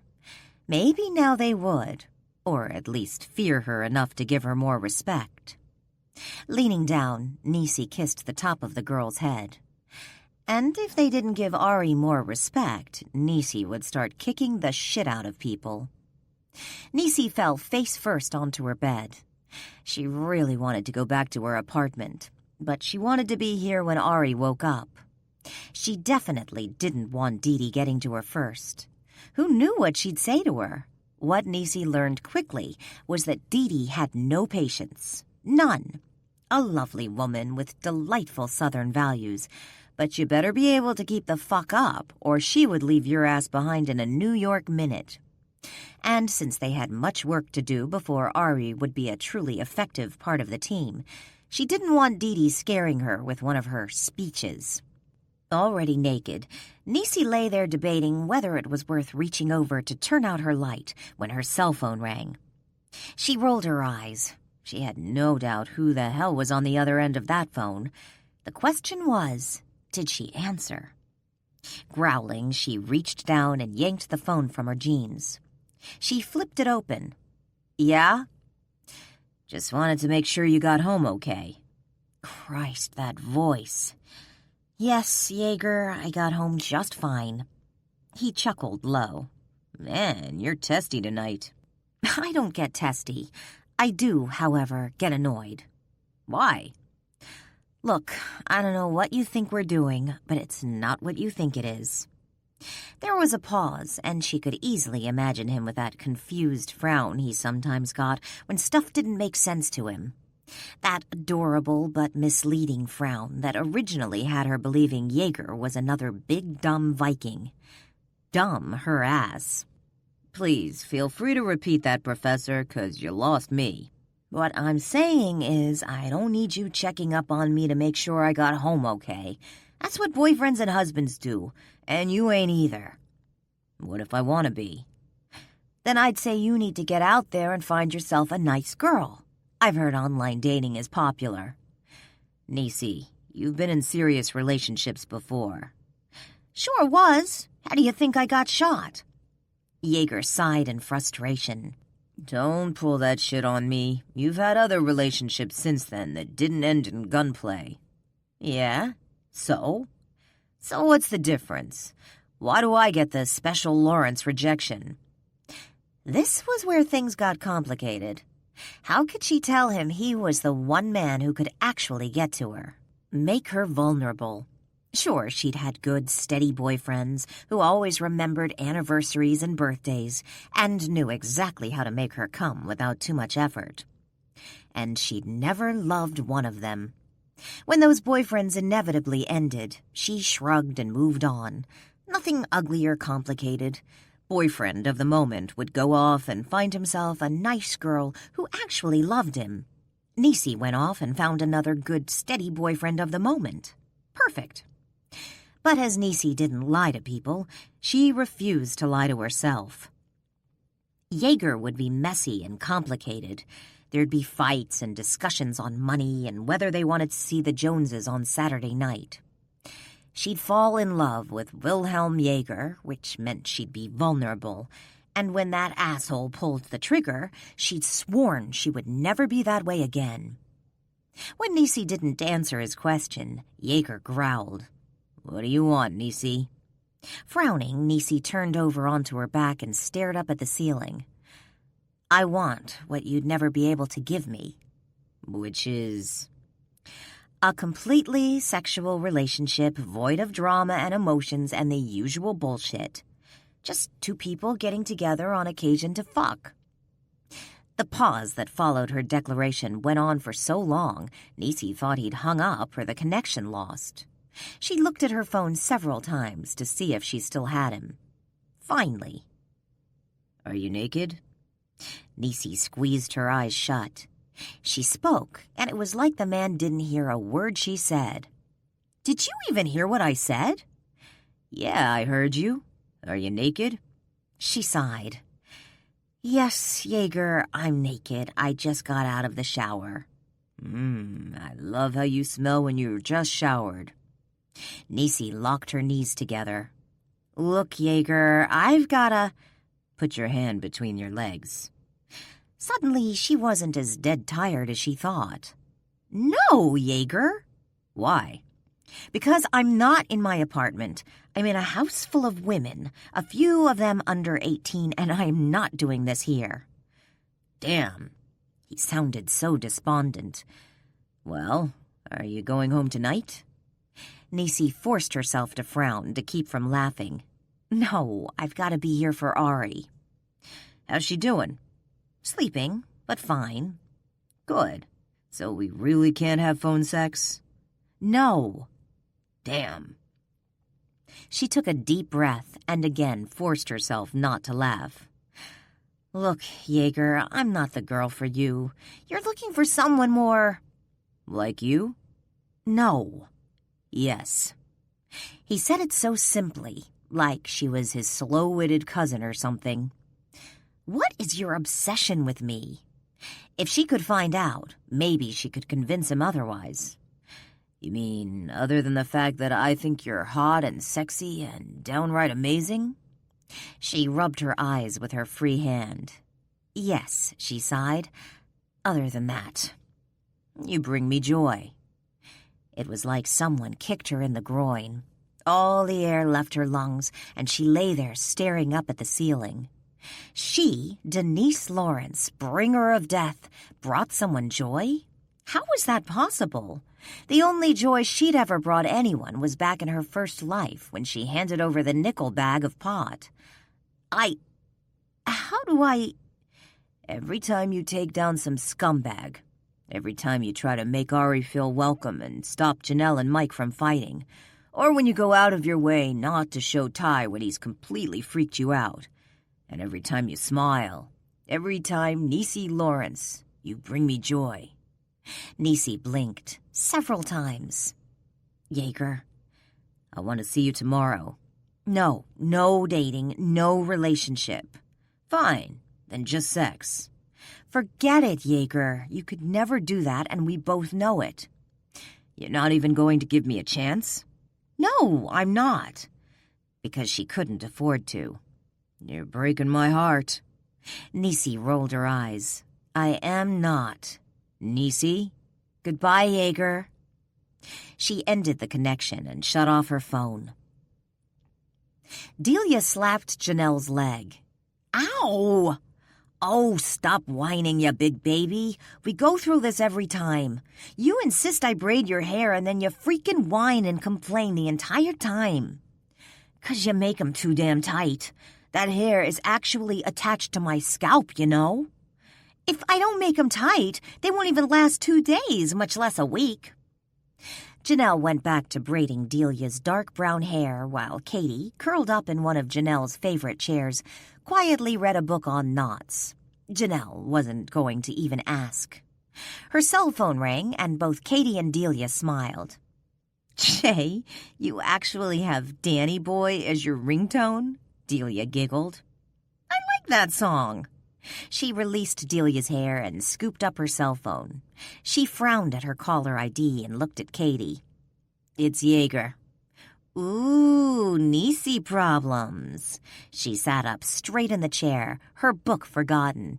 Answer, answer, answer. Chuckling, Janelle flipped open her phone. This is Janelle. Hey, Janelle, this is Jaeger. Working hard not to laugh, she covered the mouthpiece. Oh my God, he sounds so depressed. That bitch. You know, she probably just dogged him. Katie motioned to the phone. Find out what's going on. Clearing her throat, she went back to her phone. Hey, Jaeger, what's up? Remember at the party you said you'd help if I needed it?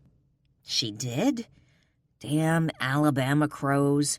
No more grain alcohol for her. Sure. She shrugged at Katie. What do you need? She's breaking my heart, and she doesn't care. Of course she cares. That's why she's breaking your heart. She says she doesn't want a relationship. Janelle frowned.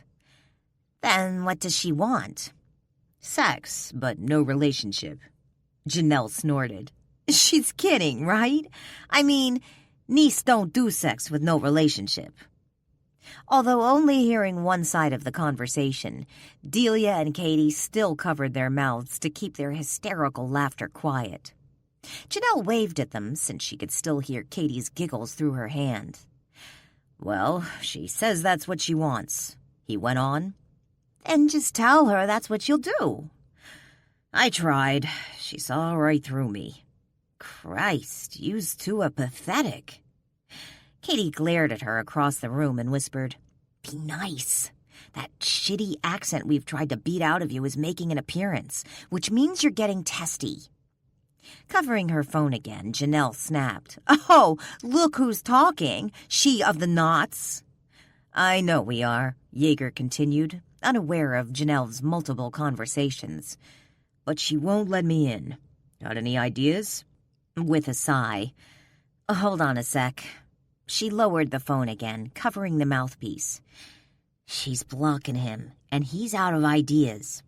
Katie threw up her hands.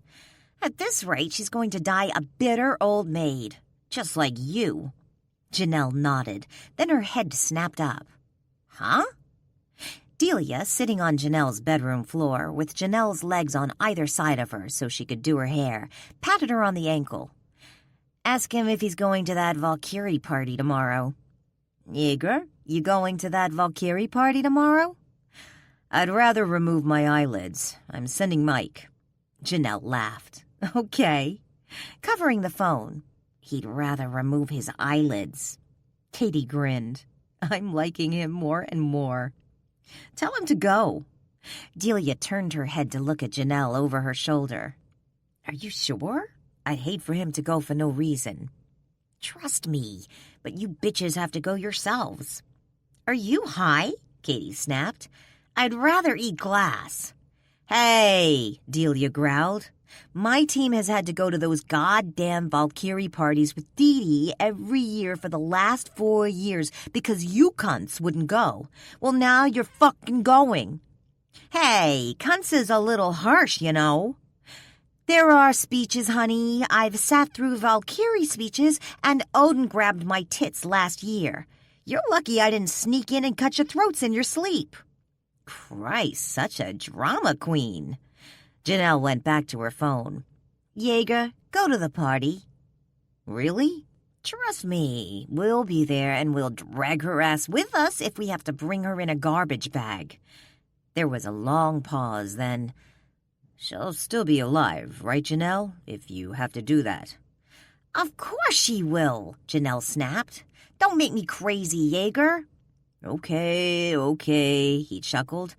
"Thanks a lot, Janelle." She took a deep breath and smiled. "No problem, but I better be a goddamn bridesmaid at your wedding."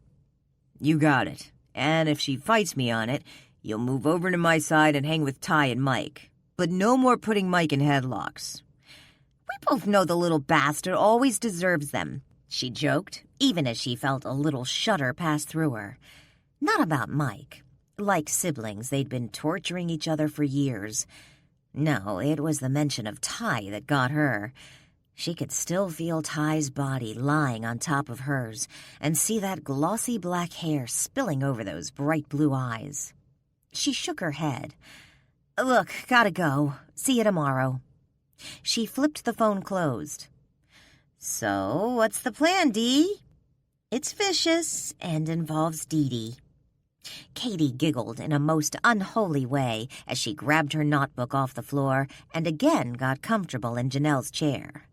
Oh, this is gonna be fun. Chapter 12. "Those ravens are becoming a problem." Waldegrave sighed as he stared off into his backyard, his big arms folded over his even bigger chest. "How long did it take them?" "To take out the decoy and get to the crows? Less than an hour." Taking a deep breath to dispel the overwhelming desire to start killing things, he looked at the disciple standing next to him. "I guess we shouldn't be surprised, should we?" "You didn't think she'd make it easy on us, did you, sir?" He finally chuckled. "You're right." Still, the ravens were a serious problem, and unlike the crows, their god still cloaked them. They were impossible to track, so he had no idea where the hell any of them lived. Plus, they could be right on top of him and Waldegrave wouldn't know it until they had their hands around his throat. Besides, he wasn't sure he wanted to face off against Odin himself if he fucked with his pets. "Sir? Forget them for now. Our prey is the gathering. Focus on them. We need to get rid of the female, and soon. Understand?" "Yes, sir." Waldegrave dismissed his disciple with a quick jerk of his head, leaving him to his thoughts and plans. He wouldn't fail her. He would never fail her. Nisi opened Ari's door, but found her bed empty and made. The girl even made hospital corners. Obsessive-compulsives were so odd. Charging down the stairs, Nisi desperately searched for her friend. She got up later than she meant to, and she had to get into the city, but she wanted to talk to Ari and help her ease into this. She'd be freaked out, scared. Nisi wanted to help her through that as much as she could. She pulled her backpack on and checked the living room, the study, the library, and quickly headed toward the kitchen. Nisi pushed open the swinging door and froze in the doorway. Okay, tell him. Katie handed Ari a cup of coffee. Ari, sitting on the kitchen counter, took the cup and said, "Well, your colors are a dark, dark red. Passionate." The roomful of crows laughed, and Katie struck a little pose. "That's right, I'm passionate. Now pay up. I told you bitches I was red." Giggling, Ari looked past the women and saw Nisi. She gave her a wide grin. Nisi didn't need to read auras to know her little friend would be fine. Nisi mouthed, "I gotta go. Talk later." Ari nodded as Connie rehashed the story from the previous night's hunt. Like 1 second we were just standing there kicking ass, and the next we were being blown away. Literally. Nisi left the kitchen and headed toward the front door. Now she was really late. Luckily, it still hadn't snowed, so she could ride her bike into the city. Rushing out the door, Dee, who'd abruptly come out of her office, called after her. "And don't forget tonight." "Yeah, sure." Nisi didn't know what Dee meant, but she was in too big a rush to actually give a shit. Nisi stared at the 5 women standing in her doorway. They all wore gorgeous black cocktail dresses and had their hair and nails done. Her hair, still wet from a recent shower, Nisi mustered up a calm she didn't feel. "I am not going to a Valkyrie party." When Nisi arrived in the city that morning, she immediately went to the university to meet with the doctorate and master's students she advised and deal with her classes. After a full day of that, she did a little food shopping and then headed home for a night of Law and Order reruns and pasta. As far as she was concerned, that plan had not changed. "Oh, yes, you are going." Dee took a step toward her, and Nisi crossed her arms in front of her chest, her feet braced apart. "Forget it. This is above and beyond the call of scold duty. Besides, I thought Delia and her team go to these things. I have her handling the Hunter situation." "So I heard." Nisi couldn't help but sneer. She should be handling the current Hunter situation. Not that Delia wouldn't do a good job, but Nisi was second in command, not Delia. Hunting down these idiots and using their heads as golf balls should belong to Nisi. Dee snapped her fingers. "Show her." Janelle reached into a Macy's bag and pulled out a strapless black cocktail dress. "What is that for?" "It's for you to wear." Nisi shook her head. "Forget it. You ain't getting me in that dress, and you ain't getting me to that party, so you bitches might as well just keep stepping." Ducking her head, Ari stepped back as the other women stepped forward. It was when Janelle cracked her knuckles, though, that Nisi became seriously concerned. Elder Raven Skellen watched quietly as a small group of women dragged a bound and gagged woman out of a limo. He'd only come out to take a cigarette break before they served dinner. He never expected a floor show. Together, 5 women hauled the woman out onto the curb and stood her up. She immediately began to struggle, but a really large blonde put her in a headlock while a tiny redhead handled untying the ropes. He'd been a Boy Scout in his youth, and he knew those were good knots.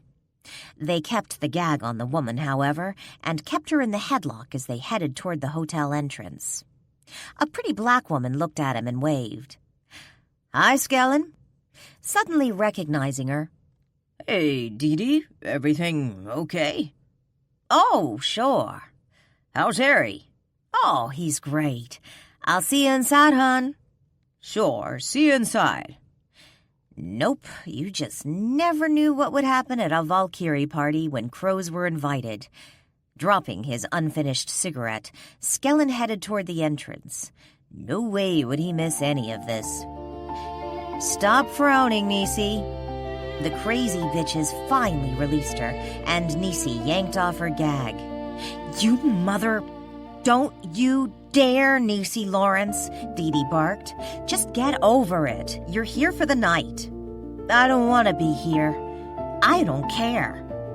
The women all handed over their coats. Nisi refused to take off hers, so Janelle snatched it off her back. I am so gonna get you for this, she snarled at Janelle. Blah, blah, blah, Janelle said with a smile. Since she was following a crow leader's orders, there was really nothing to nail her for. But Nisi would find something. If it took her the rest of her second life, she'd find something. All right, ladies, listen up.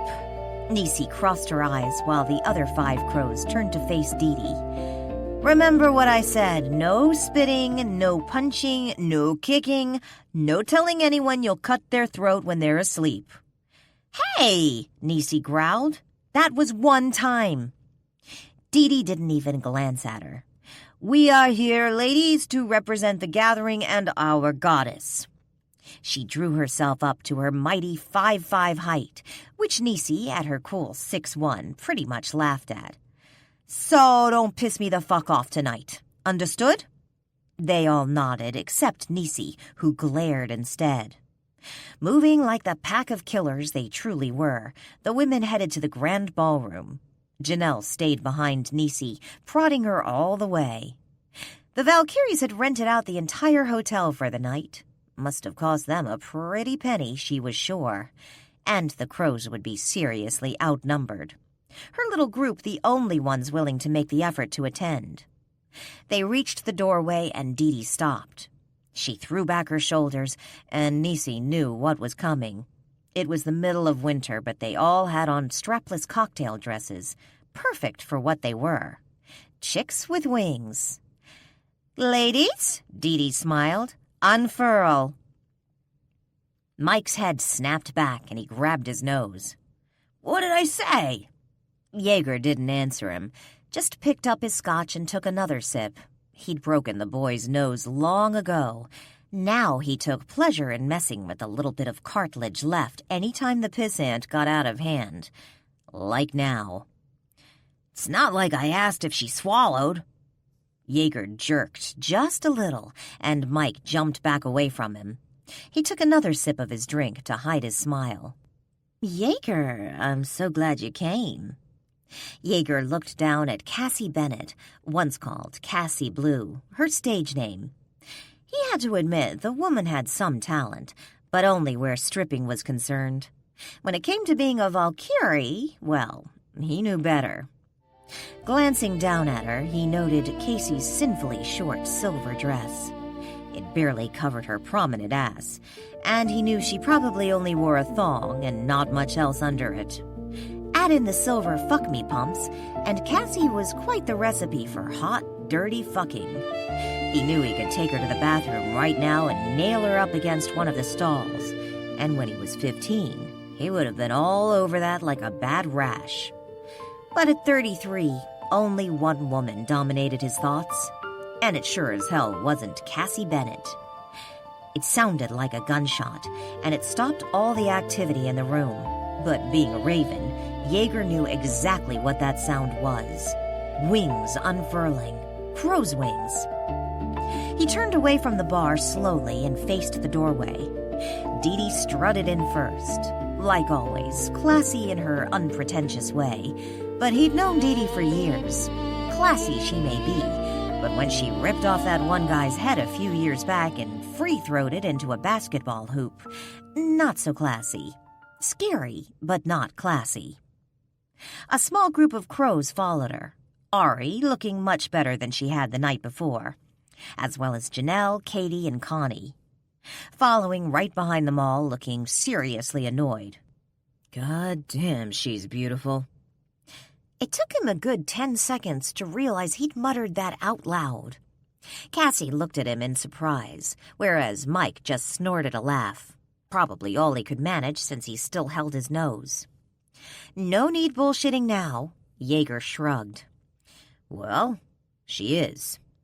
Nisi stopped in the middle of the room and looked to her left. There he was, lounging against the bar and staring at her. Looking at her the way she specifically told him not to look at her anymore. And, of course, Cassie, my pussy is so well used it's the size of Penn Station Bennett, stood right next to him. Surprising the bitch didn't have a leash around his neck. This, she bit out between brutally clenched teeth, is why you bitches brought me here? Dee Dee shrugged. We don't know what you mean. Feeling her control slip, Nisi walked off. One more second looking at Dee Dee's smug face, and she would bitch-slap the woman all over the room. Still, it took a moment to realize Ari walked right beside her. They weren't being mean, Nisi. I don't want to talk about it. I'm just saying. Nisi stopped walking and turned to her friend. I know, it's just... This is getting complicated. I hate complicated. Ari opened her mouth to respond, but she stopped and turned away, her eyes closing like she stared into the sun. Then a shadow covered them, and Nisi thought for a moment that maybe it was Jaeger because of its size. Somehow, though, she knew it wasn't because the shadow kept growing. Could this night suck any more? Hello, Odin. She watched the god's one eye glance at her chest and immediately lose interest. Denise. It always surprised her he knew her name, simply because her tits weren't big enough for him to take any interest. But suddenly he seemed interested. Not in a good way, though. Can I help you with something? Nisi knew she shouldn't get what Dee Dee affectionately referred to as that tone, but she couldn't help herself. He pissed her off. Just wondering if you're enjoying your time uptown? Actually, they were in Midtown at the moment. What does that mean? You and Jaeger. You must admit this is quite the step up for a one-time drug dealer. Nisi sucked in air to spit in Odin's face. But before she got the chance, Ari grabbed the back of her dress and dragged her away. Well, that was exciting, Ari muttered as she pulled Nisi into a safe corner behind an enormous potted plant. I know I'd like to get into one-on-one confrontations with gods. Oh, stop whining. It's not like he would have wiped you from the face of the earth or anything. With a sound of pure disgust, Cassie stormed off. Mike watched her go. I fucked her, you know. Of course he did. Was she any good? Mike shrugged. Stripper sex. Stripper sex isn't bad, especially when you were only 27. No, it was fun. I like stripper sex. Well, this is a fascinating conversation. Jaeger looked down at Dee Dee. Hey, beautiful. He leaned down and gave her a hug. If it isn't my favorite vicious Viking. She reached up and gripped both of his cheeks. And what a cutie little vicious Viking you are. Jaeger laughed and she patted his shoulder, turning her brown eyes to his friend. How's it going, Michael? Great, now that you're here. Dee Dee rolled her eyes. You have absolutely no shame. None. She leaned back against the bar next to Jaeger. So, Jaeger, what is going on between you and my second-in-command? At this very moment, nothing, but... He smiled. Give me time. There's that Viking glint I love, and to think some of the ravens thought you might be too nice for this job. Nice? I'm not nice. Am I nice? Dee Dee shrugged, but before she could answer, Jaeger cut her off. Does she think I'm nice? He felt uncomfortably panicked at the thought. Women never seemed to want a nice guy. They wanted a biker who couldn't commit, or the criminal with a heart of gold. Jaeger never took anything after that bubblegum incident when he was 6. He never rode motorcycles because he liked his skull in one piece, and he would fly Nisi Lawrence to Vegas in a heartbeat if she suddenly walked over and said, "Let's do it." Nice was not good. If she thinks I'm nice, then she thinks I'm boring, Mike filled in helpfully. Shut up, both Jaeger and Dee Dee snapped. Dee Dee touched his arm. She does think you're nice, but that doesn't matter to Niece. Or the fact that you come from money. I don't come from money. Every cent Jaeger had he'd earned on his own, and he was damn proud of that fact. You're from Long Island. From Levittown, not exactly wealth capital of the world. Well, compared to the part of Brooklyn or Harlem or wherever the hell she was raised, you guys live in the Hamptons. So what do you suggest I do? Dee Dee pushed off from the bar and stepped in front of him. Do what Vikings do best. Invade in our longboats and steal all your women? Jaeger and Dee Dee looked at Mike.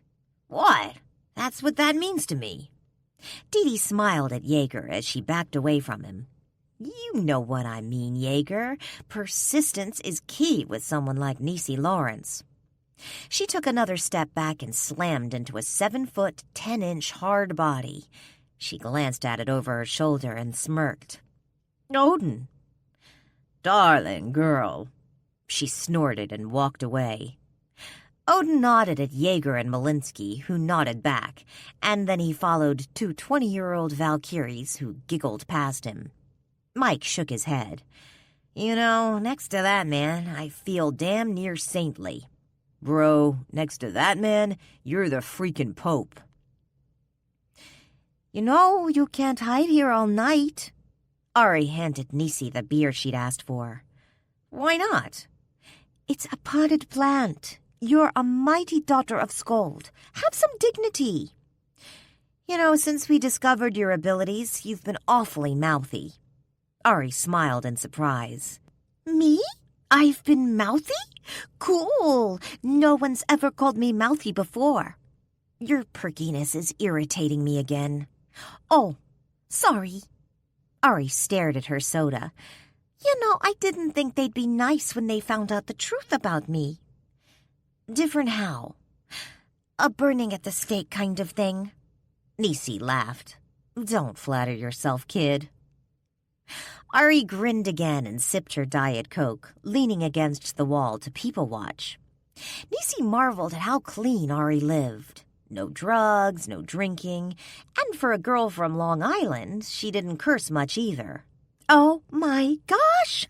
I don't think that Valkyrie's wearing underwear. Niecy began laughing and couldn't stop.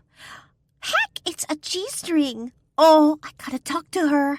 She can't be comfortable in that thing. I'll be back. Ari slipped off. Niecy laughed harder. She was enjoying the freer Ari. She was a nut. I like you in that dress, baby. Forcing herself not to spin around or spontaneously come at the sound of the man's voice. How the hell did you get back there? She looked over her shoulder at Jaeger, lowering her wing a bit so that she didn't block that gorgeous face of his. Well, she pushed. The hidden little corner she'd buried herself in had an enormous potted plant blocking her from everyone's sight and kept anyone from creeping up behind her. Anyone but Jaeger. Man, you're still testy. Why are you so testy? Sighing. I'm not testy. She turned to face him. I just don't want to be here, but I wasn't given much choice now, was I? What are you looking at me for?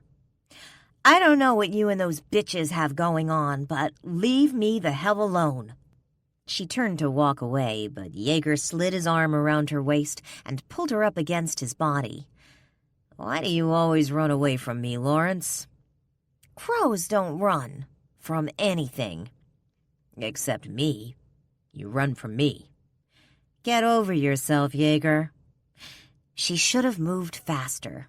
Normally, she would have. But Jaeger always threw her off, so when he turned her, pushing her into the dark corner behind the giant plant, she didn't even stab him with one of her talons. Jaeger! She didn't yell it. It was more like a desperate whisper.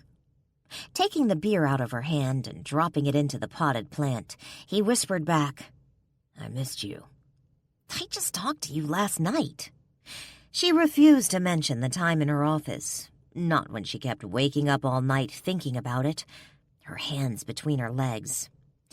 Feebly pushing against his shoulders, Nisi did her best to ignore the throbbing heat between her thighs. "Not good enough, Lawrence." "Let me go!" He didn't. Instead, he leaned against her and dropped his head into the curve of her neck. "Don't be mad at me, Nisi. I wanted to see you so bad." Christ, how could she stay mad when he sounded so sincere? Especially when his warm breath against her neck sent pulsing shots of lust to her pussy. "I'm not mad at you, Jaeger. My team, however, don't be mad at them either." His hand gently glided along the front of her dress. "I really like this dress on you, baby. I wasn't kidding." "I'd like this dress more if I wasn't forced into it." "Forced?" "Yeah. Janelle held me down while the rest of them put it on me." Jaeger stood up straight, his eyes looking off blindly. "My God, woman, the visual. Was there porn music in the background?" Feeling her anger slide away, Nisi hit his shoulder. "No." "Any kind of inappropriate touching?" "No." She giggled as he leaned back down and kissed her neck and bare shoulder. "That's so disappointing. You're a pervert, Jaeger." "Nope, just a typical male." "Clearly." "Does that really bother you?" He pressed Nisi against the wall with his body, his huge erection rubbing against her thigh. He felt so good against her. Man, she could really get used to this. Nisi's hands gripped Jaeger's shoulders. She needed to get control of herself right now, or she was going to be in big trouble. "You look so good tonight, Nisi." She looked up into those steel gray eyes and saw nothing but warmth and caring. What the hell? How could this stay completely unemotional if he kept looking at her like he cared? See? You can never trust men to do what you need them to do. His mouth lowered to hers and she panicked, blurting out the first thing that came to mind that didn't involve sex. "What is the deal with your hair?" Stopping abruptly, Jaeger gazed at her. "What?" "Your hair. Do you ever comb it?" There. Now all she needed was to see that knowing little smirk that would tell her it was all a plot to get the girls wet and ready for him. Then she could dismiss him as nothing more than a walking, talking vibrator. Instead, he looked a little embarrassed. "I keep forgetting." "What?" He shrugged. "I keep forgetting. I get out of the shower and I always mean to comb it. Then I get sidetracked by something else. Like tonight. It hit me what was wrong with the code I'd been working on, and I decided to try and fix it before coming here."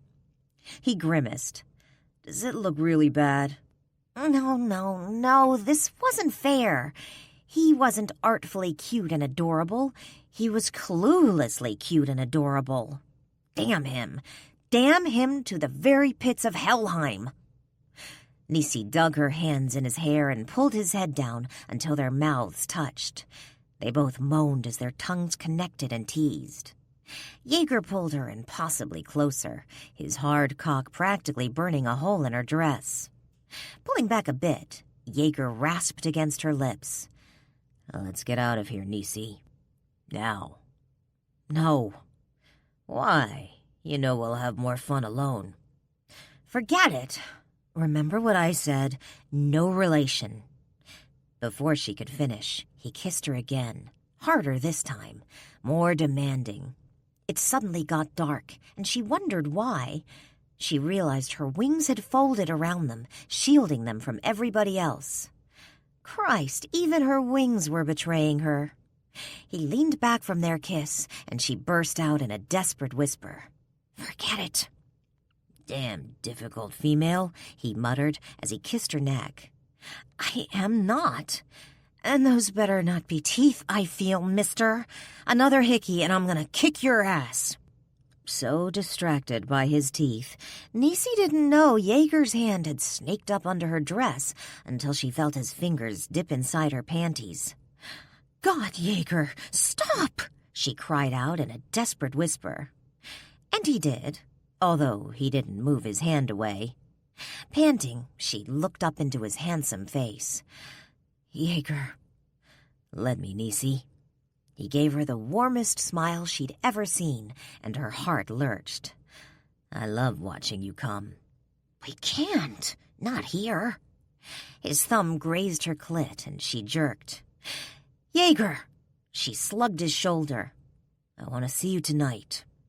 She shook her head. "No, I can't." She wouldn't. Trouble, trouble, trouble. It oozed out of every one of Jaeger's goddamn beautiful pores. His fingers teased her clit, and she closed her eyes, working hard to stay in control, and failing miserably. She wanted him. Again. Could she possibly be a weaker female? "I want to see you tonight, Nisi," he persisted. "I want to fuck you. I want to slide inside you and feel your tight pussy take hold of me. Holy shit. I need to taste you again. On my fingers, on my tongue. I need to hear you whisper my name when I'm inside you. Then I want you screaming it as I make you come and come." I... Desperately, she tried to get out the words to tell him to stop, to back off, to go to hell. She couldn't. Not with those big fingers of his stroking her just right. He leaned in and kissed her forehead. A sweet, innocent kiss. Heartless bastard. Why was he doing this to her? "Jaeger, come for me, baby," he whispered against her ear as his fingers circled her clit. "I want to feel you come." He kissed her, his mouth hard against hers, which was good, because she came all right. Came all over his vibrating hand. In fact, his mouth on hers was the only thing that stopped her from betraying their little full-body corner clutch to the entire party. Finally, after she sagged against him, he pulled his mouth away and slid his hands out from between her thighs. "God, you're amazing, Nisi." She didn't know why, but she found that statement funny. She chuckled as she leaned into his big body, letting him hold her up. "Thanks, Jaeger." "What's so funny?" "I have no idea. And are you sucking your fingers?" She looked up to find Jaeger with two of his fingers in his mouth. He shrugged. "Can't help myself," he grinned. "You taste so good." Nisi laughed harder. Only I would get mixed up with a geeky alpha male. He kissed her cheek. "Come home with me tonight." She finally pulled away from Jaeger. "I don't know. At least think about it." Think about it. The man gave her a rocking orgasm in the middle of some crappy Valkyrie party. What else exactly would she be thinking about? "That I can do." His grin was huge and infectious. "Good. Now go away." How easily I'm dismissed. I feel like a gigolo. "You wish." "Yeah, I do."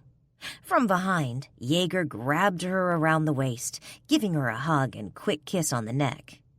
"Later, baby." "Yeah, later." Taking a deep, shaky breath, Nisi turned to face Jaeger and instead found him gone. How the fuck does he do that? Ow, Nisi! Spinning back around, Nisi found Ari behind her, shielding her eyes. "What? Could you be any pinker?" Nisi didn't get pink. Red, maybe, but she was too brown for pink anything. Then she realized Ari was in no way talking about her skin color. Damn aura reading. Underoo-wearing crow. Oh, shut the hell up. Delia crouched down in front of the man, his weapon in her hands.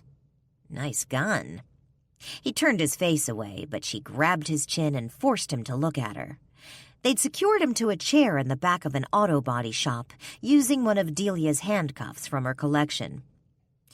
"There's a lot of ways this can go." Her grip tightened on his face, and he cringed in reaction.